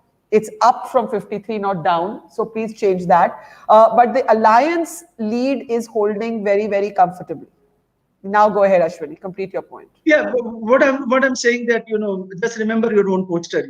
So Lalu is missing, Rabadi is missing, and you look at who is benefiting out of when Nitish himself credited Modi with Yuga Purush and he refused to reclaim his own status as Vikas Purush. It is very clear that within like 45 days. Modi, Prime Minister, has captured that space, that imaginary political imaginary of, good governance and Sushashan, that has really clicked. And I must accept that fact that looking at the trends and looking at the stability in the trends, Tejashwi hasn't matched up with that, hasn't put up that kind of resistance, where he could have really reclaimed that space that I'm going to be a young leader, insurgent leader, and I will give you good governance here. I think that is where Tejashwi has failed. Okay, now obviously that was a typo in that graphic. The BJP is up from its 53, and I just do not. I don't know. I don't know enough about the counting process to know whether this can actually change. I know that the margins are very thin. Anyone hazarding a guess on who? Yeah, once again, Ashwini, let me get the others in. Ashwini, let me get the others in. Now, let me get the others in. Shivam just got up at that moment, so I'll get Parth. Parth, do you think anything can change at this point? I'm closely looking at RJD numbers, actually, because there were 77 seats in Bihar where the RJD is directly in contest with the JDU. And a lot of us thought that this is where the RJD would actually gain a lot. So if at all anything changes, then maybe these are those 77. These 77 seats. It could throw up a change. But overall, I think if these numbers hold, then the RJD is probably not done as well as they hoped for in those 77 seats. Because I know that they were targeting those 77 seats against JDU, especially the anger against Nitish. if you were to understand this, and if we were to start actually breaking it down, right? And by the way, these were the posters that I think Ashwini was talking about, and there you can see, no Nitish on the Modi posters, no Lalu Yadav on the Tejashwi posters. The BJP has kept Nitish afloat, but maybe the BJP has Nitish exactly where it wants it, right? Which is that maybe Nitish Kumar could continue to be chief minister, but in a way that he is forever beholden to the BJP. Yeah, and since we are talking about the possibility, or we just discussed briefly the possibility of an NDA government without Nitish Kumar as the chief minister, I was just wondering if Nitish Kumar can pull off an Uddhav Thackeray. Now that is a thought. But my question to you would be, why would he want to? Why would he want to pull off an Uddhav Thackeray? Because if he is not going to be the chief minister, then he might as well ensure the people who's cut him down to size don't get power either. I don't know. No, but the point is, we are assuming that he is not going to be chief minister. Yeah, I think Shiva made the point that that there's no need for that. I think Shiva made that point. If Nitish Kumar is anywhere around 45, 50, then I think. Considering the anti-incumbency in Bihar, he's done quite well to hold on to 50 seats in spite of the anger that we saw on the ground. Because a lot of us thought that he would be under 40. If it had been like around 30 or so, then maybe the BJP could have pushed for a non-JDU chief minister. But with JDU at 48, I still think Nitish is the best bet for the BJP to have as the chief minister. Well, the RJD has slightly improved its position, by the way. It's now at 67 seats. It's leading in 67 seats. And the RJD spokespeople have been throughout arguing that counting is behind by at least 3 to 4 hours. They've also been saying that the margins are very, very thin, sometimes not more than 1,000 votes. The BJP at 72, the RJD at 67, the JDU at 48. Sunita Bind of the JDU is back with us. Sunita ji, namaskar. आप सुबह से कह रही थी कि धीरज रखिए, अभी कुछ भी हो सकता है. तो अभी जो रुझान है आप उनको देख के क्या बोलेंगी, क्योंकि ये तो हम कह सकते हैं कि एनडीए लीड में है, लेकिन जेडीयू की परफॉर्मेंस इतनी सही नहीं रही. लेकिन ये भी मानना पड़ेगा साथ में कि आरजेडी की परफॉर्मेंस में भी प्रॉब्लम है. तो ये अगर सुनीता जी आप इन पे कुछ बोलना चाहें, ये नंबर्स जो लेटेस्ट नंबर्स हैं, BJP gaining 19, JDU dropping 23, RJD dropping 13, Congress dropping 6, the LJP dropping 1, and the left maintaining a gain of 16 seats. So Sunita ji, I'd like your comments on these numbers. देखिए, इसमें हम सिर्फ यही कहना चाह रहे हैं, ये एनडीए का सरकार बिहार में बन रहा है और उसके बाद मुख्यमंत्री नीतीश कुमार जी बनेंगे, कोई ऑप्शन उसके बाद उनके अलावा कोई ऑप्शन. तो जब सरकार बनेगी तो मुख्यमंत्री नीतीश कुमार जी ही रहेंगे, क्योंकि काम उनके माध्यम से काम हुआ है. ये आपको क्यों लगता है कि मुख्यमंत्री वही रहेंगे? क्योंकि मैं आपको नंबर्स में दोबारा पढ़. सुनीता जी एक मिनट ना, आप नंबर्स तो देखिए, आप ये नंबर्स देखिए. नंबर्स में ये बिल्कुल साफ नजर आता है कि JDU is down by 23 seats. तो जब when your party is down by 23 seats, अगर एनडीए की सरकार बनती है तो लोग कहेंगे नीतीश कुमार ने किसी और को मुख्यमंत्री बनाई है. देखिए, जब ये चुनाव शुरू, इसमें माननीय नरेंद्र मोदी जी आए तो उनका यही कहना था कि कम भी सीट आएगा, ज्यादा सीट आएगा, मगर हम लोग का नीतीश कुमार ही बिहार के मुख्यमंत्री रहे. तो इस हिसाब से उससे तो है कि भाई नीतीश कुमार को ही बनना चाहिए, एक बार और इनको होना चाहिए बिहार का मुख्यमंत्री. पर आप ये नहीं मानते कि गुस्सा है लोगों का? आप ये नहीं मानते सुनीता जी, आप ये नहीं मानते कि लोगों का गुस्सा है और ये नजर आ रहा है और एनडीए की सरकार शायद बन जाए लेकिन मुख्यमंत्री कोई अलग होना चाहिए? देखिए बरखा जी, जो कोरोना का जो आपको बता रहे हैं कि कोरोना, तो हम लोग तो इसी बिहार के निवासी हैं, हम लोग जान रहे. कोरोना में ऐसा नहीं कि आज जो स्लम बस्ती है, जो गरीब लोग हैं, ये बीजेपी के माध्यम से ही हम लोग के जिस क्षेत्र में रहते हैं वहाँ के विधायक है संजीव चौरसिया जी, बीजेपी के हैं। तो हमारा कहना है कि हम लोग दोनों जान मिलकर यहाँ उन लोग को पूरा सुविधा दिया गया था, स्लम बस्ती को खाने पीने का, और जहां तक अनाज बांटने का सवाल है वो भी दिया गया था। तो ये देखिए, जो बाहर से आए उनको तकलीफ हुआ, वो हम मानते हैं, मगर बिहार में जो थे उनको सरकार के माध्यम से, केंद्र सरकार के माध्यम से उन लोग को सुविधा दिया गया। नहीं सुनीता जी, मैं आपसे पूछूंगी, सारिका पासवान आरजेडी की भी हमारे साथ है, in a moment will talk to her, पर मैं फिर आपसे पूछूंगी, आपको नहीं लगता कि बीजेपी अब अपना पाउंड ऑफ फ्लैश, जैसे अंग्रेजी में कहते हैं, अपना पाउंड ऑफ फ्लैश मांगेगी? अब वो नहीं नीतीश कुमार को उतना दर्जा देगी जितना पहले देती थी? आप नहीं मानेंगे कि रुझान इस तरह के आए हैं, रिजल्ट्स इस तरह के आए हैं कि एनडीए की सरकार बनती भी है तो वो बात नहीं रहेगी नीतीश कुमार के लिए? Now he is a weekend Nitish Kumar.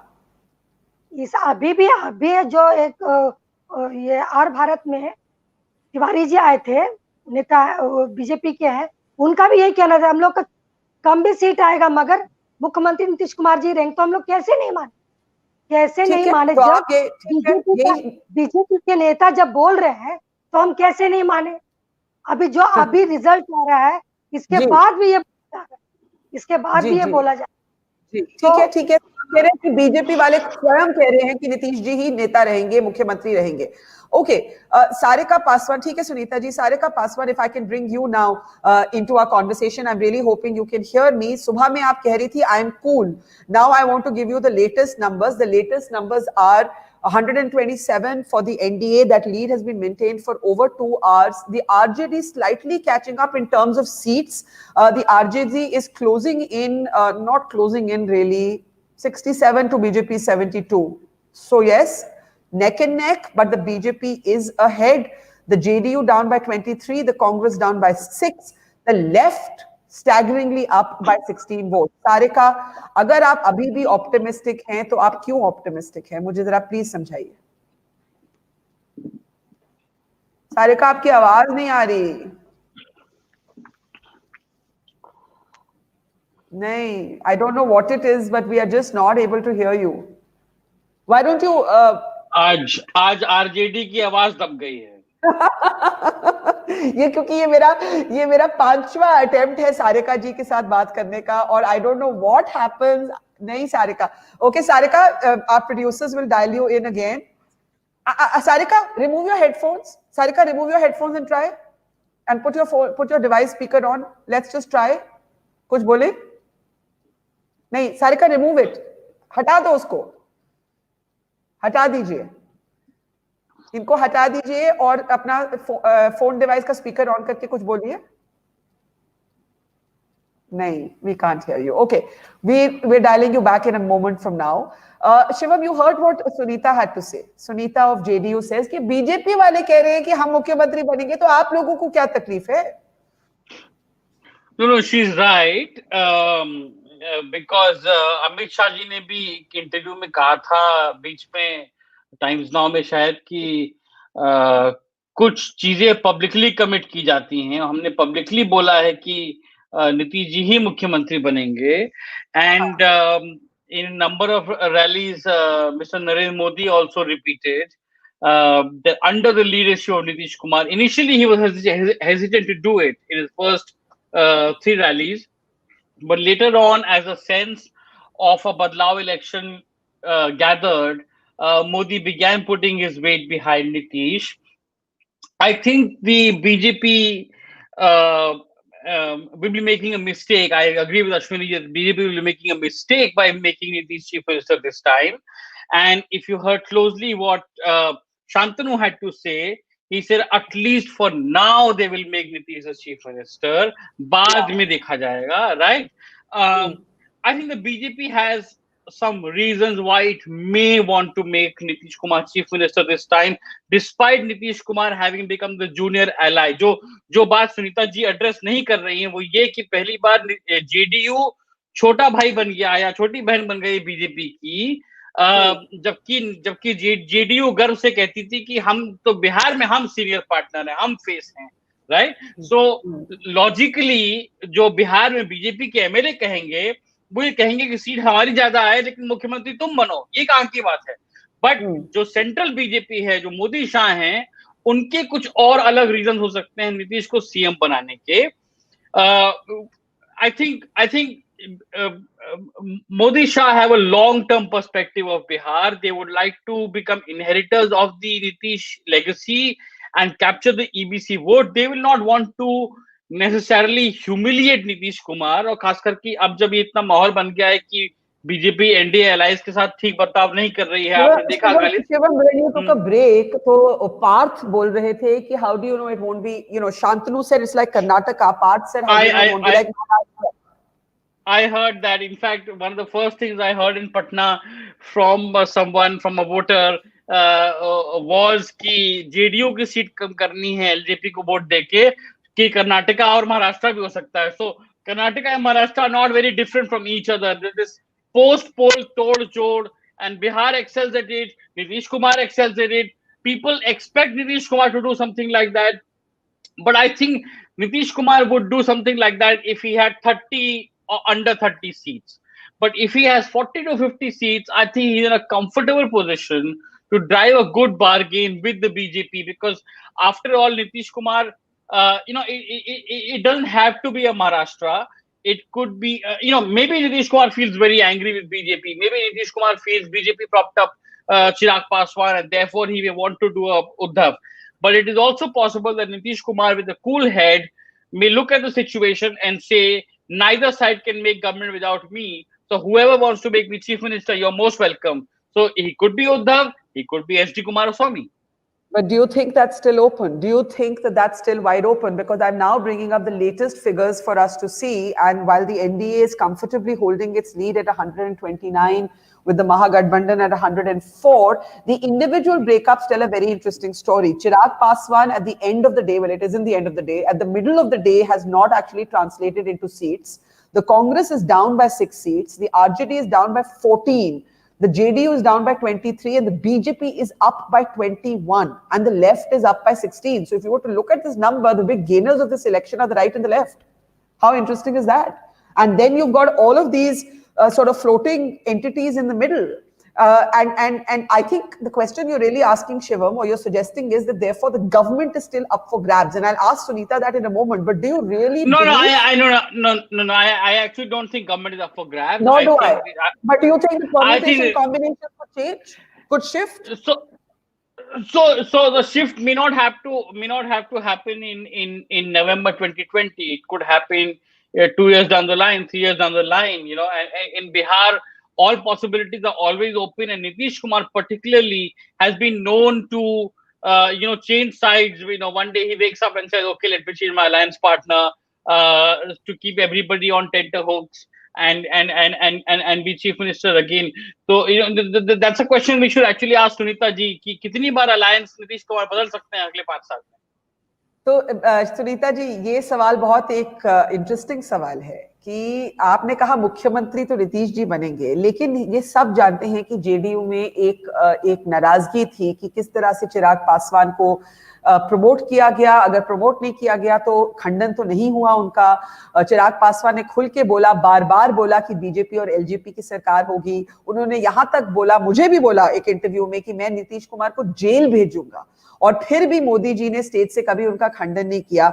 Could it be that Nitish could join hands with his old partners again, कि आप बीजेपी के साथ ही डटे रहेंगे? और क्या नीतीश जी ने जिस तरह से बोला था कि ये मेरा आखिरी चुनाव है, आप ये मानते हैं कि एक तरह से ये दिस इज द, जिसको कहते हैं the end, the last overs of his innings? देखिए, जब माननीय नरेंद्र मोदी जी आए तो उन्होंने एक बात और कहा था चिराग पासवान के लिए कि ये सिर्फ वोट काटने वाला काम है. तो ये उनके माध्यम से कहा गया.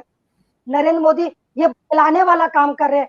उनका कहना था कि हम इस बिहार के इस में गठबंधन हम नहीं है इनके साथ. और इसके बाद इन्होंने ये भी कहा था कि ये वोट काटने वाला काम कर रहे हैं और जनता को बरगलाने वाला काम कर रहे हैं. ये बात माननीय नरेंद्र मोदी जी ने कहा था। तो इससे जाहिर होता है कि नरेंद्र मोदी चिराग पासवान आखिर उनसे हट के बात की है ना, आखिर वो खुले आम सभा में इस बात को बार बार दोहरा रहे हैं, तो इसका कोई मायने है ना, इसका कोई मायने होगा नरेंद्र मोदी जी के। नहीं, पर वो आपको आप अब तो चुनाव खत्म हो गया, अब तो खुल के बोल सकती है सुनीता जी, थोड़ा तो गुस्सा होगा जेडीयू कार्डर्स में। देखिए, अब गुस्सा, अगर गुस्सा होता तो दोनों का गठबंधन नहीं होता। आखिर ये लोग एनडीए का एक मतलब ये लोग का बैठ के एक समझौता हुआ होगा ना, ये लोग का बैठ के हुआ करने के लिए कि हाँ हम लोग साथ मिलके लड़ेंगे बिहार में। तो इसमें तो हम कोई गुस्सा का बात तो हम इसमें कोई हम नहीं समझते हैं। अगर ऐसा हो जी, अगर ऐसा कुछ होता तो नहीं, लेकिन सुनीता जी, आप ये देखिए कि चिराग पासवान पे आप क्या कहेंगे कि चिराग पासवान ने कहा कि मोदी जी मेरे दिल में हैं लेकिन जेडीयू के मैं खिलाफ हूं। चिराग पासवान ने खाली जेडीयू के खिलाफ सीटें लड़ी, बीजेपी के खिलाफ नहीं लड़ी। आप चिराग पासवान जेडीयू के खिलाफ नहीं लड़ रहे होते तो जेडीयू की इससे भी ज्यादा सीट आती। कुछ सीट तो चिराग पासवान खराब कर ही रहे हैं आपकी, है ना। तो ये चिराग पासवान जी के बारे में सवाल ये है कि ये हनुमान जी है चिराग पासवान, लेकिन ये हनुमान जी खुद से आए कि भेजे गए? देखिए, अब तो मतलब चिराग पासवान ही जानेंगे कि वो खुद आए कि कोई भेजा है।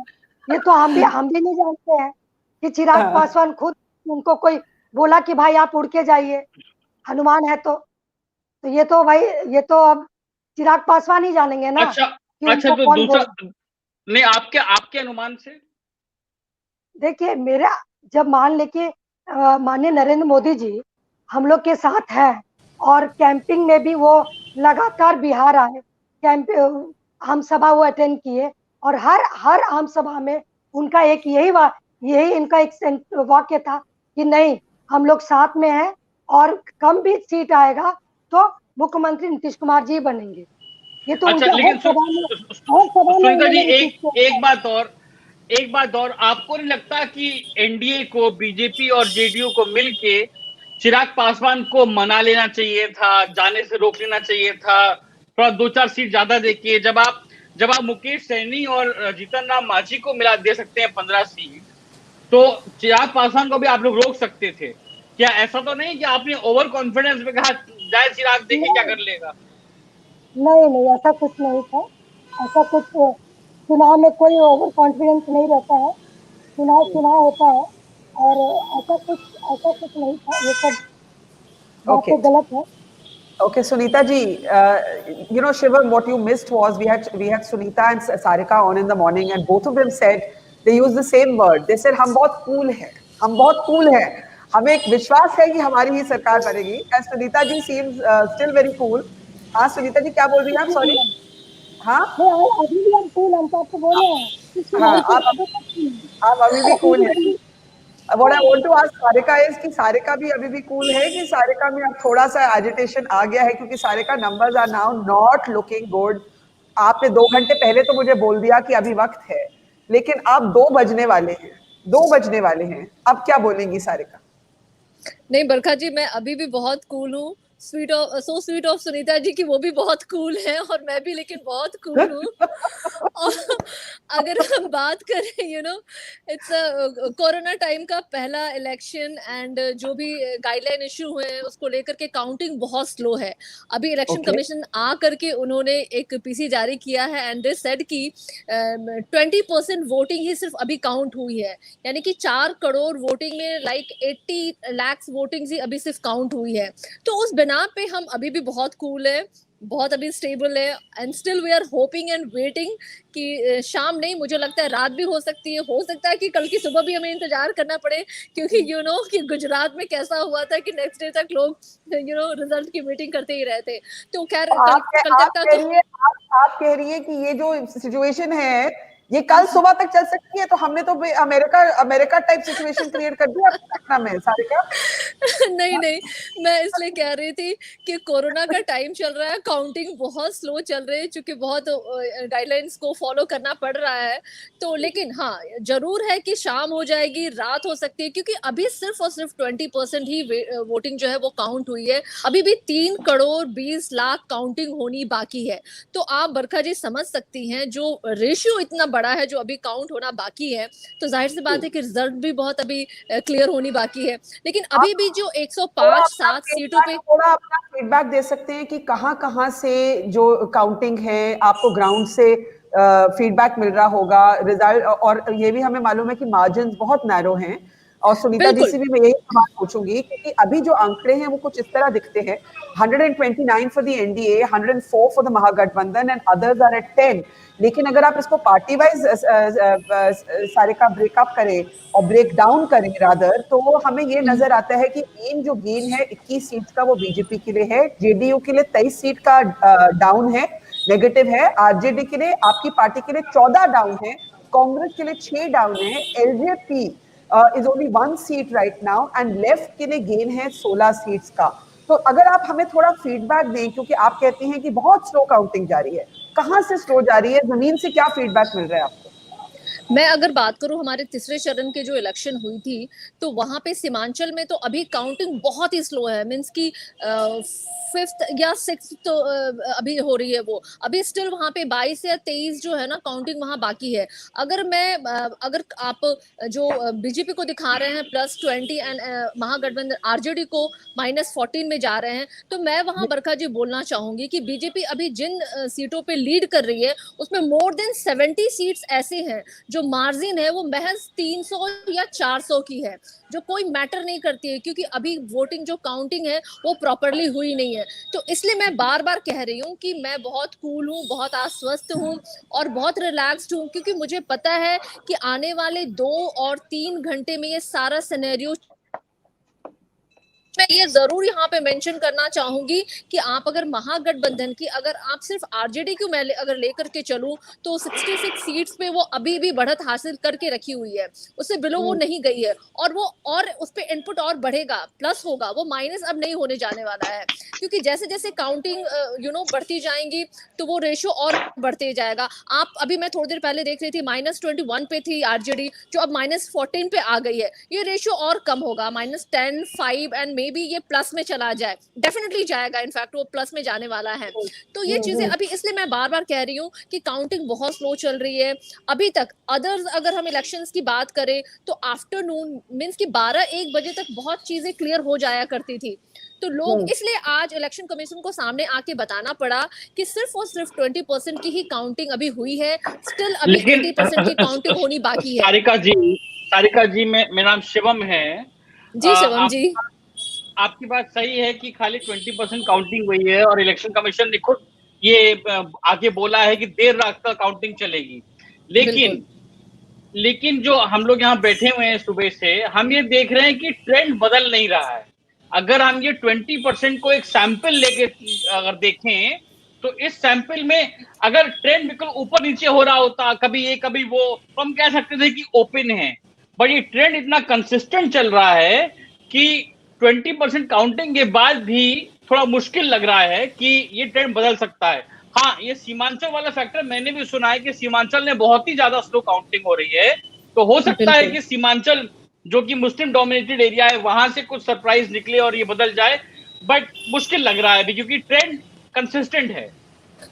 नहीं शिवम जी, यही मैं बता रही थी कि जैसा आपने कहा कि मैंने वो काउंटिंग तो खैर स्लो चल रही है, नो डाउट, सीमांचल की अभी भी आनी बाकी है, लेकिन अगर एक चीज देखें, बीजेपी पहले नंबर पे है तो सेकंड पे आरजेडी है। हम डे 1 से कह रहे थे कि हमारी जो लड़ाई वो सीधे की सीधे बीजेपी से है, और वो इस बात को अभी प्रूव करे, जो रिजल्ट आ रहे हैं, जेडीयू कहीं बीच में एग्जिस्ट में थर्ड पार्टी में वो दिख रहा है। कहीं ना कहीं लोग शुरू में जब इलेक्शन स्टार्ट हुई थी तो काउंटर चल रहा था, नीतीश कुमार वर्सेस महागठबंधन मींस की तेजस्वी यादव जी, मैं अगर नाम लूं तो। लेकिन अगर आप शिवम जी अभी के रिजल्ट देखें तो देखिए ये बड़ा ही मतलब BJP one of the largest party, no doubt, इससे कोई इनकार नहीं कर सकता है, लेकिन सेकंड पोजीशन पे आरजेडी है, ये बहुत बड़ा चैलेंज उनके लिए भी है।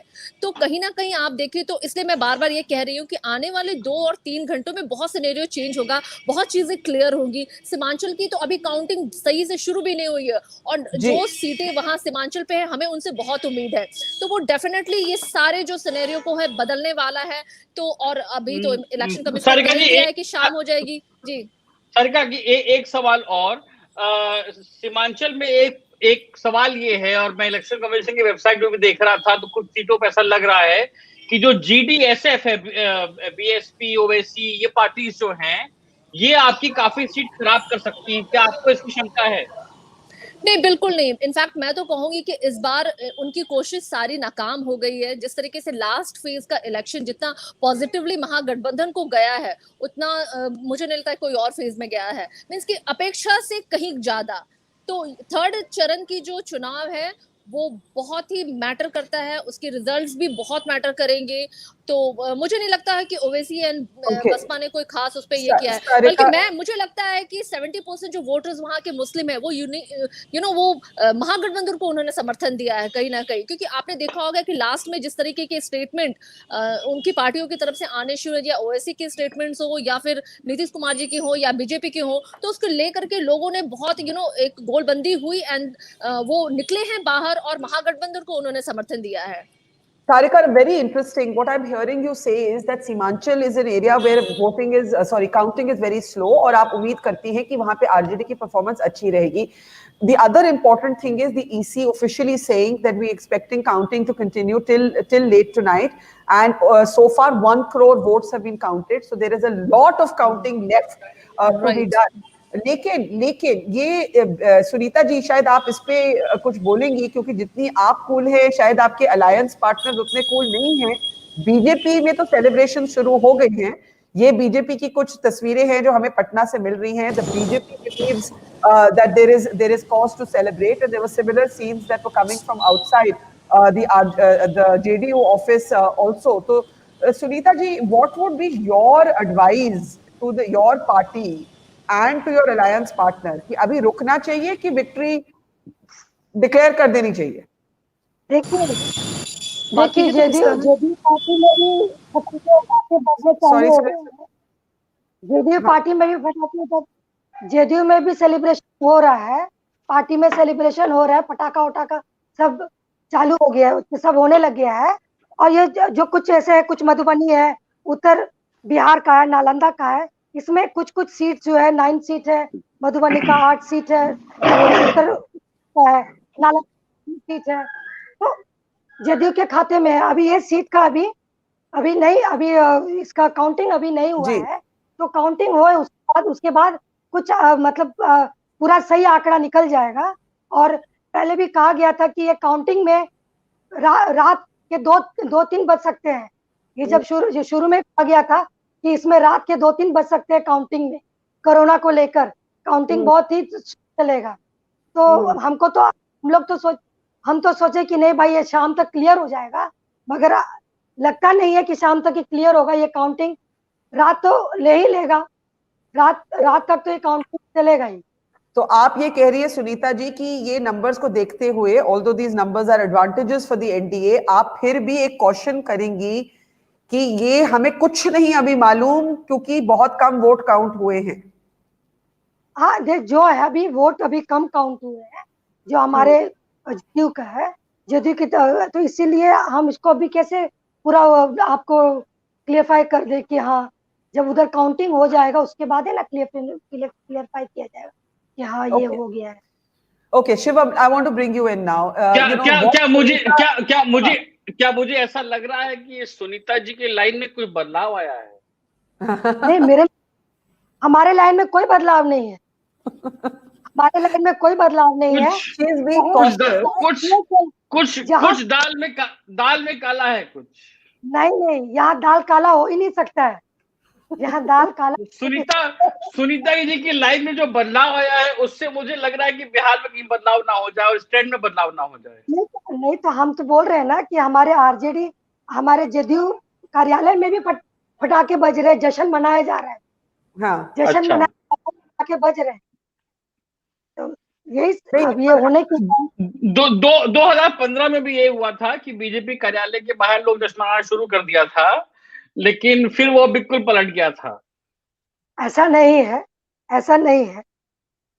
हम आश्वस्त हैं कि हमारी एनडीए की सरकार बनने जा रही है और मुख्यमंत्री जी नीतीश कुमार बनने जा रहे हैं। ये तो हम इस पर हमेशा कायम है, शुरू से अंत तक हम इस पे कायम ही रहेंगे, क्योंकि ये सत्य है। सुनीता जी, आप क्यों फिर इतना केयरफुली चीजों को देख रही हैं? अगर आपको पूरी तरह से कॉन्फिडेंस होता तो आप क्यों, क्योंकि जब हम इन नंबर्स को हम देख रहे हैं, मैं मान सकती हूँ ईसी ने भी कहा है कि बहुत देर से कुछ नहीं बदला है, लेकिन ईसी ने भी कहा है कि रात तक काउंटिंग चलेगी, लेकिन ये नंबर्स आंकड़े देखते हुए आप लोगों की क्लियर लीड है, फिर भी आप बहुत ही केयरफुली इसको संभाल रहे हैं। देखिए बरखा जी, बिहार अब बिहार में जो स्थिति था, आप बोलेंगे कि ये बात नहीं बोलने का है, मगर आपको हम क्लियर कर रहे हैं। बिहार में जो स्थिति था वो जैसा होता है ना कि एक मट्टी का घर गिर गया है, तो उसको घर को बनाने में, उसको संवारने में, सब करने में, ये सब चीज माननीय नीतीश कुमार जी ने किया है। और इसके लिए माननीय नरेंद्र मोदी भी सराहते हैं कि बिहार का विकास नीतीश जी के माध्यम से हुआ है। ठीक है, केंद्र सरकार मदद किया है, केंद्र सरकार मदद दिए है और उन्हीं के माध्यम से हुआ है। तो इसको कोई मतलब इसको कोई अस्वीकार नहीं कर सकता है ना, कोई अस्वीकार नहीं कर सकता है कि बिहार में विकास नीतीश जी के माध्यम से हुआ है। और इसीलिए हम लोग एकदम फुल कॉन्फिडेंस में है कि अभी जो भी मुख्यमंत्री नीतीश कुमार जी बनेंगे, और ये हमारे नरेंद्र मोदी जी का भी कहना है, तो इसको बार बार नरेंद्र मोदी जी रिपीट कर रहे हैं। तो इसमें मैं आपसे एक चीज पूछना चाहती हूँ, अगर ये सरकार आपकी बनती है तो क्या आप इसको मोदी जी की जीत मानेंगे कि नीतीश कुमार की जीत मानेंगे? देखिए, दोनों का जीत होगा, इसमें दोनों पार्टी का जीत होगा। अच्छा, तो आप ये मानते हैं जो शिवम ने पॉइंट किया कि नीतीश कुमार अब जूनियर पार्टनर बन जाएंगे, आपके नेता अब जूनियर पार्टनर बन जाएंगे, आप वो बात स्वीकार करते हैं? देखिए, अब छोटे भाई बड़े भाई, छोटे भाई हैं, तो इसमें क्या, नरेंद्र मोदी जी ऊपर पोस्ट पर है तो वो बड़े भाई हुए और ये छोटे भाई होंगे, तो इसमें कोई मतलब इसमें कोई ऐसा कोई आर्गुमेंट वाला बात ही नहीं। ये तो क्लियर है, छोटे भाई बड़े भाई का एक अच्छा एक लोग का समीकरण बैठा है। Shivam, do you accept Sunita ji classification कि छोटे भाई बड़े भाई में क्या फर्क है? इट डजंट मैटर, जीत दोनों की है। She is actually quite cautious and seasoned in her responses. Sunita ji, आप पुरानी खिलाड़ी हैं, आपको सुन के समझ में आता है, your experience shows you have not said even one word that can actually be held against you बाद में। but Shivam, it's quite interesting कि आप भाइयों की classification, Ashwini coming to you right after that, दोबारा आ गई है। Shivam, just unmute yourself please and go ahead. Yeah.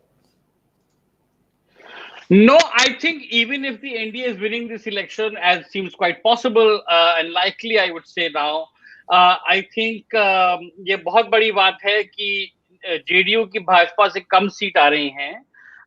Bhajpa ने एलजेपी को यूज करके या उसके बिना भी जेडीयू को बहुत छोटा पार्टनर बना दिया है बिहार में। और अगर भाजपा के एमएलए बिहार में बोलेंगे कि अब मुख्यमंत्री पद पे हमारा दावा बनता है, तो उनका ये कहने का हक बनता है। अब जो नई रियलिटी होगी जिसमें कि बीजेपी नंबर 1 पार्टी होगी, और अश्विनी भी बहुत टाइम से ये कह रहे हैं कि फ्यूचर बिहार बीजेपी का है। जब अश्विनी जी ये कह रहे थे कि इस चुनाव में महागठबंधन की जीत होगी, तब भी वो ये कह रहे थे कि उसके बाद फ्यूचर बीजेपी का है। तो उस फ्यूचर में बीजेपी जेडीयू को खत्म करके, छोटा करके, आगे बढ़ के ये बड़ा भाई जो है, ये छोटे भाई को निगलने की कोशिश कर रहा है, ऐसा व्यतीत होता है। सुनीता जी नहीं मानेंगी? नहीं, हम तो ऐसा नहीं मानेंगे। हम तो ये नहीं मानेंगे कि बड़ा भाई छोटे भाई को निगलने का कोशिश कर रहा है। ये इसको तो हम इनकार करेंगे। वो भाई में लड़ाई होती है, कोर्ट भी जाते हैं, मर्डर भी होता है, देश में बहुत कुछ होता है। नहीं, फिर भी भाई एक होते हैं कि नहीं होते? कितना भी हो, एक होते हैं भाई, नहीं होते हैं। पहले भी लड़ाई हो चुकी है, थाली वाली छीनी गई, पता नहीं क्या क्या हुआ, तो अब ये बहुत कुछ। उसके बाद भी तो दोनों भाई एक ही हो गए ना, जितना भी हुआ उसके बाद भी दोनों भाई एक हो गए। नहीं, लेकिन सुनीता जी आप ये बताइए, अगर आपकी पार्टी की ज्यादा सीट आ रही होती और छोटा भाई कहता है मुझे सीएम बनना है, तो आप कहती क्या ठीक है बन लो बड़प्पन में? नहीं, जब चुनाव से पहले जिसकी ज्यादा सीट आती है मुख्यमंत्री उसी का होना चाहिए, नहीं होना चाहिए? हम बोल रहे हैं चुनाव से पहले, अगर ये हम लोग का पहले जैसे चुनाव से पहले ये हो गया है कि भाई कम आए चाहे ज्यादा आए नीतीश कुमार बनेंगे, और ये अगर हम लोग का बीजेपी के साथ अगर ऐसा भी होता तो हम लोग का चुनाव से पहले होता है, और जो चुनाव से पहले तो उसको सर्वोपरि मानते हैं हम लोग, उसको हम सर्वोपरि मानते हैं कि वो हम लोग चुनाव से पहले हम लोग का क्लियर हो गया है, उसको हम सर्वोपरि मानते हैं। Okay, ठीक है, गुड पॉइंट। हाँ ठीक है, fair enough. Ashwini, you were wanting to make a point. By the way, the needle is not moving, but I do have to acknowledge इसी का point कि रात तक चलेगी ये counting, margins narrow हैं. Sarika Paswan was earlier making the point कि कहीं पे the margins are as narrow as 400 seats. पर अभी आप देखिए वो gap फिर increase हो गया है. Please note the numbers on your screen. BJP at 76, the RJD at 62, the JDU at 52. तो ये narrow, it's a neck and neck in a really closely fought election in the most brilliant tradition of Indian politics. It is a very ferociously contested election. Boliye, no, Shivam, you're not agreeing with me? It's not ferociously contested? No, I think the NDA is increasing its lead. NDA is now on 30. No, I agree. But I'm just saying that the way if we have been unable to call the election, the way we have been unable to call the election is partly because of slow counting and partly because of narrow margins. That's the only limited. But for the NDA to form the government. No, but if you look at it, the NDA lead is only increasing now. It's at 132. Some minutes ago it was at 126. Before that was 124. So as the counting increases, the NDA lead is only increasing. I agree. And for me, I believe that unless there's some shock and that we don't understand something, the NDA is going to form the government. Now, Ashwini, please go ahead. Yeah, I think I agree with both of you, and that it's a very robust sample. It's a small sample, but quite a robust sample. So we can safely predict that NDA has certainly advantage and moving ahead. But Sunita ji, Bihar का इतिहास बता रहा था मैं थोड़ा सा, जो परिचित नहीं है, कि बुद्ध हमेशा कहते थे कि पाटलिपुत्र को 3 चीजों से खतरा है, बाढ़ से, आग से और भाइयों की झगड़े से. I am coming back to Shivam's point. तो हमेशा बिहार की ये रही है, मतलब इतिहास रहा है. और I am looking at a longer history. Barkha 30 साल का इतिहास जो है सुनीता जी, उसमें आप देखिए कि भाइयों के झगड़े से नीतीश जी और लालू जी कहाँ पहुंचे हैं. And so let us not dismiss that fact. Agar if JDU doesn't get finally in the final tally, agar usko 50 seat nahi aati hai, 40 se 50, it will become very difficult for Nitish ji to become a CM same way. He might become CM, but he will be a weak CM. I have been again consistently saying that for BJP, I thought that it would be a semi-final and 2025 will be final. BJP is heading, there is a comparison in our discipline that is Bihar going UP way? Are we getting Yogi like a leader which completely, changes Bihar's politics, turns Bihar into a Majoritarian politics? I think BJP is, probably savoring that prospect, looking at that prospect when they become really a dominant. Let me ask you all this. I don't know if you all agree. I don't know if Shivam agrees, but I believe this was one of the most muted BJP campaigns that I have seen. But if this is the result, and I'm told we have now an updated graphic, so let's look at that before we discuss this. Okay. Oh, yes, Shivam, you are right. The NDA is now at 133. The Mahagathbandhan has slipped below 100 to 99. The others are at 11. So the NDA seems to be consolidating its lead. And with a gain of 23 seats, the RJD has actually slipped 17 instead of gaining the 10 that it had hoped. But yes, they still insist that Simanchal will vote a different way. The Congress, it's time to talk a little bit about the Congress. and I'm just going to go back, sorry, to that number once more, because it is time to talk about the Congress's fall. If the Congress actually falls about 9 to 10 seats, that is going to hurt the Mahagathbandhan enormously. That is a number that matters if it remains at that. And then there is the left, which seems to completely maintain its increase of 16 seats. So I think that this is in a way confusing, because if the BJP was so muted, it hasn't reflected in the numbers, and it seems that the BJP has Nitish Kumar exactly where it wanted him. The BJP project of weakening Nitish, emerging as the main player, calibrating Chirag Paswan, and people were saying Amit Shah is missing, Amit Shah is busy with Bengal, the Amit Shah touch is missing. I mean, clearly the Amit Shah touch is not missing. Shivam? No, I think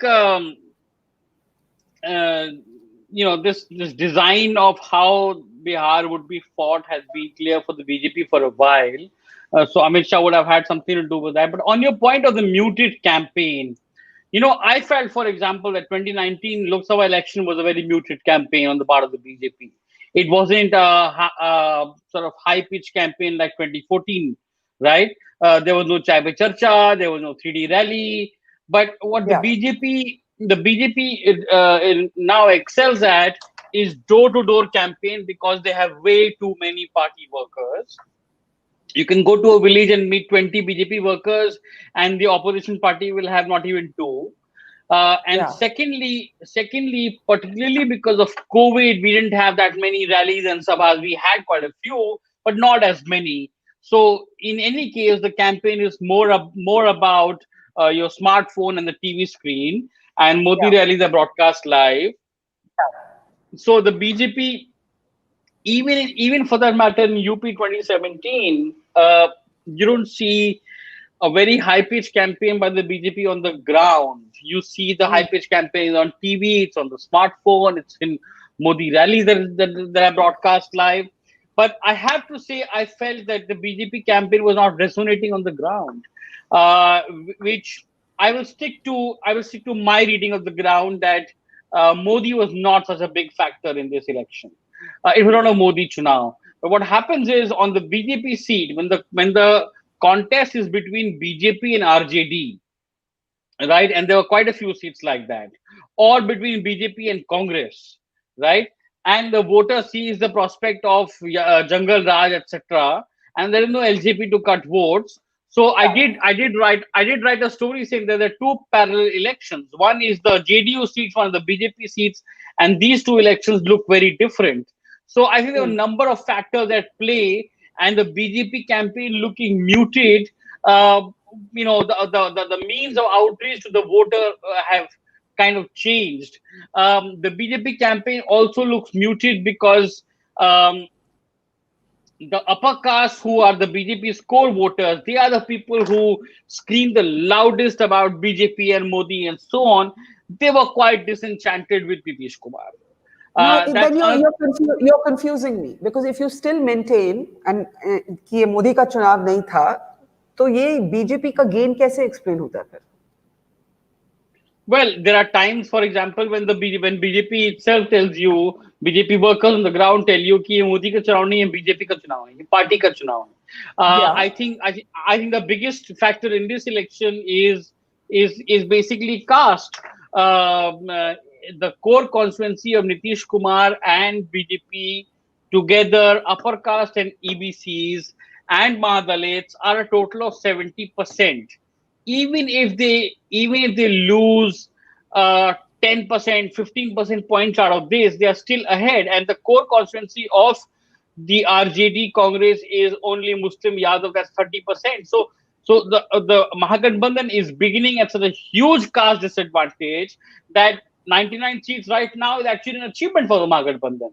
Now, if you add to this caste arithmetic the anti-incumbency and so on, that's why the Mahagathbandhan is getting these many seats. Otherwise, they should have got seats like the way they did in the Lok Sabha.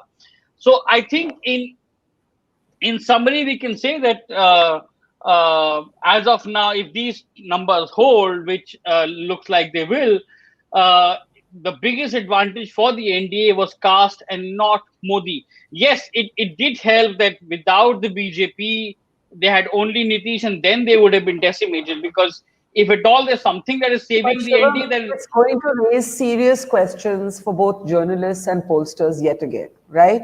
And Ashwini, I'll bring you in. And Shivam knows why we're laughing, because we both actually have a friend who told us, I won't name the friend, who told us before this election that there was no way, given how the caste numbers were stacked up, that the result could go any other way. And we believed him. Then we went to Bihar and we saw the anger against Nitish Kumar and we said, you are wrong. And then all the exit polls gave the result to the Mahagathbandhan with varying numbers. So, dono reporters or pollsters ke liye one more round of egg on our face. Yes. Barkha, may I come in here? Yeah, Shivam. Yes, Ashwini, go ahead. Yeah. My sense is following, Barkha. Caste is there. Always there.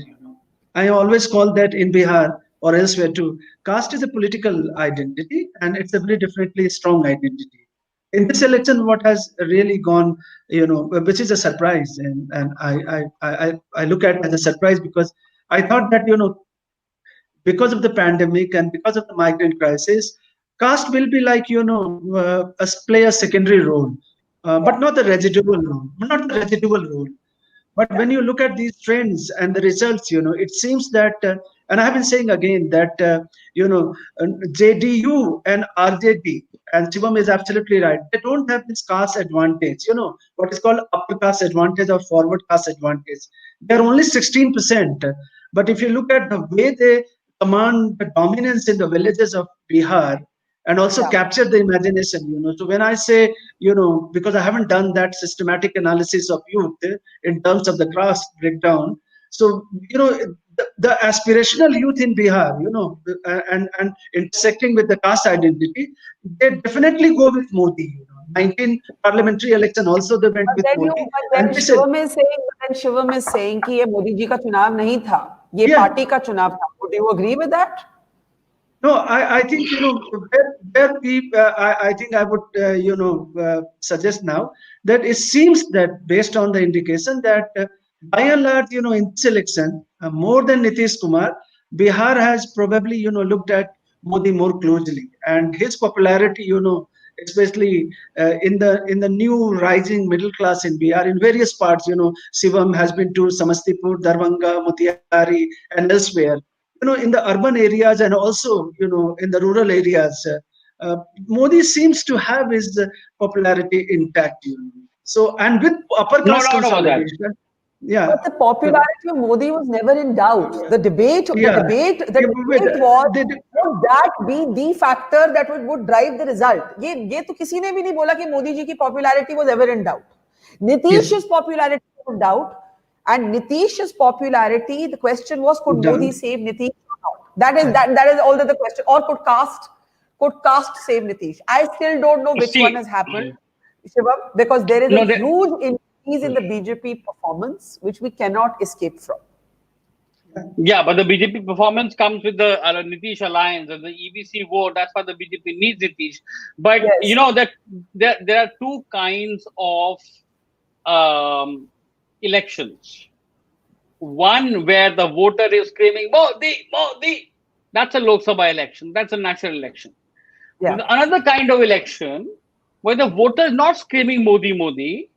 You have to ask the voter, what do you think of Modi? And the voter will say, Modi to theek hai. Right? Modi to theek hai, लेकिन यहाँ पे सरकार ठीक नहीं है. Balki, in fact, in places like the Delhi Assembly election, in Madhya Pradesh and Rajasthan, we saw voters say कि Modi तो ठीक है, BJP के यहाँ के लोग ठीक नहीं हैं. So this is a distinction. Then there are two kinds of election realities. One election reality is produced by the final numbers, and one election reality is what we see on the ground, the sense that the media and the surveys produce. Now, in the pre-result reality, my sense is that this was not a Modi election. This was more like Madhya Pradesh, Rajasthan, Chhattisgarh, Delhi, right? Where voters liked Modi, but this was not Modi ka chunav. I actually met voters saying things like this is ye Modi ka chunav nahi hai, right? Tell me But this number. BJP is single largest party yeah, at 72. Tell me this number. Tell me the meaning of this number. I said to you that there are two kinds of election realities. One that is produced by the numbers. Now, after these numbers, I will sound very silly saying ye Modi ka chunav nahi tha, Modi factor nahi tha, right? But that was my reading of the ground, and I stick to my reading of the ground. But after the result, of course, you have to say Modi.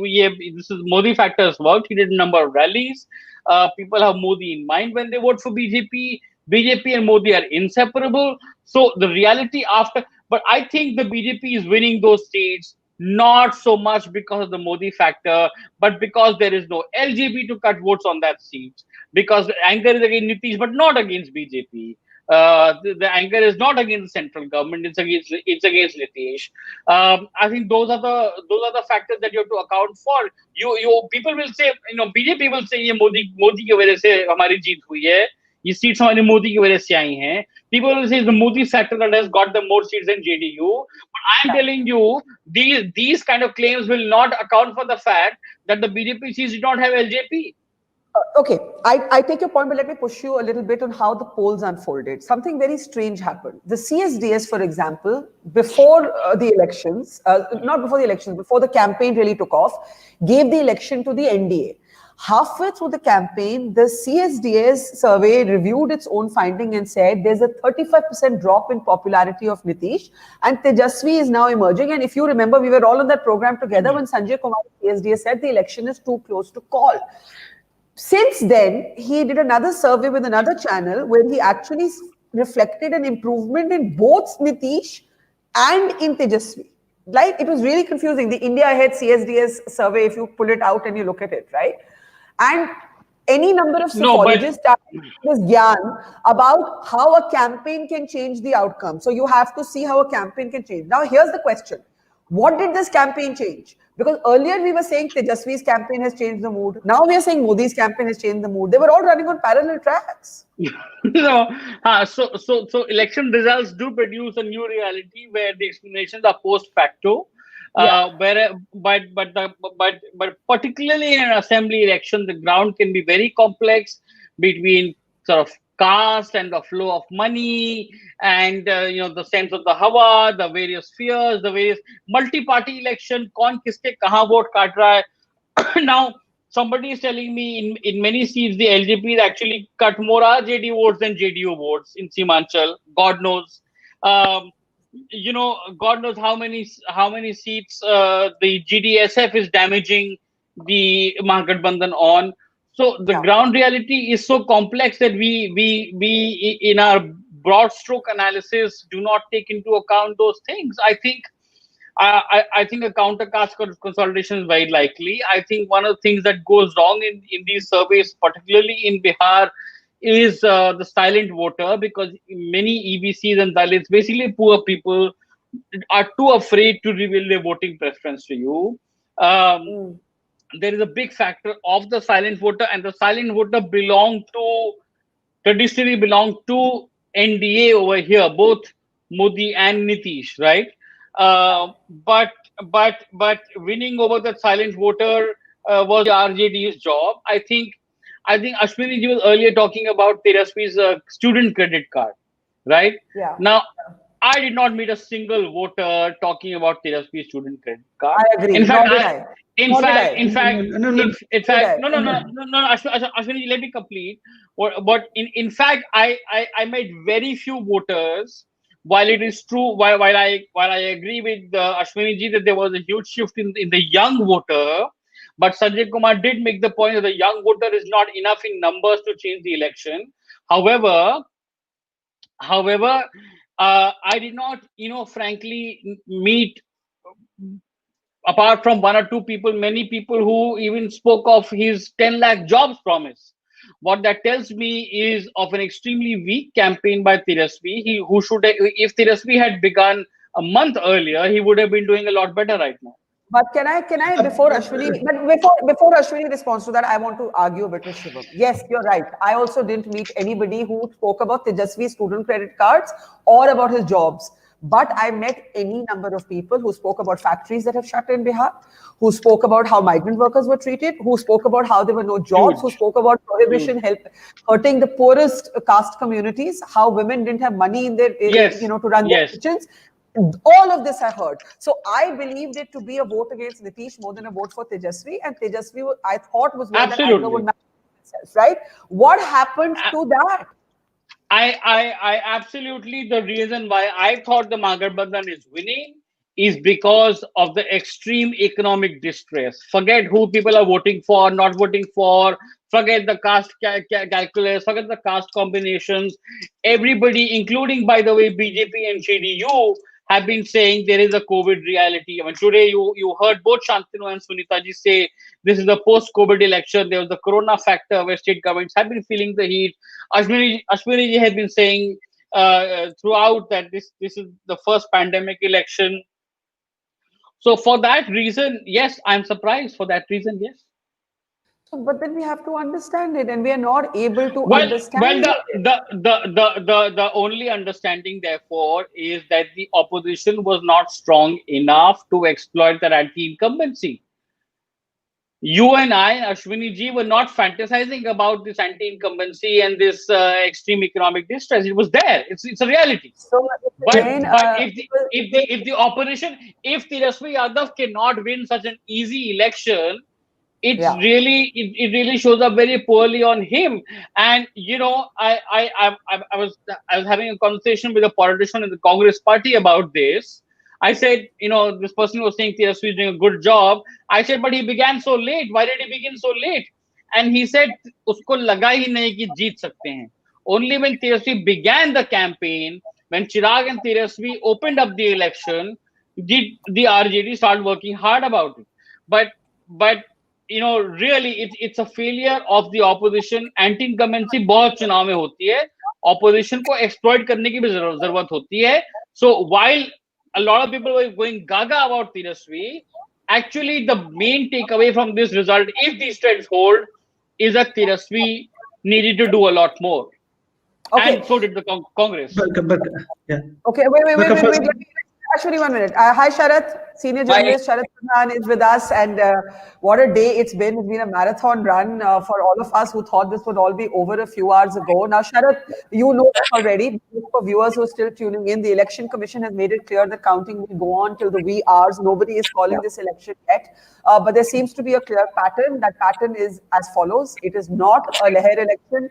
It is not a Badlav election. It is an election where the Modi factor and the caste configuration of Bihar may have won the day for the NDA. Nitish stands vastly diminished. The RJD is still hoping that late counting could throw up a surprise in narrow margins, but so far the gap has held. So Sharath, I want your take, but I'll just look quickly first at the latest numbers position, and then you can come in. The NDA is leading in 126 seats, and the Mahagathbandhan in 104. And if you actually, and the others in 9, and if you actually break this down seat-wise, the BJP's gain is now of 19 seats. The JDU is down by 22. The RJD is down by 16. The Congress is actually down by 8. And the LJP is up by 1. The real gainer, and it continues to hold, there's been no change in that, interestingly, is the left. While all the numbers have been changing, there's been no change in the gains that have been made by the left. Now, Sharath, throughout the morning and now the afternoon, the Mahagathbandhan has continued to argue that it's not over yet. They're expecting different results from Seemanchal. They're saying the margins are as narrow as 400 to 1,000 in some seats. Usually for all of us who covered election, if a gap holds for what now, 3 hours, I think this gap has held from 12 to at least 2:30 in a very consistent way. The outcome is known, right? So, Sharath, your quick take. Well, considering that the last 3 hours, the gap has been maintained consistently, it is unlikely that there would be any major change which could make, but considering that still there are at least 70 seats where the gap is between 100 and 400 or 500. It could, if there's some kind of it only needs some kind of a magic to turn the tables. But yes, as you rightly said, the factors that have played in favor of NDA, well, certainly it is Modi, which one was expecting the way he was going about his speeches and his campaign. it was somewhat lackluster, and he was continuing to harp on his on the nationalist narrative that they built, and there were talks about in India, Pakistan, and Hindu Musalman. So that one thought would not gel as much as what Tejashwi had been highlighting, and which were ground factor. But there's yet another factor, Barkha. The women of Bihar, I think Nitish's prohibition must have affected the turn of that. Sharad, we were actually arguing the opposite. Our experience on the ground was that women were actually quite badly hit by this prohibition thing in terms of revenue. Because other women, it was more expensive for those who were. It was actually available for everyone. No, also because some of the most marginalized caste communities, like the Musahar community, was very badly hit, and that women otherwise were angry because of the state of the economy, right? So I think we don't know for sure, right? We're going to have to wait for a division of the votes and a breakdown of, we don't have enough detail.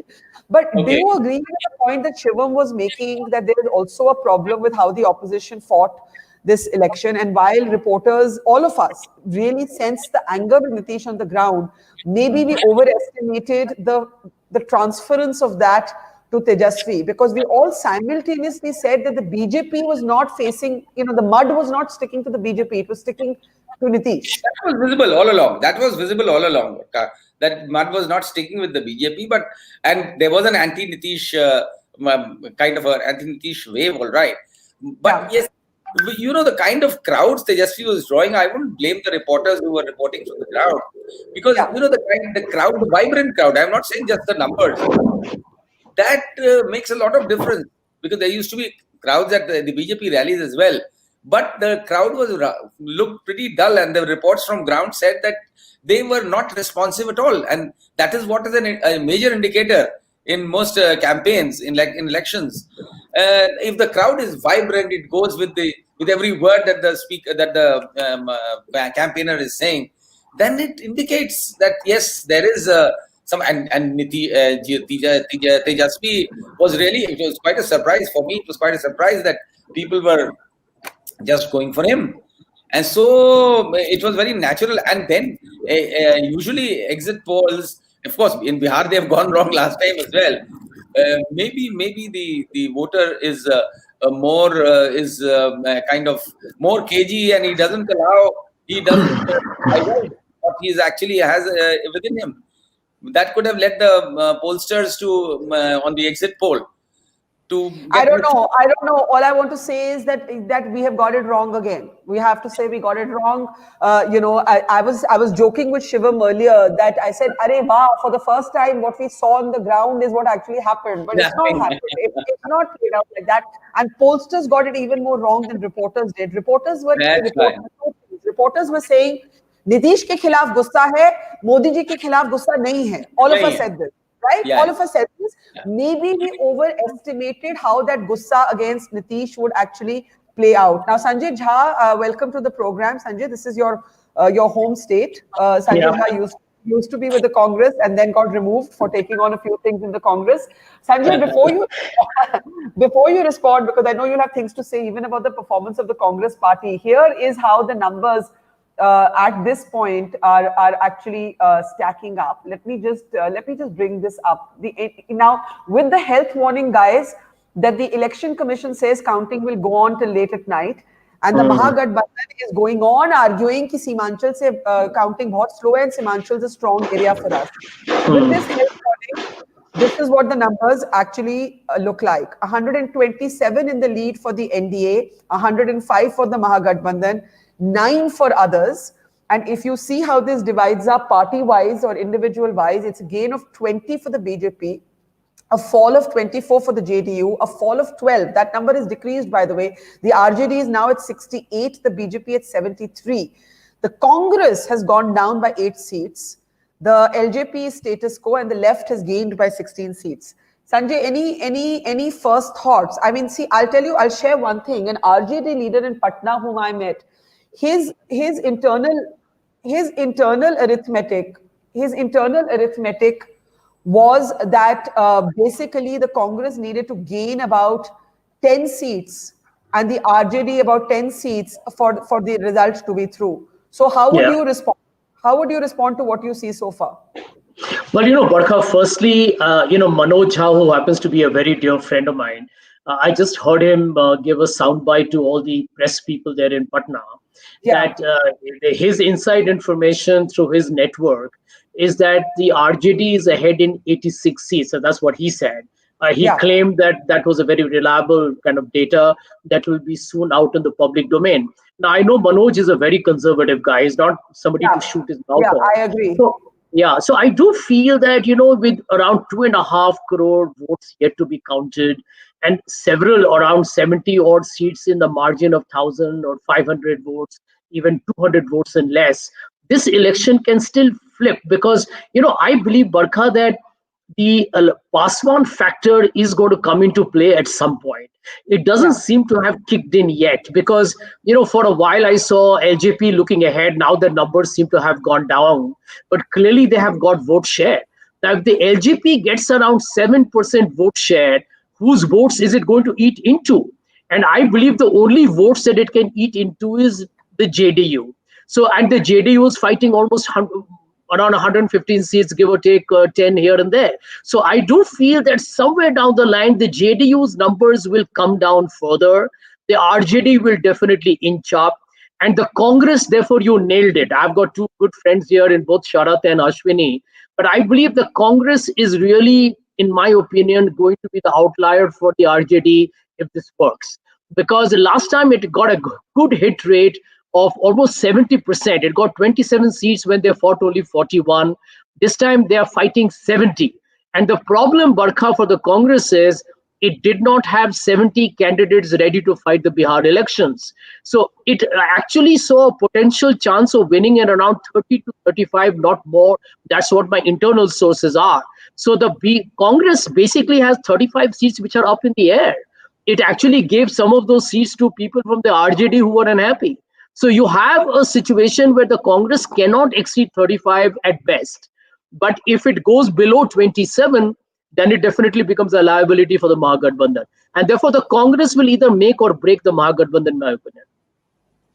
So, Sanjay, what you're really saying, and I can see Sharat laughing, is that the Congress is going to make or break this election for the Mahagathbandhan. Sharat, do you want to respond to that? Well, I would say that Sanjay's departure from the Congress is not a loss for the Congress. And all I would want to say is that. And what he's saying, I think it makes a lot of sense. It does. And he could say, why I was laughing was that, yes, here he is coming out with what is actually happening on the ground for the Congress. And which is why he's out of the Congress, because he would speak out. No, but Sanjay, two things that you said, Shivam's back with us, and two things that I think Sanjay Jha said are interesting.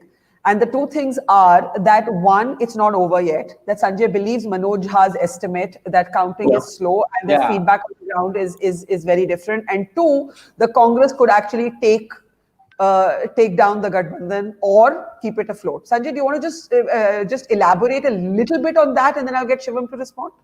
Sure. And see, in my opinion, when you look at the Congress in this election, they have actually ridden on the coattails of Tejashwi. Tejashwi basically picked up on the jobs, 10 lakh jobs, and he has tried to basically spin the election on jobs on just that one big USP. Now, that if that has worked with the youth, he has a semblance of an opportunity. But please don't forget, Barkha, that the Mahagathbandhan was actually written off till a few weeks before we got very excited with the exit polls. The truth is that 2 months ago, I was being told in Bihar that this election is a fait accompli, and the NDA is going to actually have a washout of the Mahagathbandhan. So the very fact that they have actually come close is good enough. Now the point is they could actually be even winning, depends upon how the election plays out. I do feel that the impact of this election is going to be much more on both the Congress and the BJP, depends upon who wins and who loses.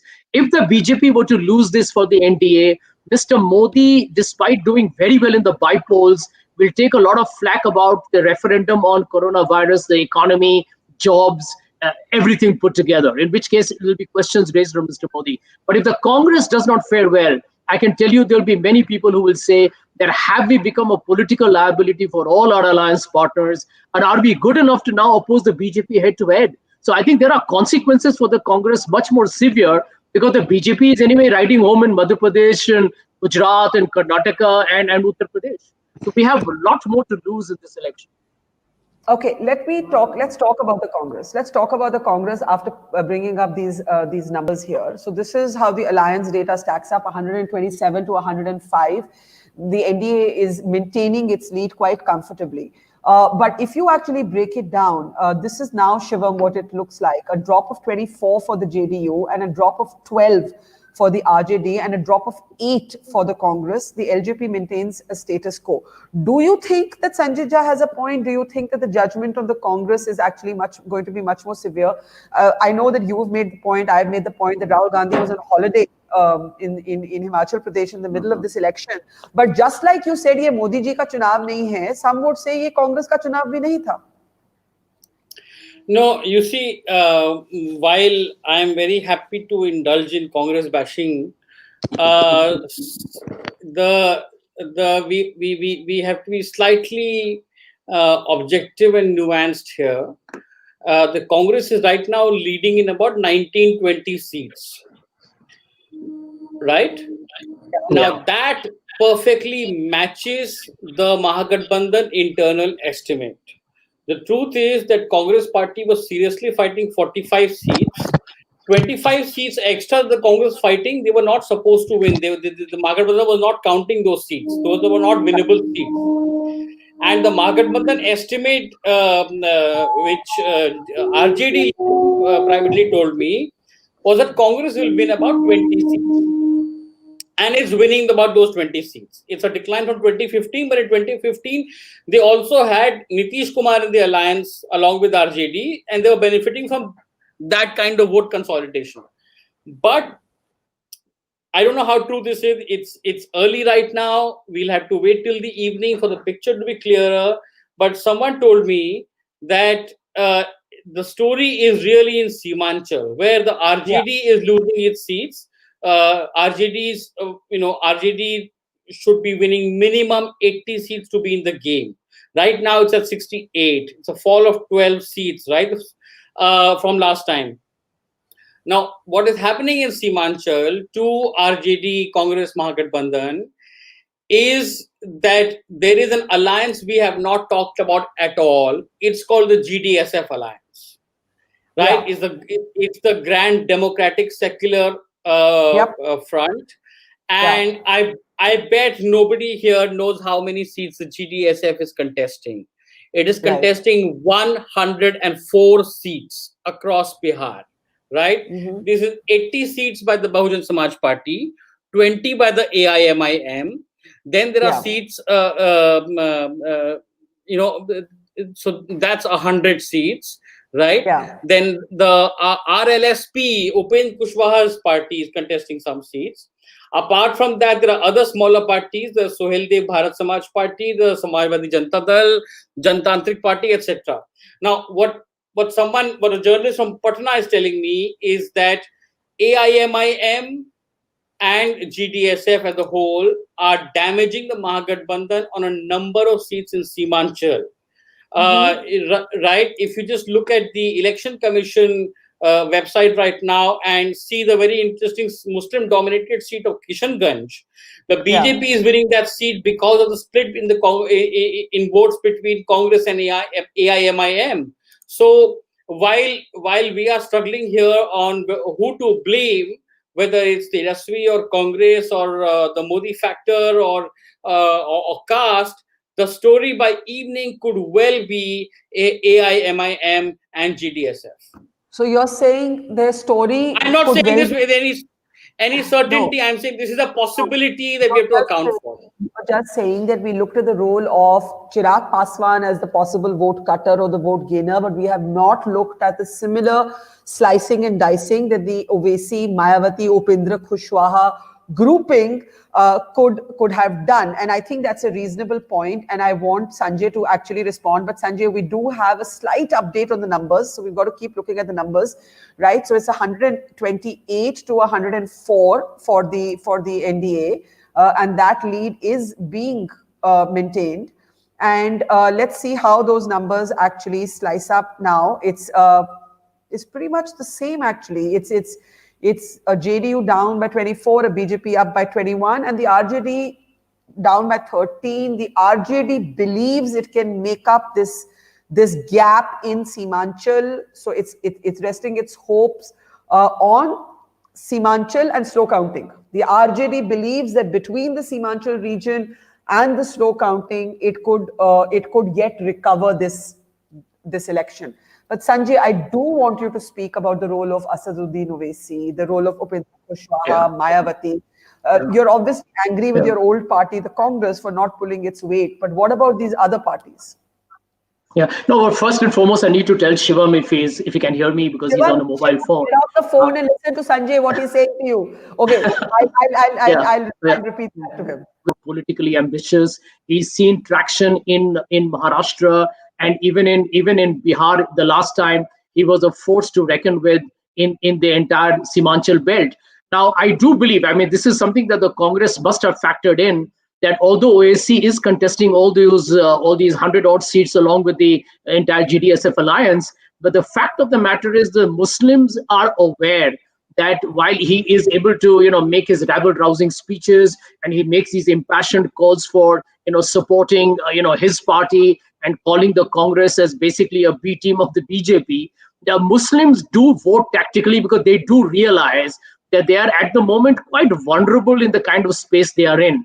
Please don't forget that during this election, the BJP has made the CAA, it has talked about Article 370, and there has been an attempt, the Bharat Mata Ki Jai that Prime Minister Modi said. So there has been an attempt by the BJP to polarize the election as well. So I'm sure the Muslims would vote tactically despite the fact that Owaisi is capable of influencing a certain section of the vote. If you look at the assembly elections or even the Lok Sabha elections, wherever Mr. Owaisi has fought an election from AIMM, he has not been able to actually impact the Congress's, he may take up a bit of the vote share, but not really in terms of seats. So I'll be surprised if in Simanchal, the impact is much greater. Although at the moment, I'm not going to deny, Shivam is right, that at the moment, if there is a bleed happening for the UP in the Simanchal area, that will have a lot to do with the fact that Mr. Owaisi is probably seeing success that he hadn't seen elsewhere. But as a Brahmin from Bihar, if I can say it, I'm very disappointed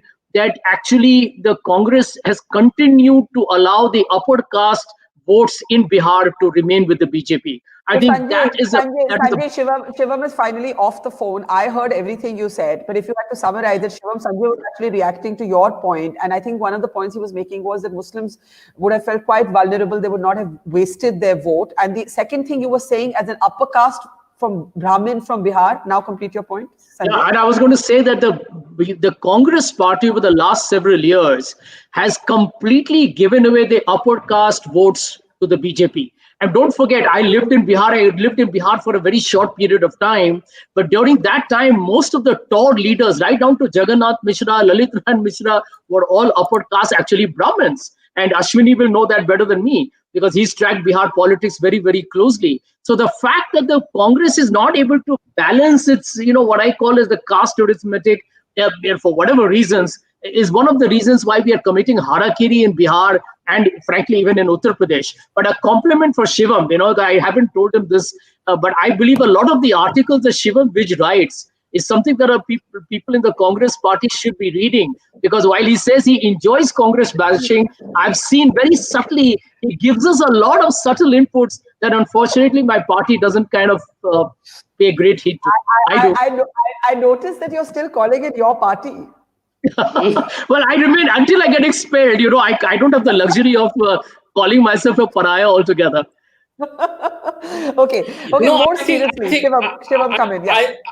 I think Sanjay Jha has become a more penchant critic of the Congress than I am, and I think while I admire Sanjay Jha's honesty and outspokenness, I think we know that Congress in Bihar is decimated. If it was not decimated, it would not be having an alliance with RJD. It would be at least the senior partner.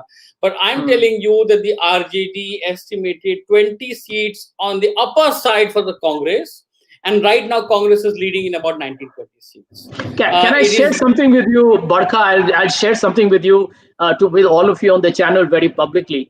There were some of us, including Shatrughan Sinha, Kirti Azad, and a couple of people who spoke before the Bihar elections. We huddled up together. And one of the suggestions that we gave to the Congress leadership was, you know what, you need to build for the future. There are two things. We have been written off. In the short term, you're not going to get more than 25 seats anyway in the Bihar elections. Why don't you build for the future and fight this election, fight more seats, negotiate more with the RJD, but try and build your base for the next assembly or for the forthcoming Lok Sabha. Obviously, the leadership rejected that. I want to hear more about that. That's a very interesting thought you've just said. But you know what? We've been talking about the RJD and the RJD saying that it's still in this game, right? This is what Manoj Jha, I know Sanjay, you spoke about it, but I just want our viewers to also hear for themselves. This is what Manoj Jha of the RJD just said minutes ago. बदलाव हो रहा है, हम सरकार बनाने जा रहे हैं और ये स्पष्ट तौर पे कहता हूं क्योंकि आपके कुछ टेलीविजन चैनल में रियल टाइम डेटा नहीं आ रहा। अभी हम 86 सीट पे लीड कर रहे हैं इंडिविजुअली, लेकिन वहां आ रहा है 66। हम सीधे अपने war room. Oops. Can we just extend that and get the whole thing? But basically, the gist, sorry, I was having a quick bite while Manoj was speaking. The gist is that he says that we're not getting real-time results. His input is different. So Sanjay, do you agree with that? Well, I do feel that I'll be surprised if the RJD is not even able to hold on to the seats it got the last time. There is no denying, and I've seen crowds in Congress rallies that haven't converted, definitely in Uttar Pradesh. But in the case of Tejashwi, a lot of the support that has emerged for him from the ground up has been organic. Mostly the rallies are staged. You get your supporters to come in. The success of a political rally is if you get those who get excited or curious to come in, or those who are hangers-on who begin to come in, the middle ground. And I do believe that Tejashwi has been drawing those crowds. So, I'll be disappointed if they are not able to even hold on to their seats, which is why I feel that the Congress actually... Sanjay, just a second. This is what's happening at the BJP office. I had to cut to that. This is what's happening at the BJP office. The BJP clearly does not agree.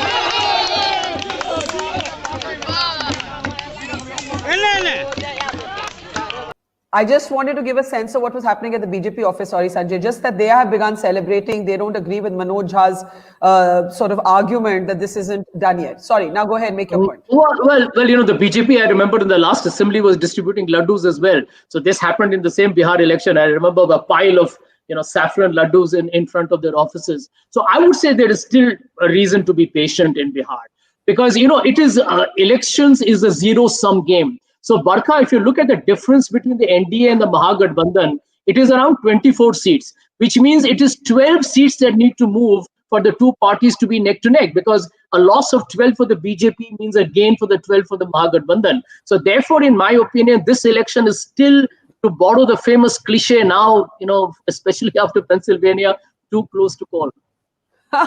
Okay, so this is really fascinating. We have a set of celebrations happening at one office. We have Manoj Jha saying it's not done yet at the other office. Can we just get a quick round of comments to everything that we've seen so far? Sharad, do you think it's too close to call, or do you think it's kind of done? Sorry. Let me just go ahead. It's too close to call. I wouldn't say that this will sustain till the end of the day. Yeah. And especially as you see the way it is inching, the way the counting is inching ahead, and there is reason to believe what Manoj Jha is saying. Maybe it doesn't go to that extent, but even if you discount what he's saying, still it seems that it's going to be a very close neck and neck affair, not this the gap that you see right now. And even as you see it moving, the counting, that factor Now, what Shivam pointed out about these Mayawati and these parties, they are certainly batting for the BJP. Mayawati is clearly batting for the. But how much difference she could make? She could But only she make can some. cut She will votes. be able No, only what we like don't know is how many she can cut votes votes. she managed to cut. In the past, BSP's performance in Bihar has been extremely poor. I don't think in the last election she was even able to dig into the votes so much. And right now her credibility is she suffered much more credibility loss, particularly after getting exposed for her underhand deals with the BJP. So I doubt it, but AIMIM could make, like Kishanganj is a case, as you already pointed out. Now, Kishanganj was not a place where one would expect the tilt to go in towards the BJP under any circumstances. And if that is not the way the Muslims are behaving there, as Sanjay Gav conceives, that the Muslims understand that OAC is not going to, and OAC is only causing them loss of Muslim division of the vote.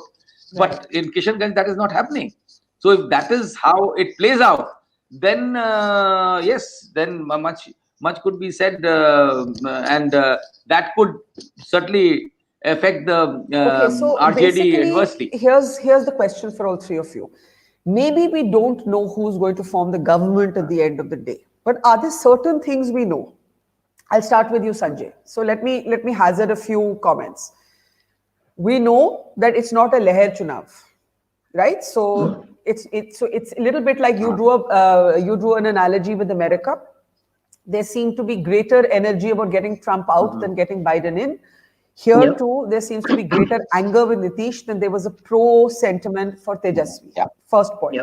Secondly, there's no mud that sticks to the BJP. There was great anger on the ground. I traveled in Bihar at factories closing down, at the handling of the migrant workers crisis, at local hospitals not functioning. But that anger did not stick to the BJP. When I tried to ask why, I got a variety of answers. One was to say that Nitish Kumar runs a one-person government.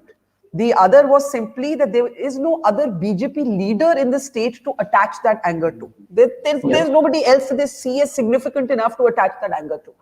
The third is that the Modi factor has swung the day. And the fourth could be that more than the Modi factor, it's a caste consolidation. Now, you said you're an upper caste Brahmin from Bihar. Ashwini has been advocating that maybe there has been a counter caste consolidation that has taken place. Which one do you think it is, Sanjay? I do believe that all the factors that you have mentioned have played out, and it depends upon the magnitude of scale in the entire mix. But Barkha, this is a point that the opposition needs to understand, because in several TV channels that I've been to, this is the constant refrain that Mr. Modi comes and he's able to become the shock absorber for all the negatives of Nitish Kumar's anti-incumbency, and he overrides it, and once again the BJP wins. Now, what does this mean? What is the political messaging here?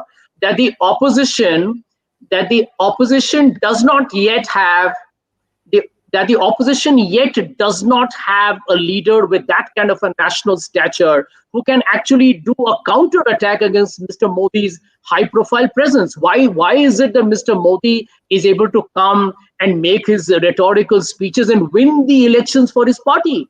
Now, the Congress clearly is not being seen in that light. I mean, it's pretty obvious that the Congress does not have a leader with that stature, or the opposition does not have enough leaders, so to say, that can actually countervail this formidable presence of Mr. Modi. Because, Barkha, this is the tragedy. It is happening in every election where the Congress has some hopes and this dwindles at the end. The tragedy in this election is that after 2019, the BJP did not do as well in Haryana. It could not form a government in Maharashtra. It got wiped out in Delhi. It could not do well in Jharkhand. And in Bihar, here was a chance to really nail the BJP and the NDA. And if the Congress has not been able to support Tejashwi, because let me be very honest, the Congress local leadership did not have the stature that Tejashwi has. Although he's just 31 and they blame him for whatever reasons, he is still the key man. And the fact that the big Congress party could not give him any arsenal, that is something that we need to take a big regret on. Ashwini, do you want to come in on that? Ashwini? Yeah, Barkha, I would like to come in here. I agree with Sanjay, and I hold the same position here, and despite the fluctuation here and there and the trends, even if NDA forms the government, my sense is Tejashwi will continue to remain a very powerful leader. He has potential to become a national leader too. So that's very clear. In that sense, the youth, transition has happened in Bihar. So Bihar has finally got a very powerful, charismatic, who hasn't delivered as much as I would have anticipated in this. And the reason that why he hasn't delivered, I agree with Sanjay that Congress has been a disappointment. At least the trends indicate that Congress has fought way too much seats in Bihar. The capacity of the Congress has been reduced. The organization is almost dysfunctional. So Congress is actually, fighting elections with RJD for a long time, almost about 25 years as a junior partner, So Congress really needs to work hard, and finally work hard. It looks like that, neck and neck battle, So we can't just, just say that the results were over. But the trends are clear, the trends are clear. But I think that's the get a quick last word from Sanjay, because I know he has to go elsewhere. Sanjay, I think that is what Ashwini just said is the truth. The trends are changing, but the pattern is clear, right? So I don't know who's going to form the government. It looks to me like the NDA will. It looks to me like the BJP has got it, the diminished Nitish Kumar it wanted. It looks to me that the BJP, even in a muted campaign, has played a crafty hand and got exactly the result it wanted. But even if there's a surprise at the end of counting, like Manoj has, even if by some chance the RJD catches up to become the single largest party, because by the way, right now on your screen, the BJP is at 70 and the RJD is at 67. So there is now just a 3-seat gap in that claim to be the single largest party. So I will still say health warning, I don't know who will form the government. But there is a larger pattern, and that pattern is that pollsters got this election wrong. Reporters picked up the anger against Nitish, but did not read the overall situation correctly. Would you say that, Sanjay, quickly? Well, not entirely. Even a lot of people in America are saying that the posters got it wrong. But, if you really think about it, they gave a lead to, Joe Biden has got almost a 4.5-5% popular national vote ahead of Trump. And he's won most of the swing states where they predicted that he would do well, including Georgia now. So I really wouldn't write off pollsters entirely. Nobody gets it 100% right. But I do believe, Barkha, there's one element you keep an eye open for. You are a very sharp journalist, and I know you have great political instincts. A lot of politics may play out after the results are finally in by 10. Let me tell you hypothetically, if the JDU remains at this number and the BJP, the gap between them remains the same, and assuming they cross the 50% mark, I'm not so sure the BJP is going to make JDU's Nitish Kumar the chief minister all over again. Even if they do, it might be just a short-term arrangement. You never know what can happen in Bihar politics. It is still extremely fluid. Chirag Paswan remains a dark horse. There are all kinds of possibilities open. Therefore, I feel the next couple of hours are crucial. There will be a second phase of politics that will start. If the numbers come down by even 8 to 10 seats for the NDA and the Gathbandhan reaches closer to the 50% mark, you still have a political story to So you're saying that this could either be Karnataka or Maharashtra yet? It's still a possibility. I think it's up in the air. If I had to summarize it, you're saying it's still up in the air. Yes. Irrespective of what the outcome and the numbers are. Okay. Yes. Okay. Sanjay, thank you. We're going to see you in the evening. I'm going to request Sharath and Ashwini to just stay with us as long as you can. I know we've tired you out, but it's so interesting what's happening that we need your wisdom here. So here's how it looks like. Let's take a close look at these numbers again, Ashwini and Sharath. Let's take a close look at these numbers, right? And discuss a little bit what Sanjay left us with. That teaser he left us with, that could this be Maharashtra, could this be Karnataka, could this be Madhya Pradesh? So you have the JDU down by 25, you have the RJD down by 13, but the RJD is pitching hard to also be the single largest party, and now the gap has narrowed to a gap of 3. Okay, so the RJD is only 3 seats apart, just 3 seats apart from the BJP. Now, what we also have to remind ourselves is that the RJD was the single largest party, Ashwini, even the last time. So yes, being single largest party doesn't guarantee you the government or the first claim in government. But could anything change here, Sharath? What do you think? Well, from the figures that you've shown, even the overall picture of the Mahagathbandhan and the NDA then the gap is reduced. I'll pull up the numbers again. I'll pull up the numbers again. You can have a look at them. So the NDA, no, so the Gathbandhan gap, a little while it's ago, 121, and it's changing. It's changing, and you'll be able to see the individual seats in just a second from now, which are much more interesting because there you see it. It's a 3-seat gap. Three-seat gap between Congress. Meanwhile, seems to have gained a little bit. So has a little bit upwards. Yes, it was 19 a little while ago. Can we also have the left? Can we also have the left seats, please? Please have the left. Yeah, but yes, it's a 3-seat gap. Now, what would change, Sharad, if the RJD were to be the single largest party? It's a 3-seat gap, so we don't know. Well, if RJD, but considering that the left is maintaining its tally of the. Although these leads are not tallying with our latest numbers, or have they shifted again? Because our graphics. I don't know. That's what I'm trying to make sense of here. Can we quickly? Are these the latest? Okay, they're the latest. It's shifted that quickly. Again, I'm sorry, that quickly. That's why it becomes even. Yeah. That's why it becomes even more unpredictable. But I would still not rule out the possibility of RJD scoring ahead, not just in terms of becoming the single largest.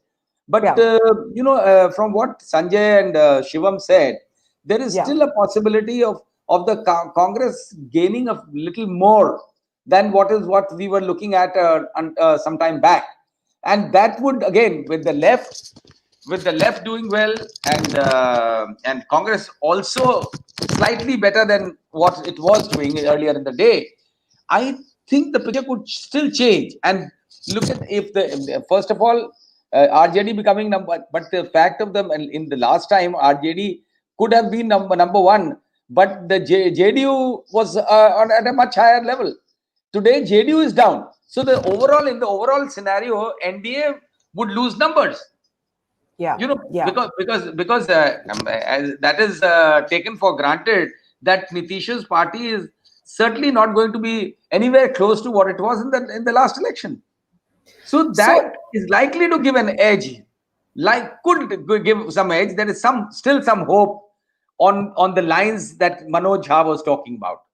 If his readings are correct and if his claims are right that they are already. It's a bizarre situation because what's happening is, on the one hand, you have Manoj Jha. बदलाव हो रहा है, हम सरकार बनाने जा रहे हैं, और ये स्पष्ट तौर पे कहता हूं क्योंकि आपके कुछ टेलीविजन चैनल में रियल टाइम डेटा नहीं आ रहा। अभी हम 86 सीट पे लीड कर रहे हैं इंडिविजुअली, लेकिन वहां आ रहा है 66। हम सीधे अपने वॉर रूम इस बात कागज पे नोट करके रखें।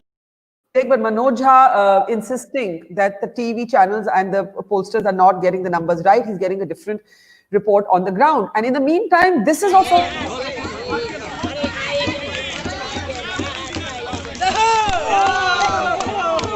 यार ताली बजाओ यार।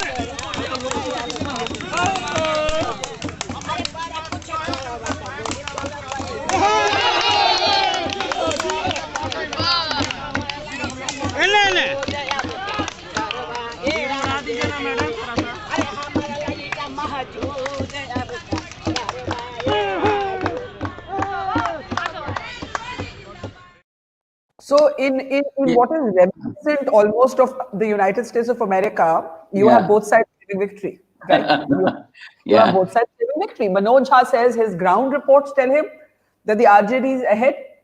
The BJP is officially celebrating that. Those were pictures from the BJP office. BJP is too smart at building narratives on falsehood also. BJP is known for... No, but these are the numbers. Right now, we are responding to the numbers, right? The numbers are on our screen. It is official. I mean, just going by the numbers, though the EC has said that the counting will go on till night, the fact is that the NDA has held its lead, right, Sharad? Yeah.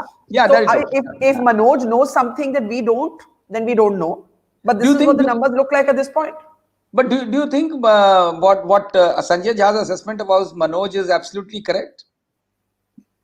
Yes, I do think that Manoj... He's not the type who shoots. No, I would even say that Manoj Jha and I had a cup of tea in Patna, and at that time I can share this now because it's not privileged information, his own internal assessment was that even if the RJD gained by 10 seats and the Congress performed reasonably okay and the left gained, he believed they were through. So he was not really giving lots of a huge increase to the RJD. He was seeing a wipeout for Nitish. Now, maybe what he miscalculated was how well the BJP seems to have done. Now, Ashwini, you said you had a question for Sharath, so please go ahead. Yeah, please. Barkha, it is now clear to us that this is not a wave election. There is no tsunami, no landslide. Absolutely, it's not. It's not at all a critical election. So it's a very normal. It's a very normal Sarathy election. So in a normal election, and given the caste complexities in Bihar, but Sarathy, as a political scientist, what intrigued me and surprised me. What intrigued me and surprised me is the performance of Nitish Kumar still being down. Look at 50 seats, So I'm really surprised by Nitish Kumar's performance to Sarathy. As a Bihar watcher, we know that Nitish Kumar is not a mass leader, A. B, Nitish Kumar doesn't have a cadre, B. C, Nitish Kumar, was simply surrendered, conceded, So from where Nitish is getting, No, that's why actually, from what I said in the beginning, I still suspect that the prohibition factor could have. Otherwise, there is no reason, as you rightly said, that Nitish Kumar had been all along so dull in the campaign. He seemed to be completely crestfallen on day one, and there was he looked like somebody who had already given it up. So yet he is getting that the only edge that it could be coming was from the women voters. He certainly. Ashwini, do you want to respond to that? Because your take on prohibition has been quite different. You did not think it would politically be a gain for Nitish at all. I agree with him. But Sharathji, I'm coming here and I'm responding to a larger issue here, which will really come back and haunt us, as a political scientist and pollster and analyst. There are three things related to the women voter in Bihar. A, ASHA workers were on a strike. They were upset, The one thing, I worked with them on the ground as a social scientist from TES. I know exactly that they were very angry with Nitish. Second, the contract teachers, had become a bad word, women were badly affected by that. And third, the prohibition, and prohibition affected Dalit communities. We have a TIS study indicating that most of the under trials under Prohibition Act were Dalit, So how come, and the Jivika women? So it seems that if Nitish has secured, and looks like the 50 seats, if it continues to maintain 50, I think it seems that Nitish has by and large got the women vote. I mean, there is no denying about it. So there is something, you think you may have got that wrong, Ashwini? Absolutely. We thought that maybe the women were angry with Nitish, but the women have stuck with Nitish in the end. And Nitish was really counting on that. One of the things he said in his speeches, and it was very out of character for him, and he said the RJD has done nothing for women except to make Rabri Devi chief minister. It was a kind of coarseness that you don't actually associate with Nitish, but he said it, and he was really counting on the female vote. And I think what you're now saying, Ashwini, is that may have come through for him. Is that what you're saying? Yeah, I'm coming here, Saratji. And based on studies, I've done cycle study, I've done, several Nitish pro-women scheme. I think, there is one factor, and Barkha, I can go on record, in the second phase and the third phase, very successfully, not Nitish, but the BJP circulated this and put it on the map, back on the radar of election campaigning, that if you vote for, RJD, your women and your daughters are unsafe in Bihar. And this was like a, hidden script we call, and kind of a silent voter. So women in Bihar, even if they don't recall the Jankal Raj, really worry about their, daughters being safe in Bihar. That's very becoming very clear. Ashwini, but that's a contradiction, because in all our programs, you have said that the Jungle Raj memory was too much in the past. The current voter did not remember it. Now you're saying that the Jungle Raj referencing did work. Barkha, I'm going to correct here. What I didn't say in the larger piece was lack of demographic data. What I said, that millennial voters, and if you look at various exit polls, including Indus, so from 19 to 29, they had at 19 they don't have memory of Jungle Raj. Everything is like clean slate. But if you look at as a mother, a 35, 40-year mothers, they have the memory. That is what we gathered from our micro studies in Bihar, what we call electoral anthropology, ethnography. So it seems to me that we need little more data, a little more analysis to confirm that. But it seems to me that if Nitish still holds 50 seats, it seems that he has got, Jivika women support. Let's not forget that Jivika is almost, I've been saying for last 10 years, is Nitish's para-political cadre.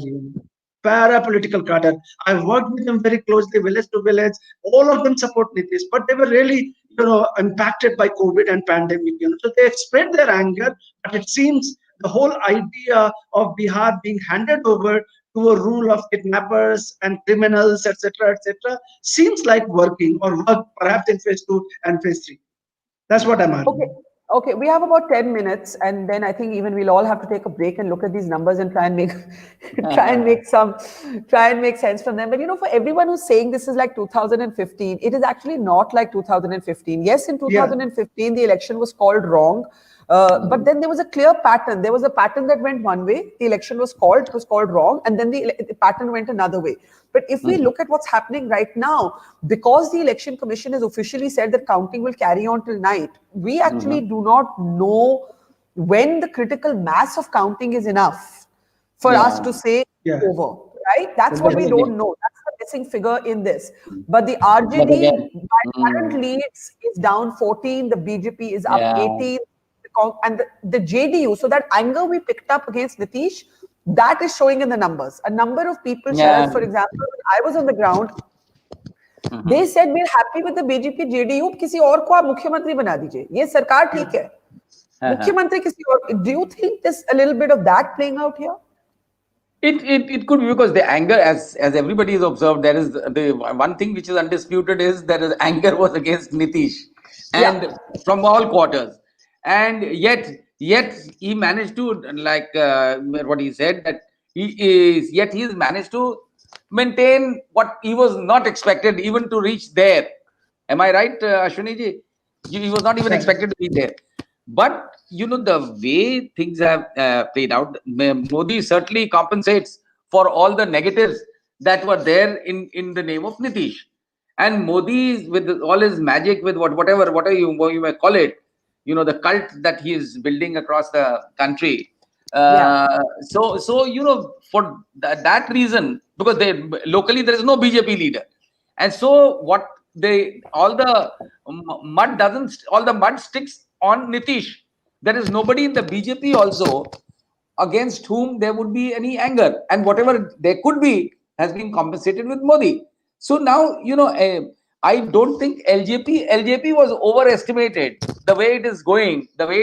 I think LJP was overestimated, and Modi used this man to serve his own purpose, and at the end of but he could not make this another Maharashtra. I don't see this turning into Maharashtra, because LJP doesn't have the numbers, not likely to have any numbers which can make a difference. The left parties would be way ahead of LJP, the way things are at the moment.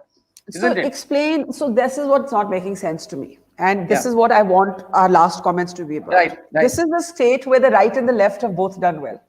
Yeah. And the old social justice parties, Nitish and Lalu were comrades. We've forgotten that. But 5 years ago, they were comrades.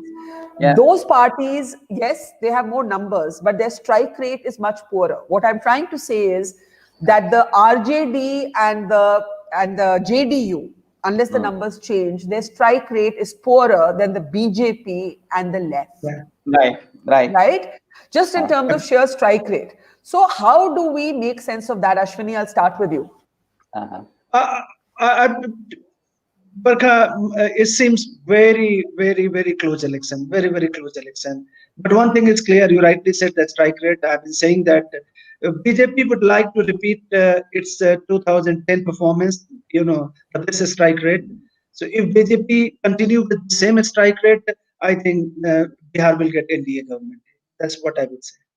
Yeah, that's the thing. The strike rate has to change. Something has to shift dramatically. Yeah, dramatically. So, or there has to be a regional variation, which is what the RJD has been saying, कि एक इलाका है सीमांचल, वहां से हमारा गढ़ है.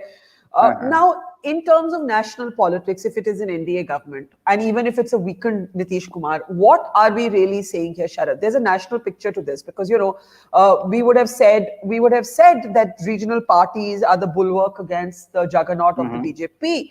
If regional parties are unable to be that, it changes the national picture. Yeah, but here, you're absolutely right that it's good, but I don't think that kind of a scenario is building up here in Bihar. It is because the way things are, because BJP is the only factor is just Narendra Modi, which is of course everywhere, wherever BJP is, the vote comes in only in his name. But the partner having got the regional partner having gone down, and it's like even if it goes further down, then the picture at the national level certainly gets affected, and this is going to have, if BJP is not able to NDA is not able to form the government, then it will certainly have major repercussions at the national level, because it will have a ripple effect in West Bengal, it will have ripple effect in other places which are going forward, and could even impact Uttar Pradesh, which is barely 18 months ahead. So, but it's very crucial in terms of the final tally. If they are able to form the government, NDA, then it is certainly going to be it will have much more meaning at the national level, because BJP will be still seen, and Narendra Modi will still be seen as the ultimate vote catcher. The ultimate charismatic personality of Narendra Modi is there. And if they are not able to form the government, it is certainly going to impact his charisma. That after all, nobody will talk of Nitish at the national level. They have lost it not because BJP ultimately, when the BJP will do its best to pass it on to Nitish, but they are also responsible for running down Nitish. Yeah. The way they've gone through that was going to be my point, that actually, even if Nitish Kumar is chief minister, and Pawan Verma, Sharath was on the program earlier, and he said two things. He said the BJP has the weakened Nitish that they wanted, but all of you, meaning pollsters and media, were too quick in writing Nitish's obituary. Like, both things are simultaneously true. Yeah, both things are simultaneously true, but then ultimately BJP will not be able to clear itself of the blame if they are not able to form the government. So the Bihar verdict is going to certainly impact the national politics. It can change if they are not able to form the government. It is going to change the dynamics of national politics. If they are able to form the government, this is sustained. Okay, let's spend 5 minutes on forecasting where we think we'll be in 2 hours from now. I'm not even saying in 2 days from now. I'm saying in 2 hours from now. Ashwini, where are we going to be? This is the number, the clock, the needle hasn't really moved on this clock. This is kind of where it's stuck, right? It's stuck at 121 to 109. The others, even if the Owaisi factor has cut votes in terms of seats, not playing a big factor, Owaisi, Kushwaha, Mayawati. This is the individual breakup of the seats, the left doing really well, and the BJP doing really well, gaining about 18 from its 53 last time, and Nitish feeling the heat, but the RJD strangely not improving but declining as of now. Ashwini? I think this trend will continue for a while. I guess, when we come back in the evening, we will get more clarity, but the trends will continue. My sense is that because of, again, I'm saying that perhaps I have not written off Nitish Kumar, but he has himself considered that this is his last election. But Nitish has done well, quite well. So if it continues to stay where Nitish is right now holding, this trend will continue. And this is what I also think it reiterates Modi as the great magic mantra for winning election. It's almost like it's always Modi versus the rest. And if you bring Modi in, the game changes. Barkha, I would come in here, final comment. That this, I belong to, old Bengal, like United, Bengal, Bihar, Odisha. And you can look at, I call it great, lookist policy of BJP. If they form government in Bihar, BJP is going to, consolidate its position, not in Bihar, but in the great old Bengal, which means West Bengal and Odisha also. So that has a huge import and huge implication for politics in the region. Okay, Sharath, do you No, want to? I've already stated this, that how much impact it can make if BJP is able to, if NDA is able to form the government. It will affect it will make an impact on Modi's persona, Modi's potential, and the entire. That's why it's extremely important as far as Modi is concerned, more than the BJP, because I feel that Modi is BJP and BJP is Modi, as we used to say about Indira Gandhi at once upon a time. And one thing I would like to know is, do the caste, Bihar is very caste dominated society, but the youth, tell me, the youth, with my reading has always been, even in UP, that with increasing education and awareness, the youth has slightly kind of risen beyond caste, and they cut across caste lines. Has that happened in Bihar? But see, Ashwini has a theory for this. Ashwini started by saying that they would transcend identity to go behind Tejashwi, but now I think he believed that they transcended identity to go back Modi. And Ashwini, we saw that happen in 2004. I beg your pardon, in 2014 and in 2019. And in 2014, majorly with young people actually backing Mr. Modi. Barkha, Saraji, I think I agree with you that, we have looked at the data, we have done the surveys. So if you are post, like you have, bachelor education, and you have a young man or woman from Bihar and UP, you tend to gravitate towards, a more charismatic leader, who transcends, these all variables of identity. But that's happening here. And this is where, the script in Bihar is very clear, that there is people have voted and seem to have voted for a leader who represents, I would again say, aspirational India, whatever way we look at and define aspirational India, whether in political sense or demographic sense. That's very clear. Well, I just want to tell you that the NDA has gone quite ahead in its lead with a 20 seat. And now the gap between the RJD and the BJP is quite vast, and the Congress is again down 7. The left is gains. The other big change is that the left gains have reduced. So that initial, can I just put up the number again? This is okay. That goes against the NDA 130 to the Gadban 4.